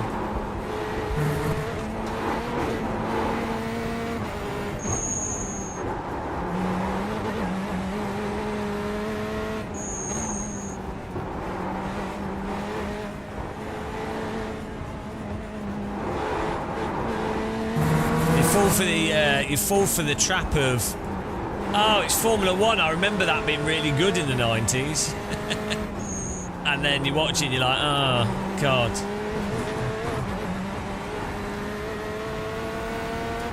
What racing series do I like? I don't really. I don't watch it. I like sim racing. I don't really enjoy watching other people do stuff. I'd rather do it myself. You know. I put endurance racing on in the background, But yeah, I watch replays of old stuff on YouTube. But yeah, generally speaking, if I'm going to watch something, I watch a documentary because I'm so intellectual and sophisticated. I don't watch lowbrow content like sport. What a waste of my precious time. I'm far too intellectual to consume what the paws and the riffraff consume. Then again, I do watch Star Wars. You do, I just saw a gap. So...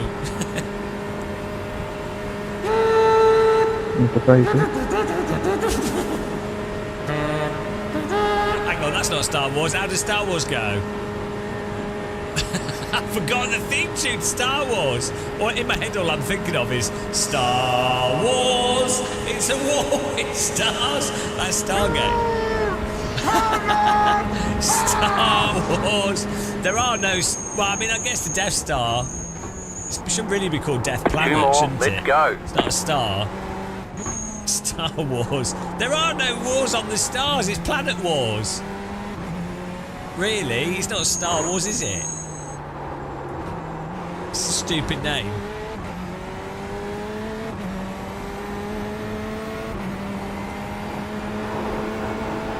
Star Wars sounds like Strictly Come Dancing. Today we have the star. Who's the star? Shining bright.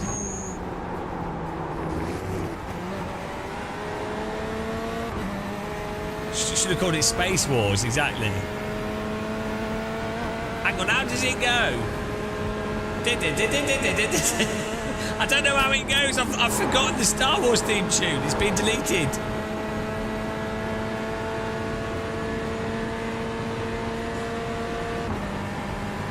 I've genuinely, my brain can't remember it. It's gone. It's removed.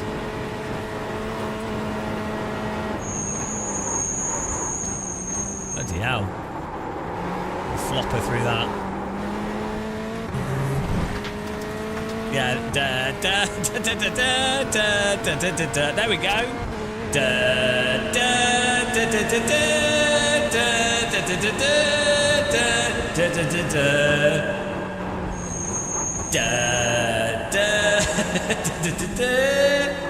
da da da da da. You cut the cord, you've got to slow down and give up that time. That was it. Car right. Oh, that's Superman. They all sound the same. Still there, hold your line. Clear on the right. How did Superman go? Was that Superman? Yeah. I find it hard to sing my Butcher's Star Wars theme tune whilst driving the Nordschleife.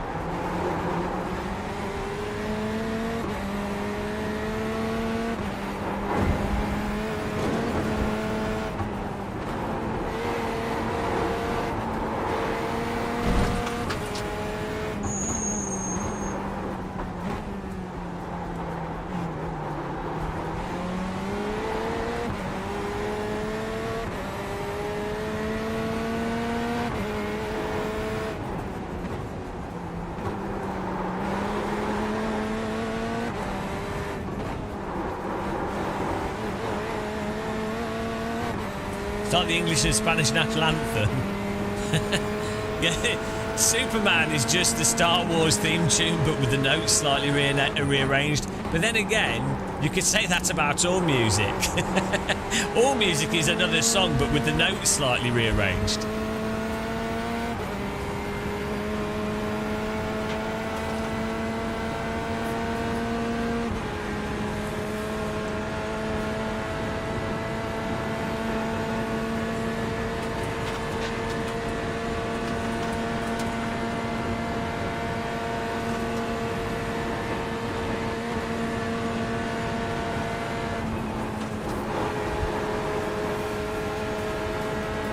Copyright every melody.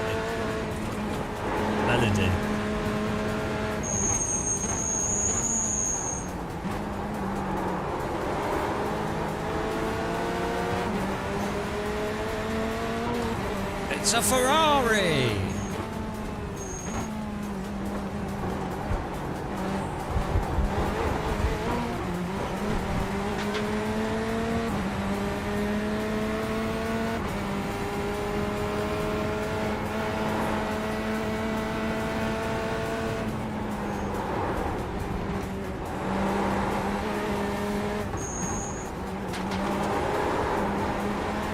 I need to just drive into the back of him because I'm faster.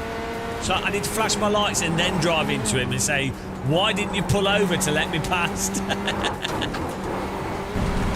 That's the trick that I'm told. Bloody hell, I was understeer through that. We're going to retake him on the Dottinger Hohe.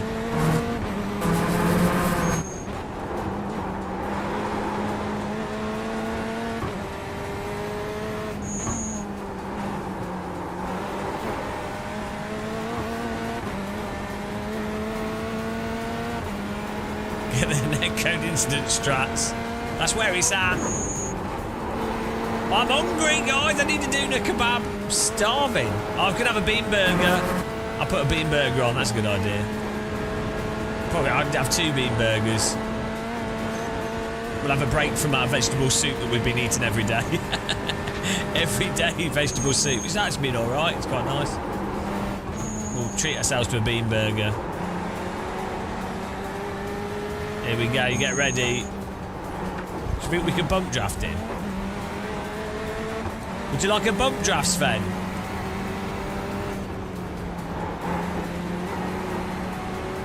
Or should we just double draft? Let's go for the double draft, are you ready? Double draft, muscle draft. No thanks, you can go if you're faster.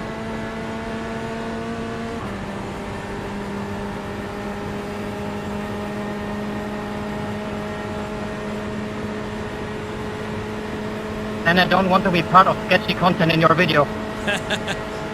It's all sketchy content. Left side. What are you doing? Still there. Here we go. Stay on the right. Still there. Clear. Last lap. Car on your left. Stay on the right. Clear. How did he manage to drive into me? How on earth? You're back in 4th position. How on earth did that guy manage to drive into me? It doesn't make any sense. Of all places to drive into me.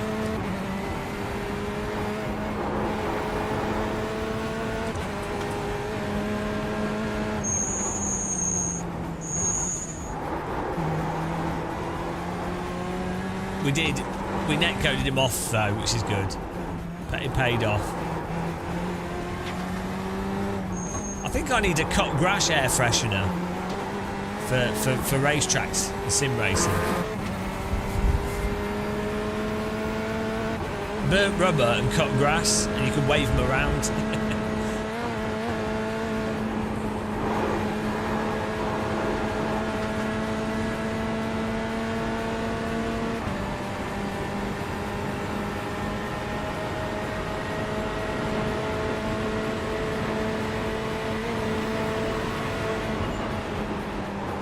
Car right.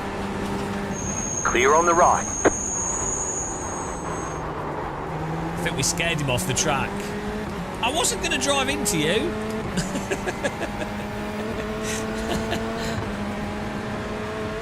Put the fear of God into him. I just wanted to cool the tires.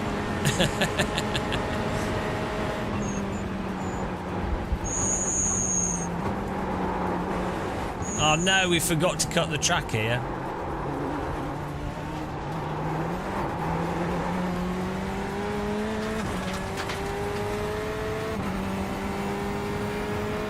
Oh, did he? Why has he dropped off?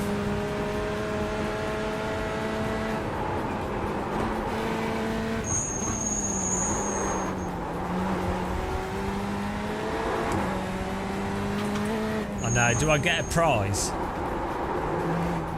The prize is no track cut. Why am I doing Joker laps and nobody else is? It's really lame. I'm really giving him a chance. And they're just abusing the track, right? Why's my frame rate 113?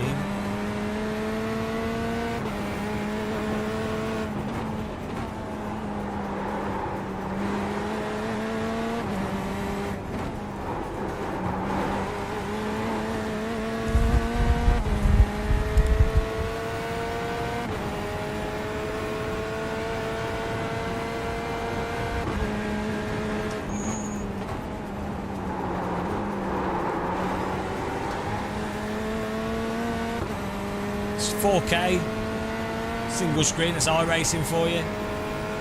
It's weird, it's probably because I've got Fruity Loops open in the background and it's doing some weirdness.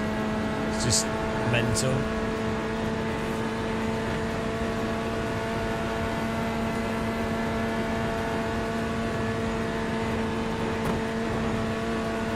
You've got about 2 laps of fuel left.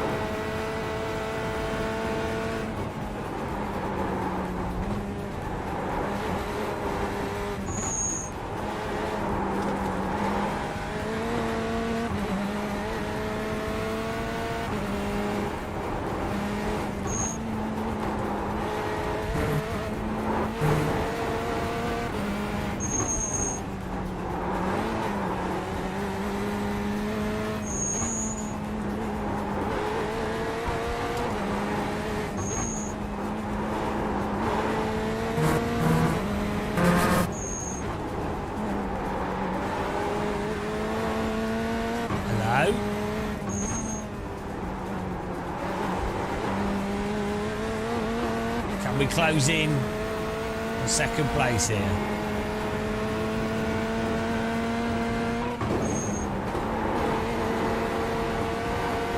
We're going full Hoover.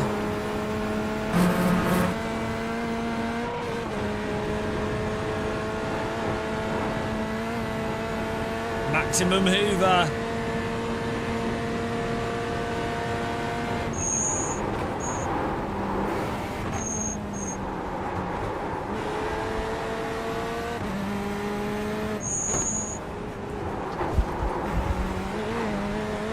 Yes.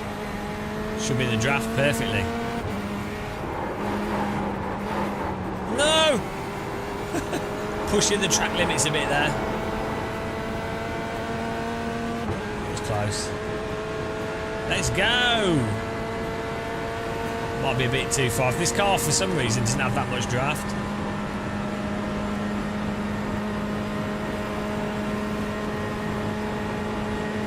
Oh, well, it does, but you're like... I think it's so close to its top speed. I'm happy we didn't crash. It's Sven from Overtake. Car on your left. Still there, hold your line. Clear. GG, Jim. The car in P1 just set the fastest lap. 25.849. Good race, good race. Alright, there's the checkered flag. Great job, you did really well. West versus Westwater. Westwater destroyed. Drafted to death.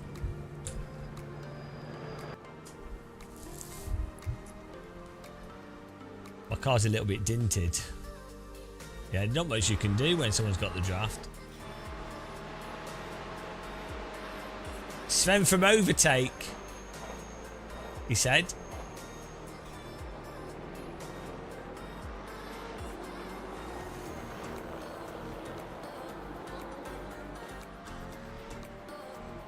Wow. What a time. What a time to be playing GTE.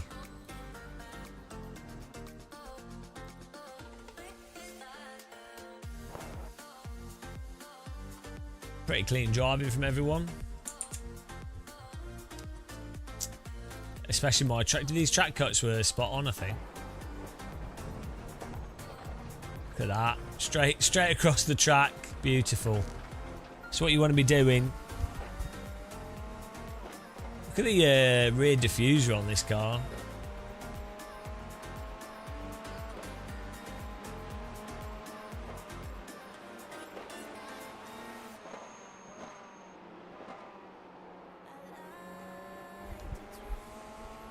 Right.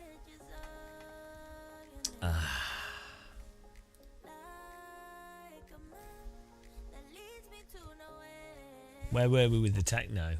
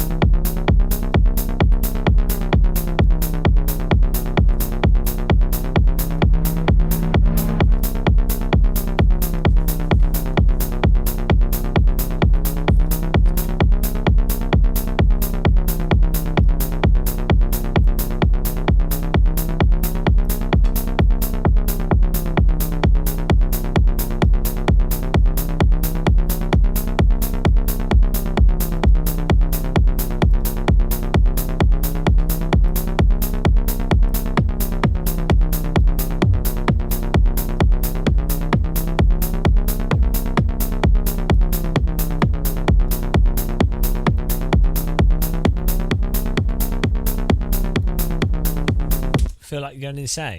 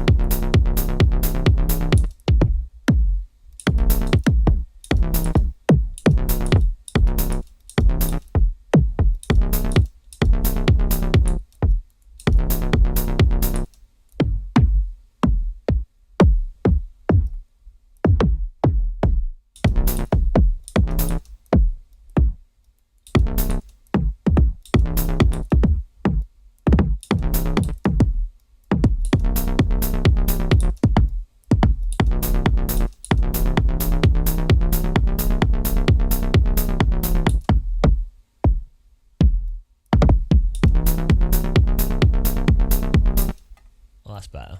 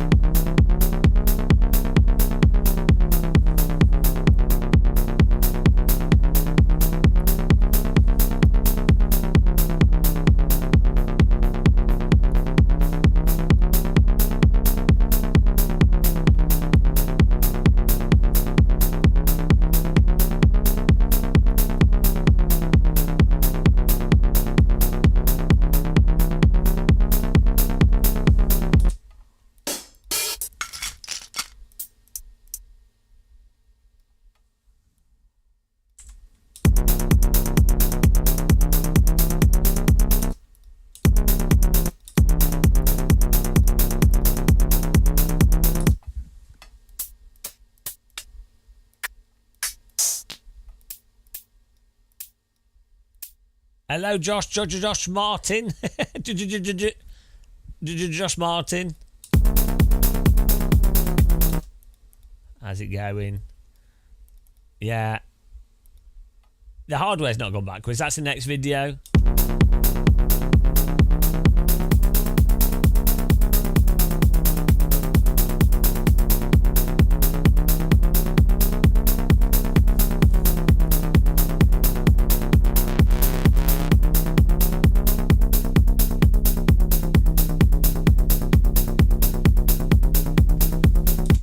See, now we just need a lead.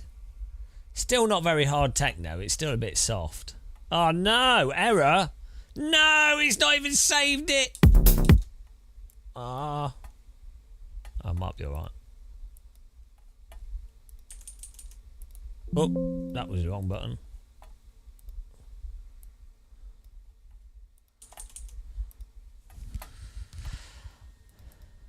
Oh. Always the same tracks. Rather live in bliss. Yeah. Let's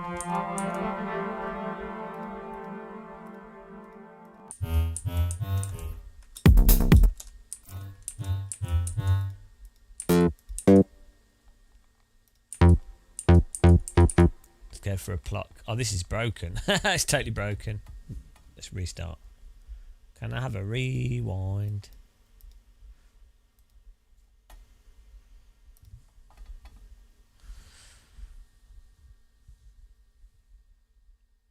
What's the SF25 Super Formula?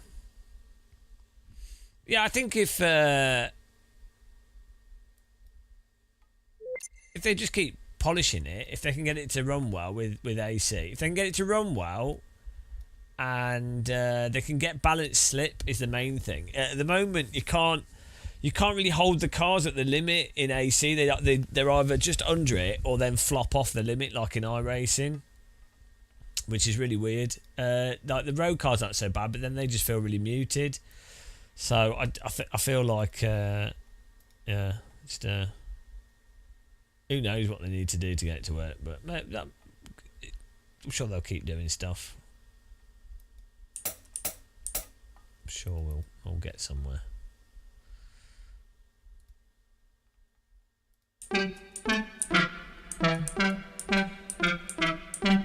But the new tire mod, it's the same as the old one. It doesn't really make a difference.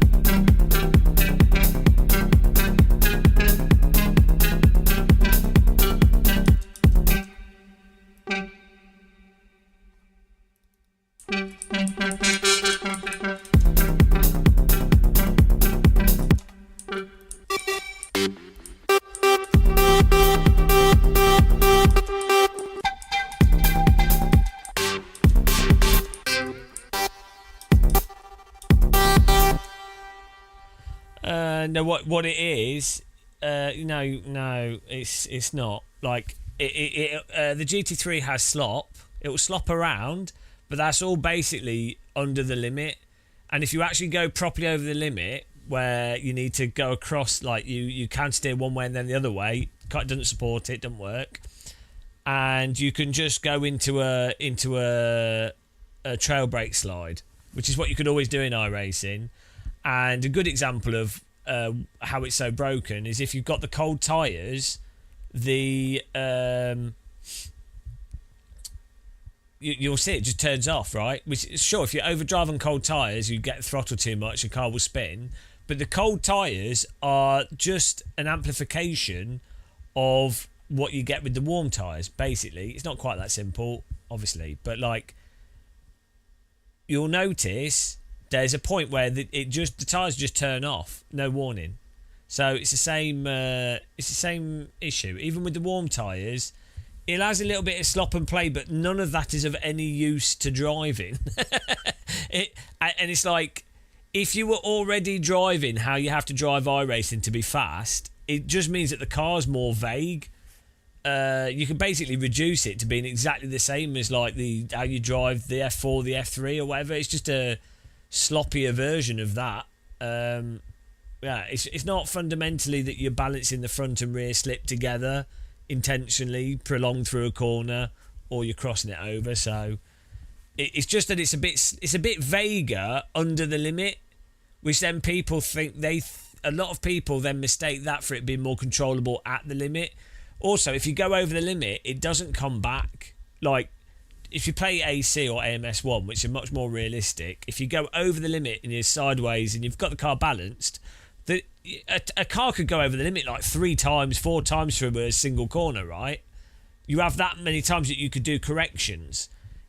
Even with the new GT3 cars, there's no point doing any corrections.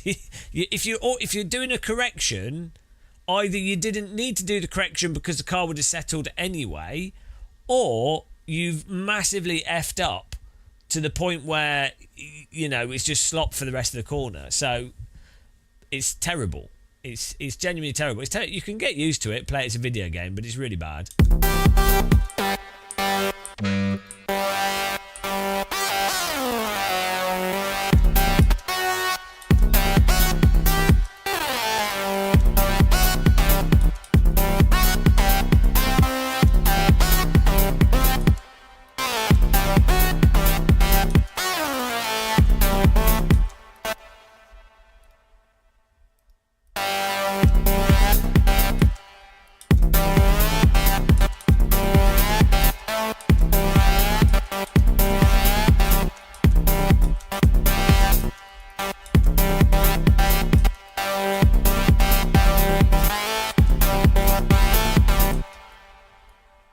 Try the acid thing again.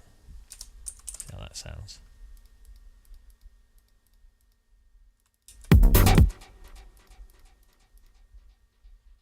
No, I know I know exactly what it'll be like. I mean, the F4 car is not the worst, but it still has exactly the same problems. It's just that if you've got speed and downforce and it's a light car, and you're going into the bobsled slide, you have more manoeuvrability the lighter the car.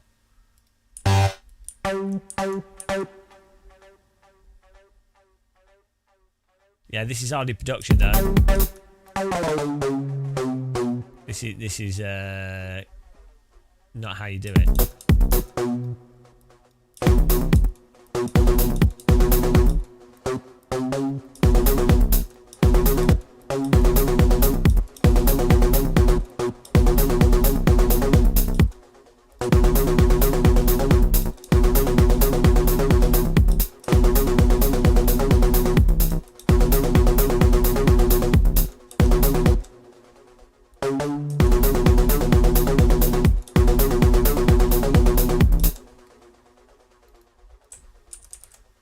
Should really do this with a synthesizer.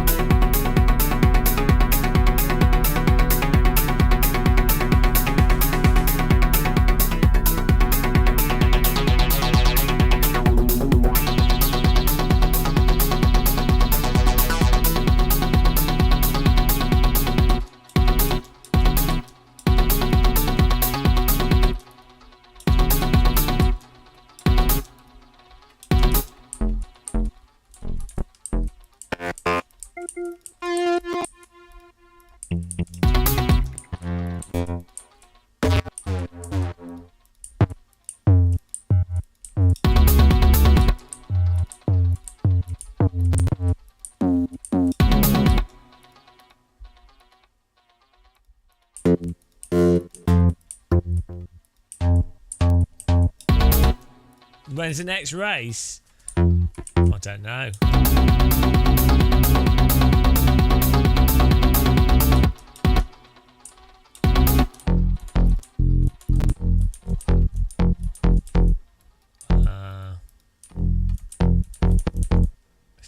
It's techno day today.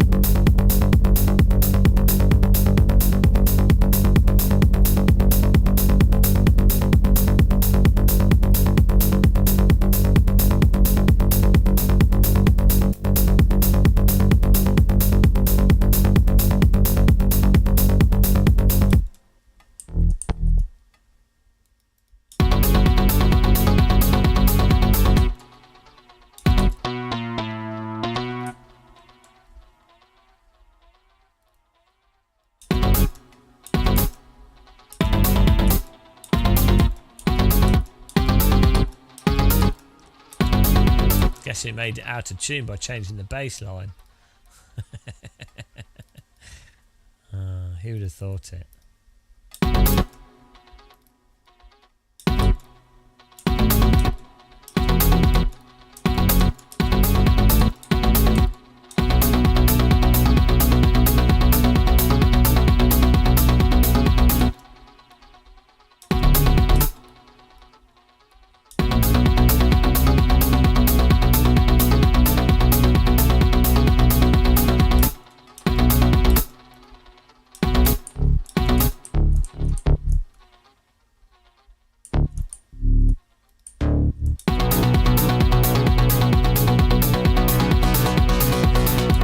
With technoing.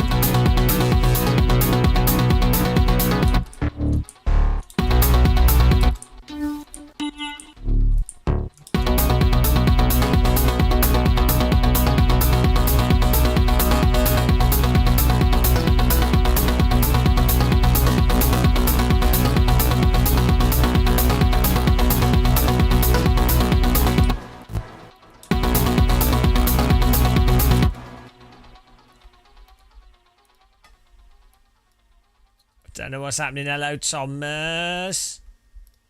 Thomas Schmidt.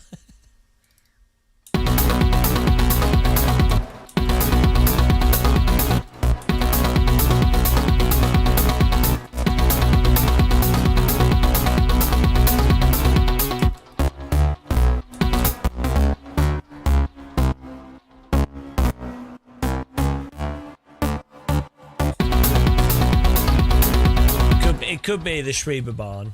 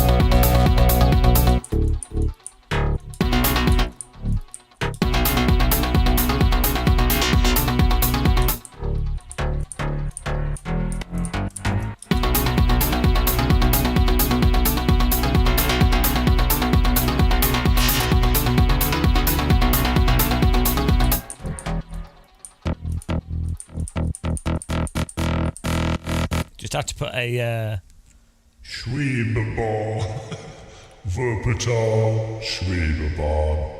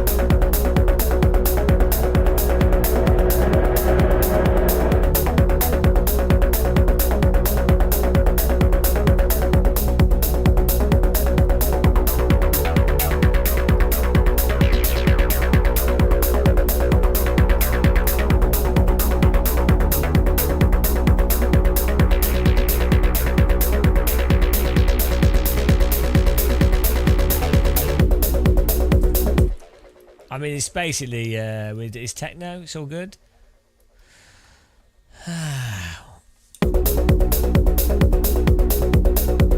It's right for a person that eats banana with a fork and knife.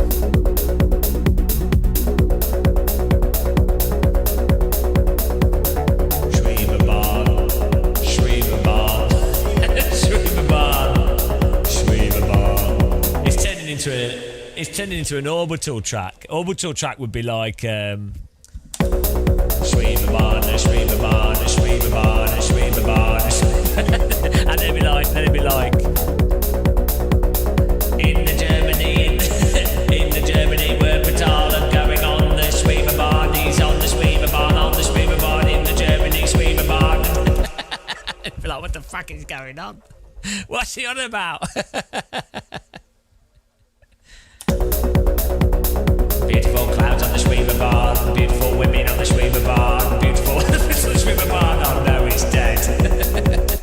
Beautiful people on the Schweberbahn.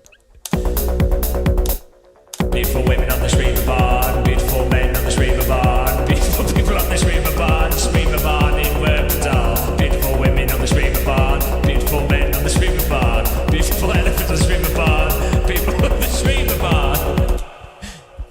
Perfect techno track. Perfect techno. See, it's basically done. You just need to put the synthesizer, the Schweberbahn track. The lyrics are just beautiful women on the Schweberbahn. What's the lyrics? Hang on. Lyrics. Notepad. Oh, Jesus Christ, what's this? Oh, that's the app dot in here. Don't want that. Here we go. Beautiful women on the Schweberbahn. What else is on the Schweberbahn? I can't type with gloves on. There's beautiful women on the Schweberbahn. Beautiful men. Beautiful men on the Schweberbahn. Dead elephants on the Schweberbahn. The Schweberbahn of Wuppertal. What else is on the Schweberbahn? Beautiful women on the Schweberbahn. Beautiful men on the Schweberbahn. The Schweberbahn. The end bit could be the Schweberbahn in Wuppertal. The Schweberbahn in Wuppertal. What's the next lyric? We need a middle one. Everybody on the Schweberbahn. Everybody dance on the Schweberbahn. Everybody dance. Everybody dance on the Schweberbahn. The Schweberbahn in Wuppertal.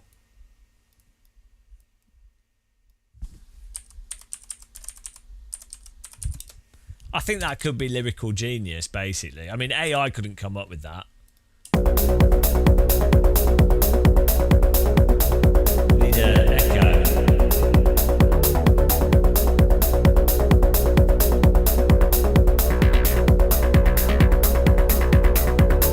Beautiful women on the Schweberbahn, beautiful men on the Schweberbahn. Everybody dance on the Schweberbahn in Wuppertal. Beautiful women on the Schweberbahn, beautiful men on the Schweberbahn. Everybody dance on the Schweberbahn in Wuppertal.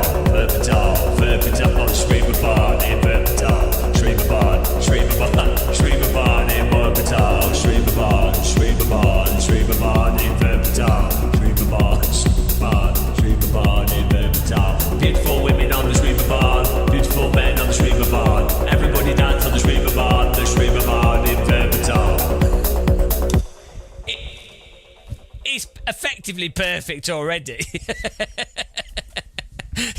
It's the Schweberbahn techno track of the year, coming from nowhere. It's perfect. I mean, where else can you take it? It just needs some more synthesizers. I don't know what this is, but it's music. Oh, we just missed the race because we were too busy swinging the Schweberbahn song. Wuppertal, Dresden, Dortmund. No, hang on. We could name all the other cities that don't have a Schweberbahn. What's the this Schreiber? What does anyone else have a Schreiber barn? I don't think they do. Is it like a? What places have a Schreiber barn?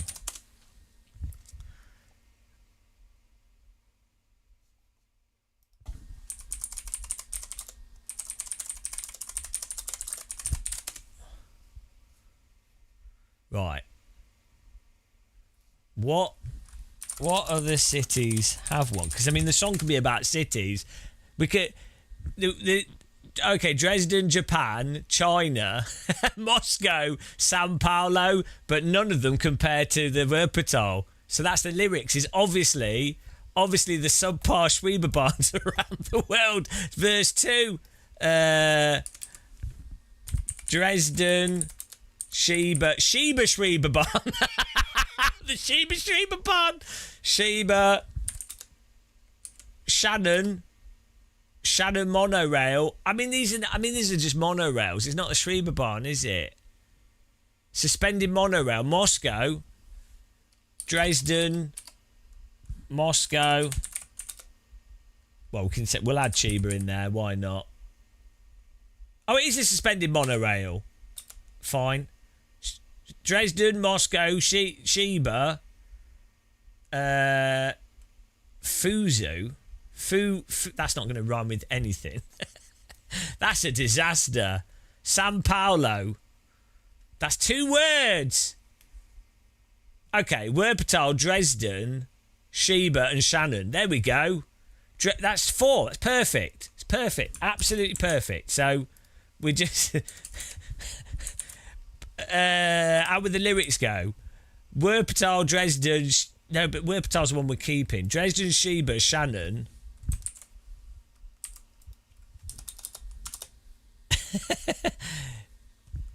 Dresden, Schreiber, Shannon.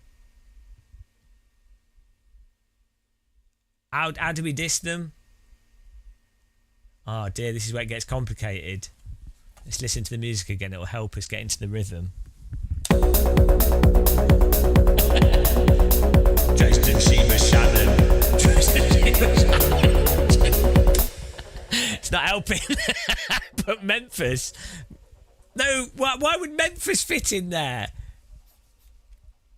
Okay, Dresden, Schreiber, Shannon, Memphis.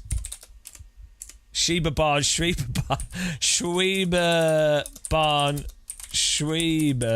barn. Yeah,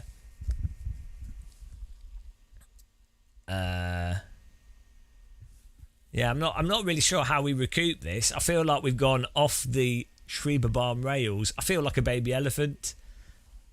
I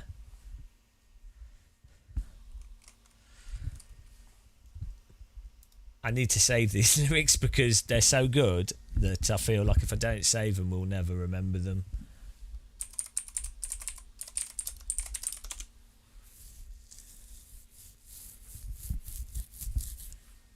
No, this is the Schreiber barn song.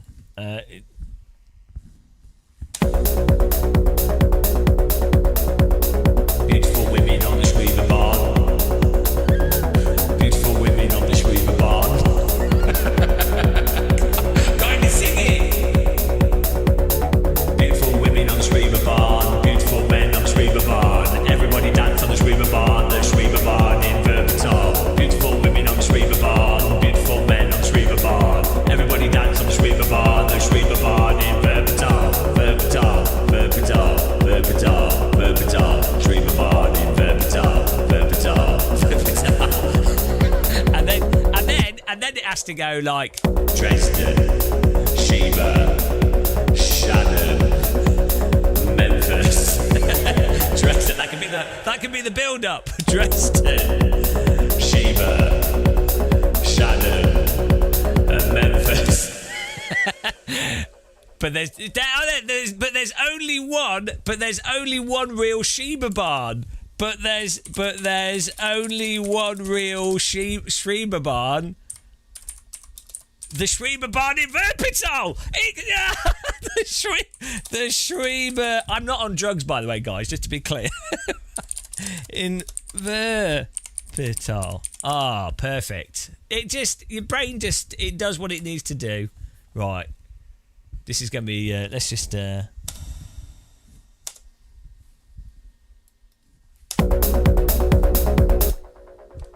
Beautiful men on the Schreiber-Bahn, beautiful women on the Schreiber-Bahn. Everybody dance on the Schreiber-Bahn in Wuppertal. Beautiful women on the Schreiber-Bahn, beautiful men on the Schreiber-Bahn. Everybody dance on the Schreiber-Bahn in Wuppertal, in Wuppertal, in Wuppertal, in Wuppertal, in Wuppertal. Breakdown. Dresden, Sheba, Shannon, Memphis.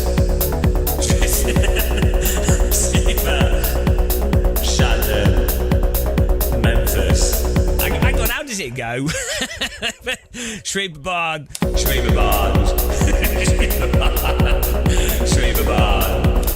I don't know, this has got to build up to... There's only one real Schreiber-Bahn.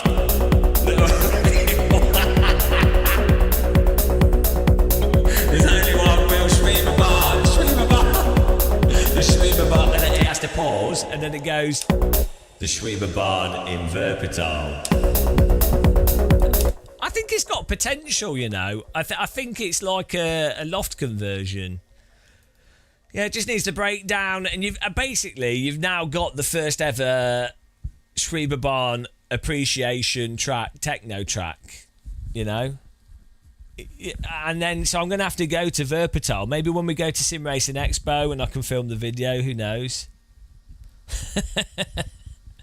The first ever Schreiber-Bahn track written with racing gloves. It's the obvious thing to be doing, really. Ah, dear. Right. What other places have a Schreiber-Bahn? I mean, we're going to have to think of more verses. I mean, that's... The other cities is the sort of chorus. What else have we got? If there's beautiful women and beautiful men on everybody dance on the Schreiber-Bahn. What's the next one? Who else could be on the Schreiber-Bahn? And not elephants.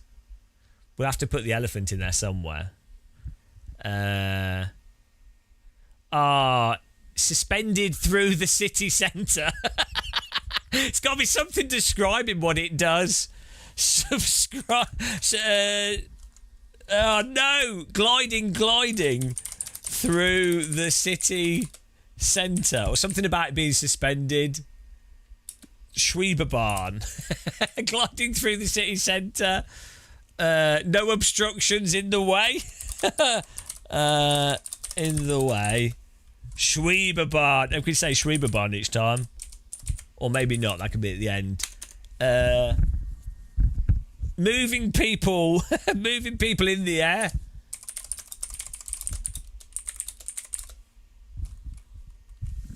Gliding through the city. I can't be gliding through the city centre. That's gliding over city streets. Gliding over city streets.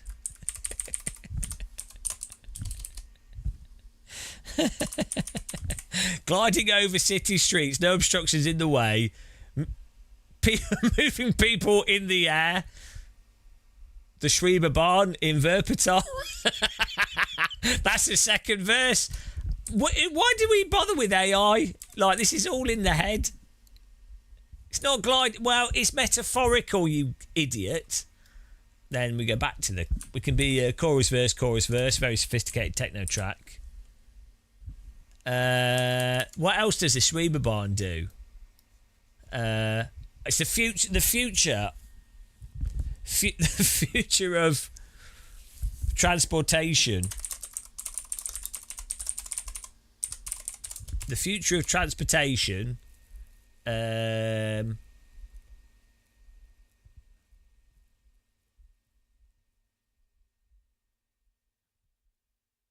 I don't know. I don't know where that can go. We need like the elephant in there somewhere.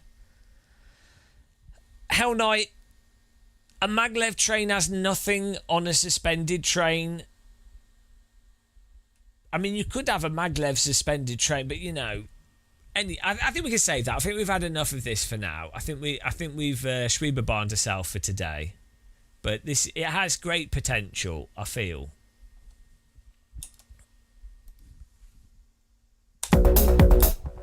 Beautiful women.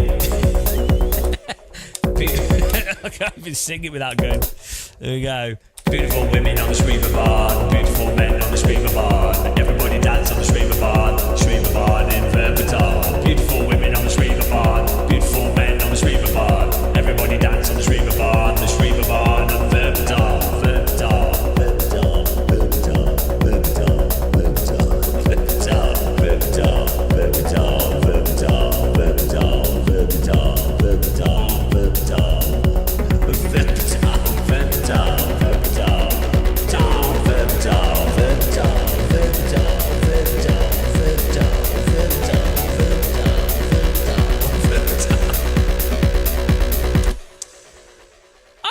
I think it's a good one. I'm happy with that. We'll just save that as a new version. We can work on that another time.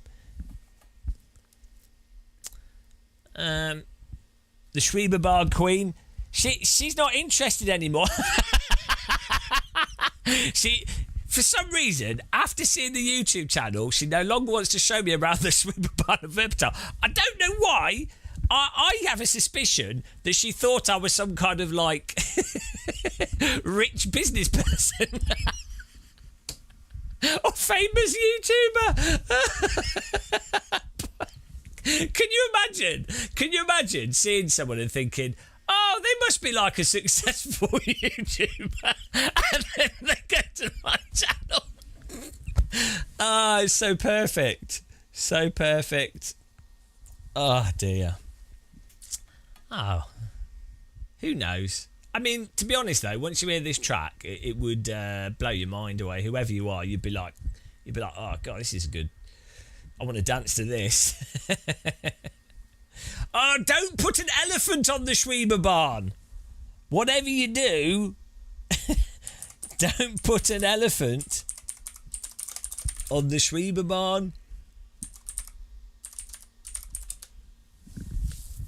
There you go. We'll just stick that in there. What's iRacing done to us? A lot. It's done permanent damage. Don't put an... Yeah, we're not going to say that it kills elephants. We're just going to imply that you shouldn't put an elephant on it, and then someone would be like, well, why?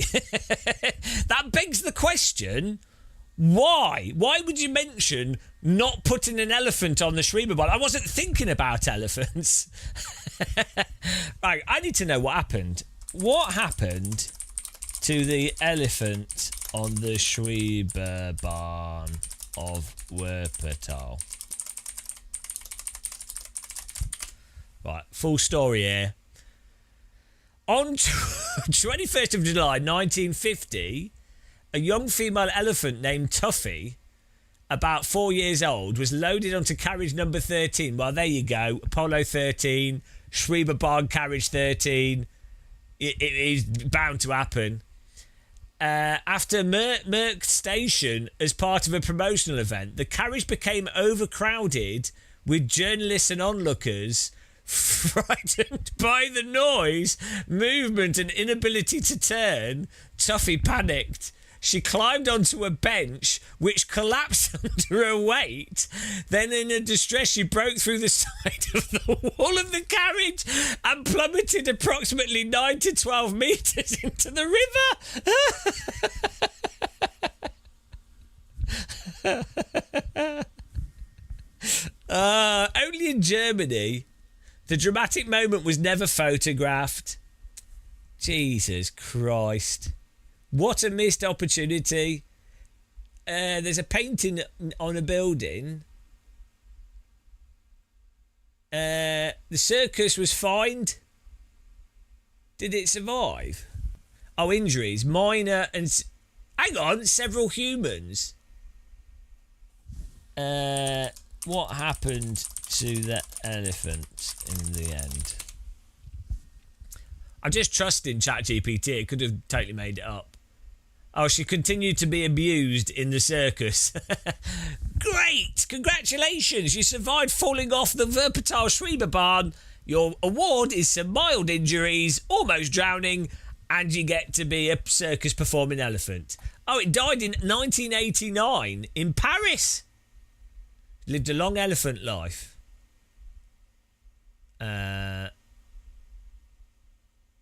Why? How did it end up in Paris? It was the elephant that they used for testing all trains.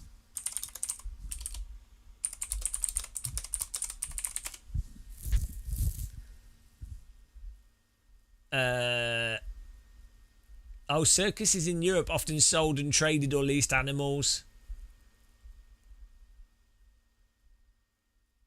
I was reading this. It said she lived until her death. I was like, well, that's how it works. Typically, things do live until they die. Wow.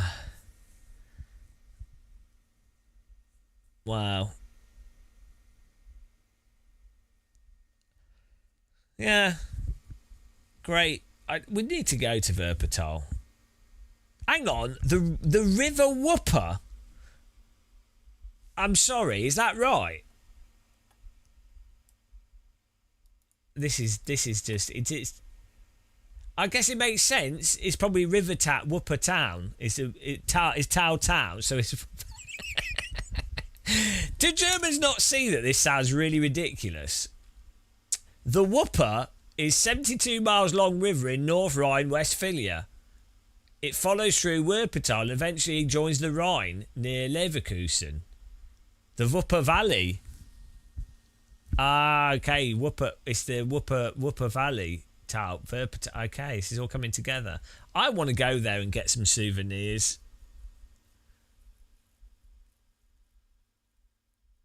This is incredible. We don't have. I mean, you can't really put an elephant on the London Underground, can you? This is the problem. Like, and where would it? It couldn't fall off it. It just gets stuck in the tunnel, which could be disastrous, but also comical with enough time. You know, like after like 100 years. In this case, like 100 and.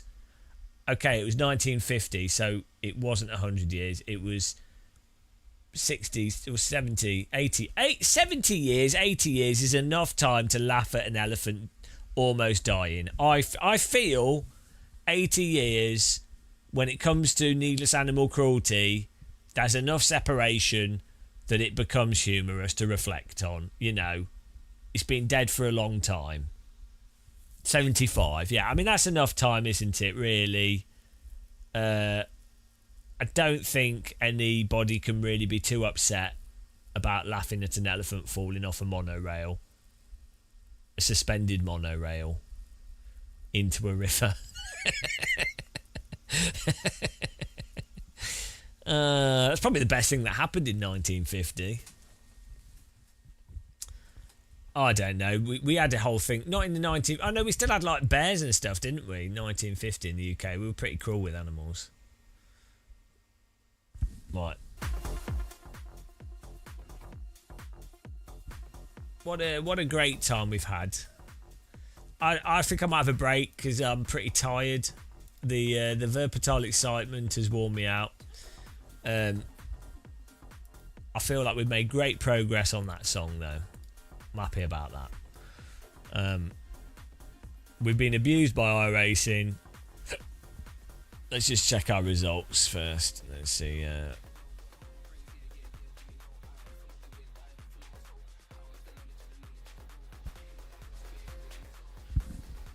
Good times, good times.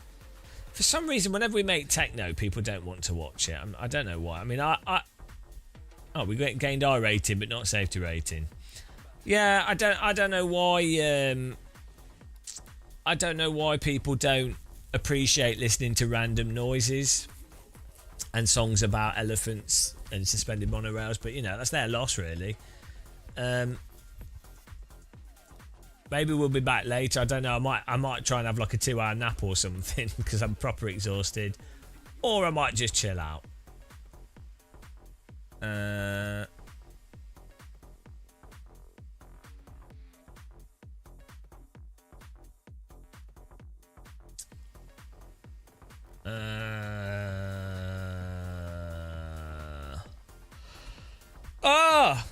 Right. I'll see you guys soon. Have a good time, guys. Remember to check out our Discord, check out our YouTube, check it out,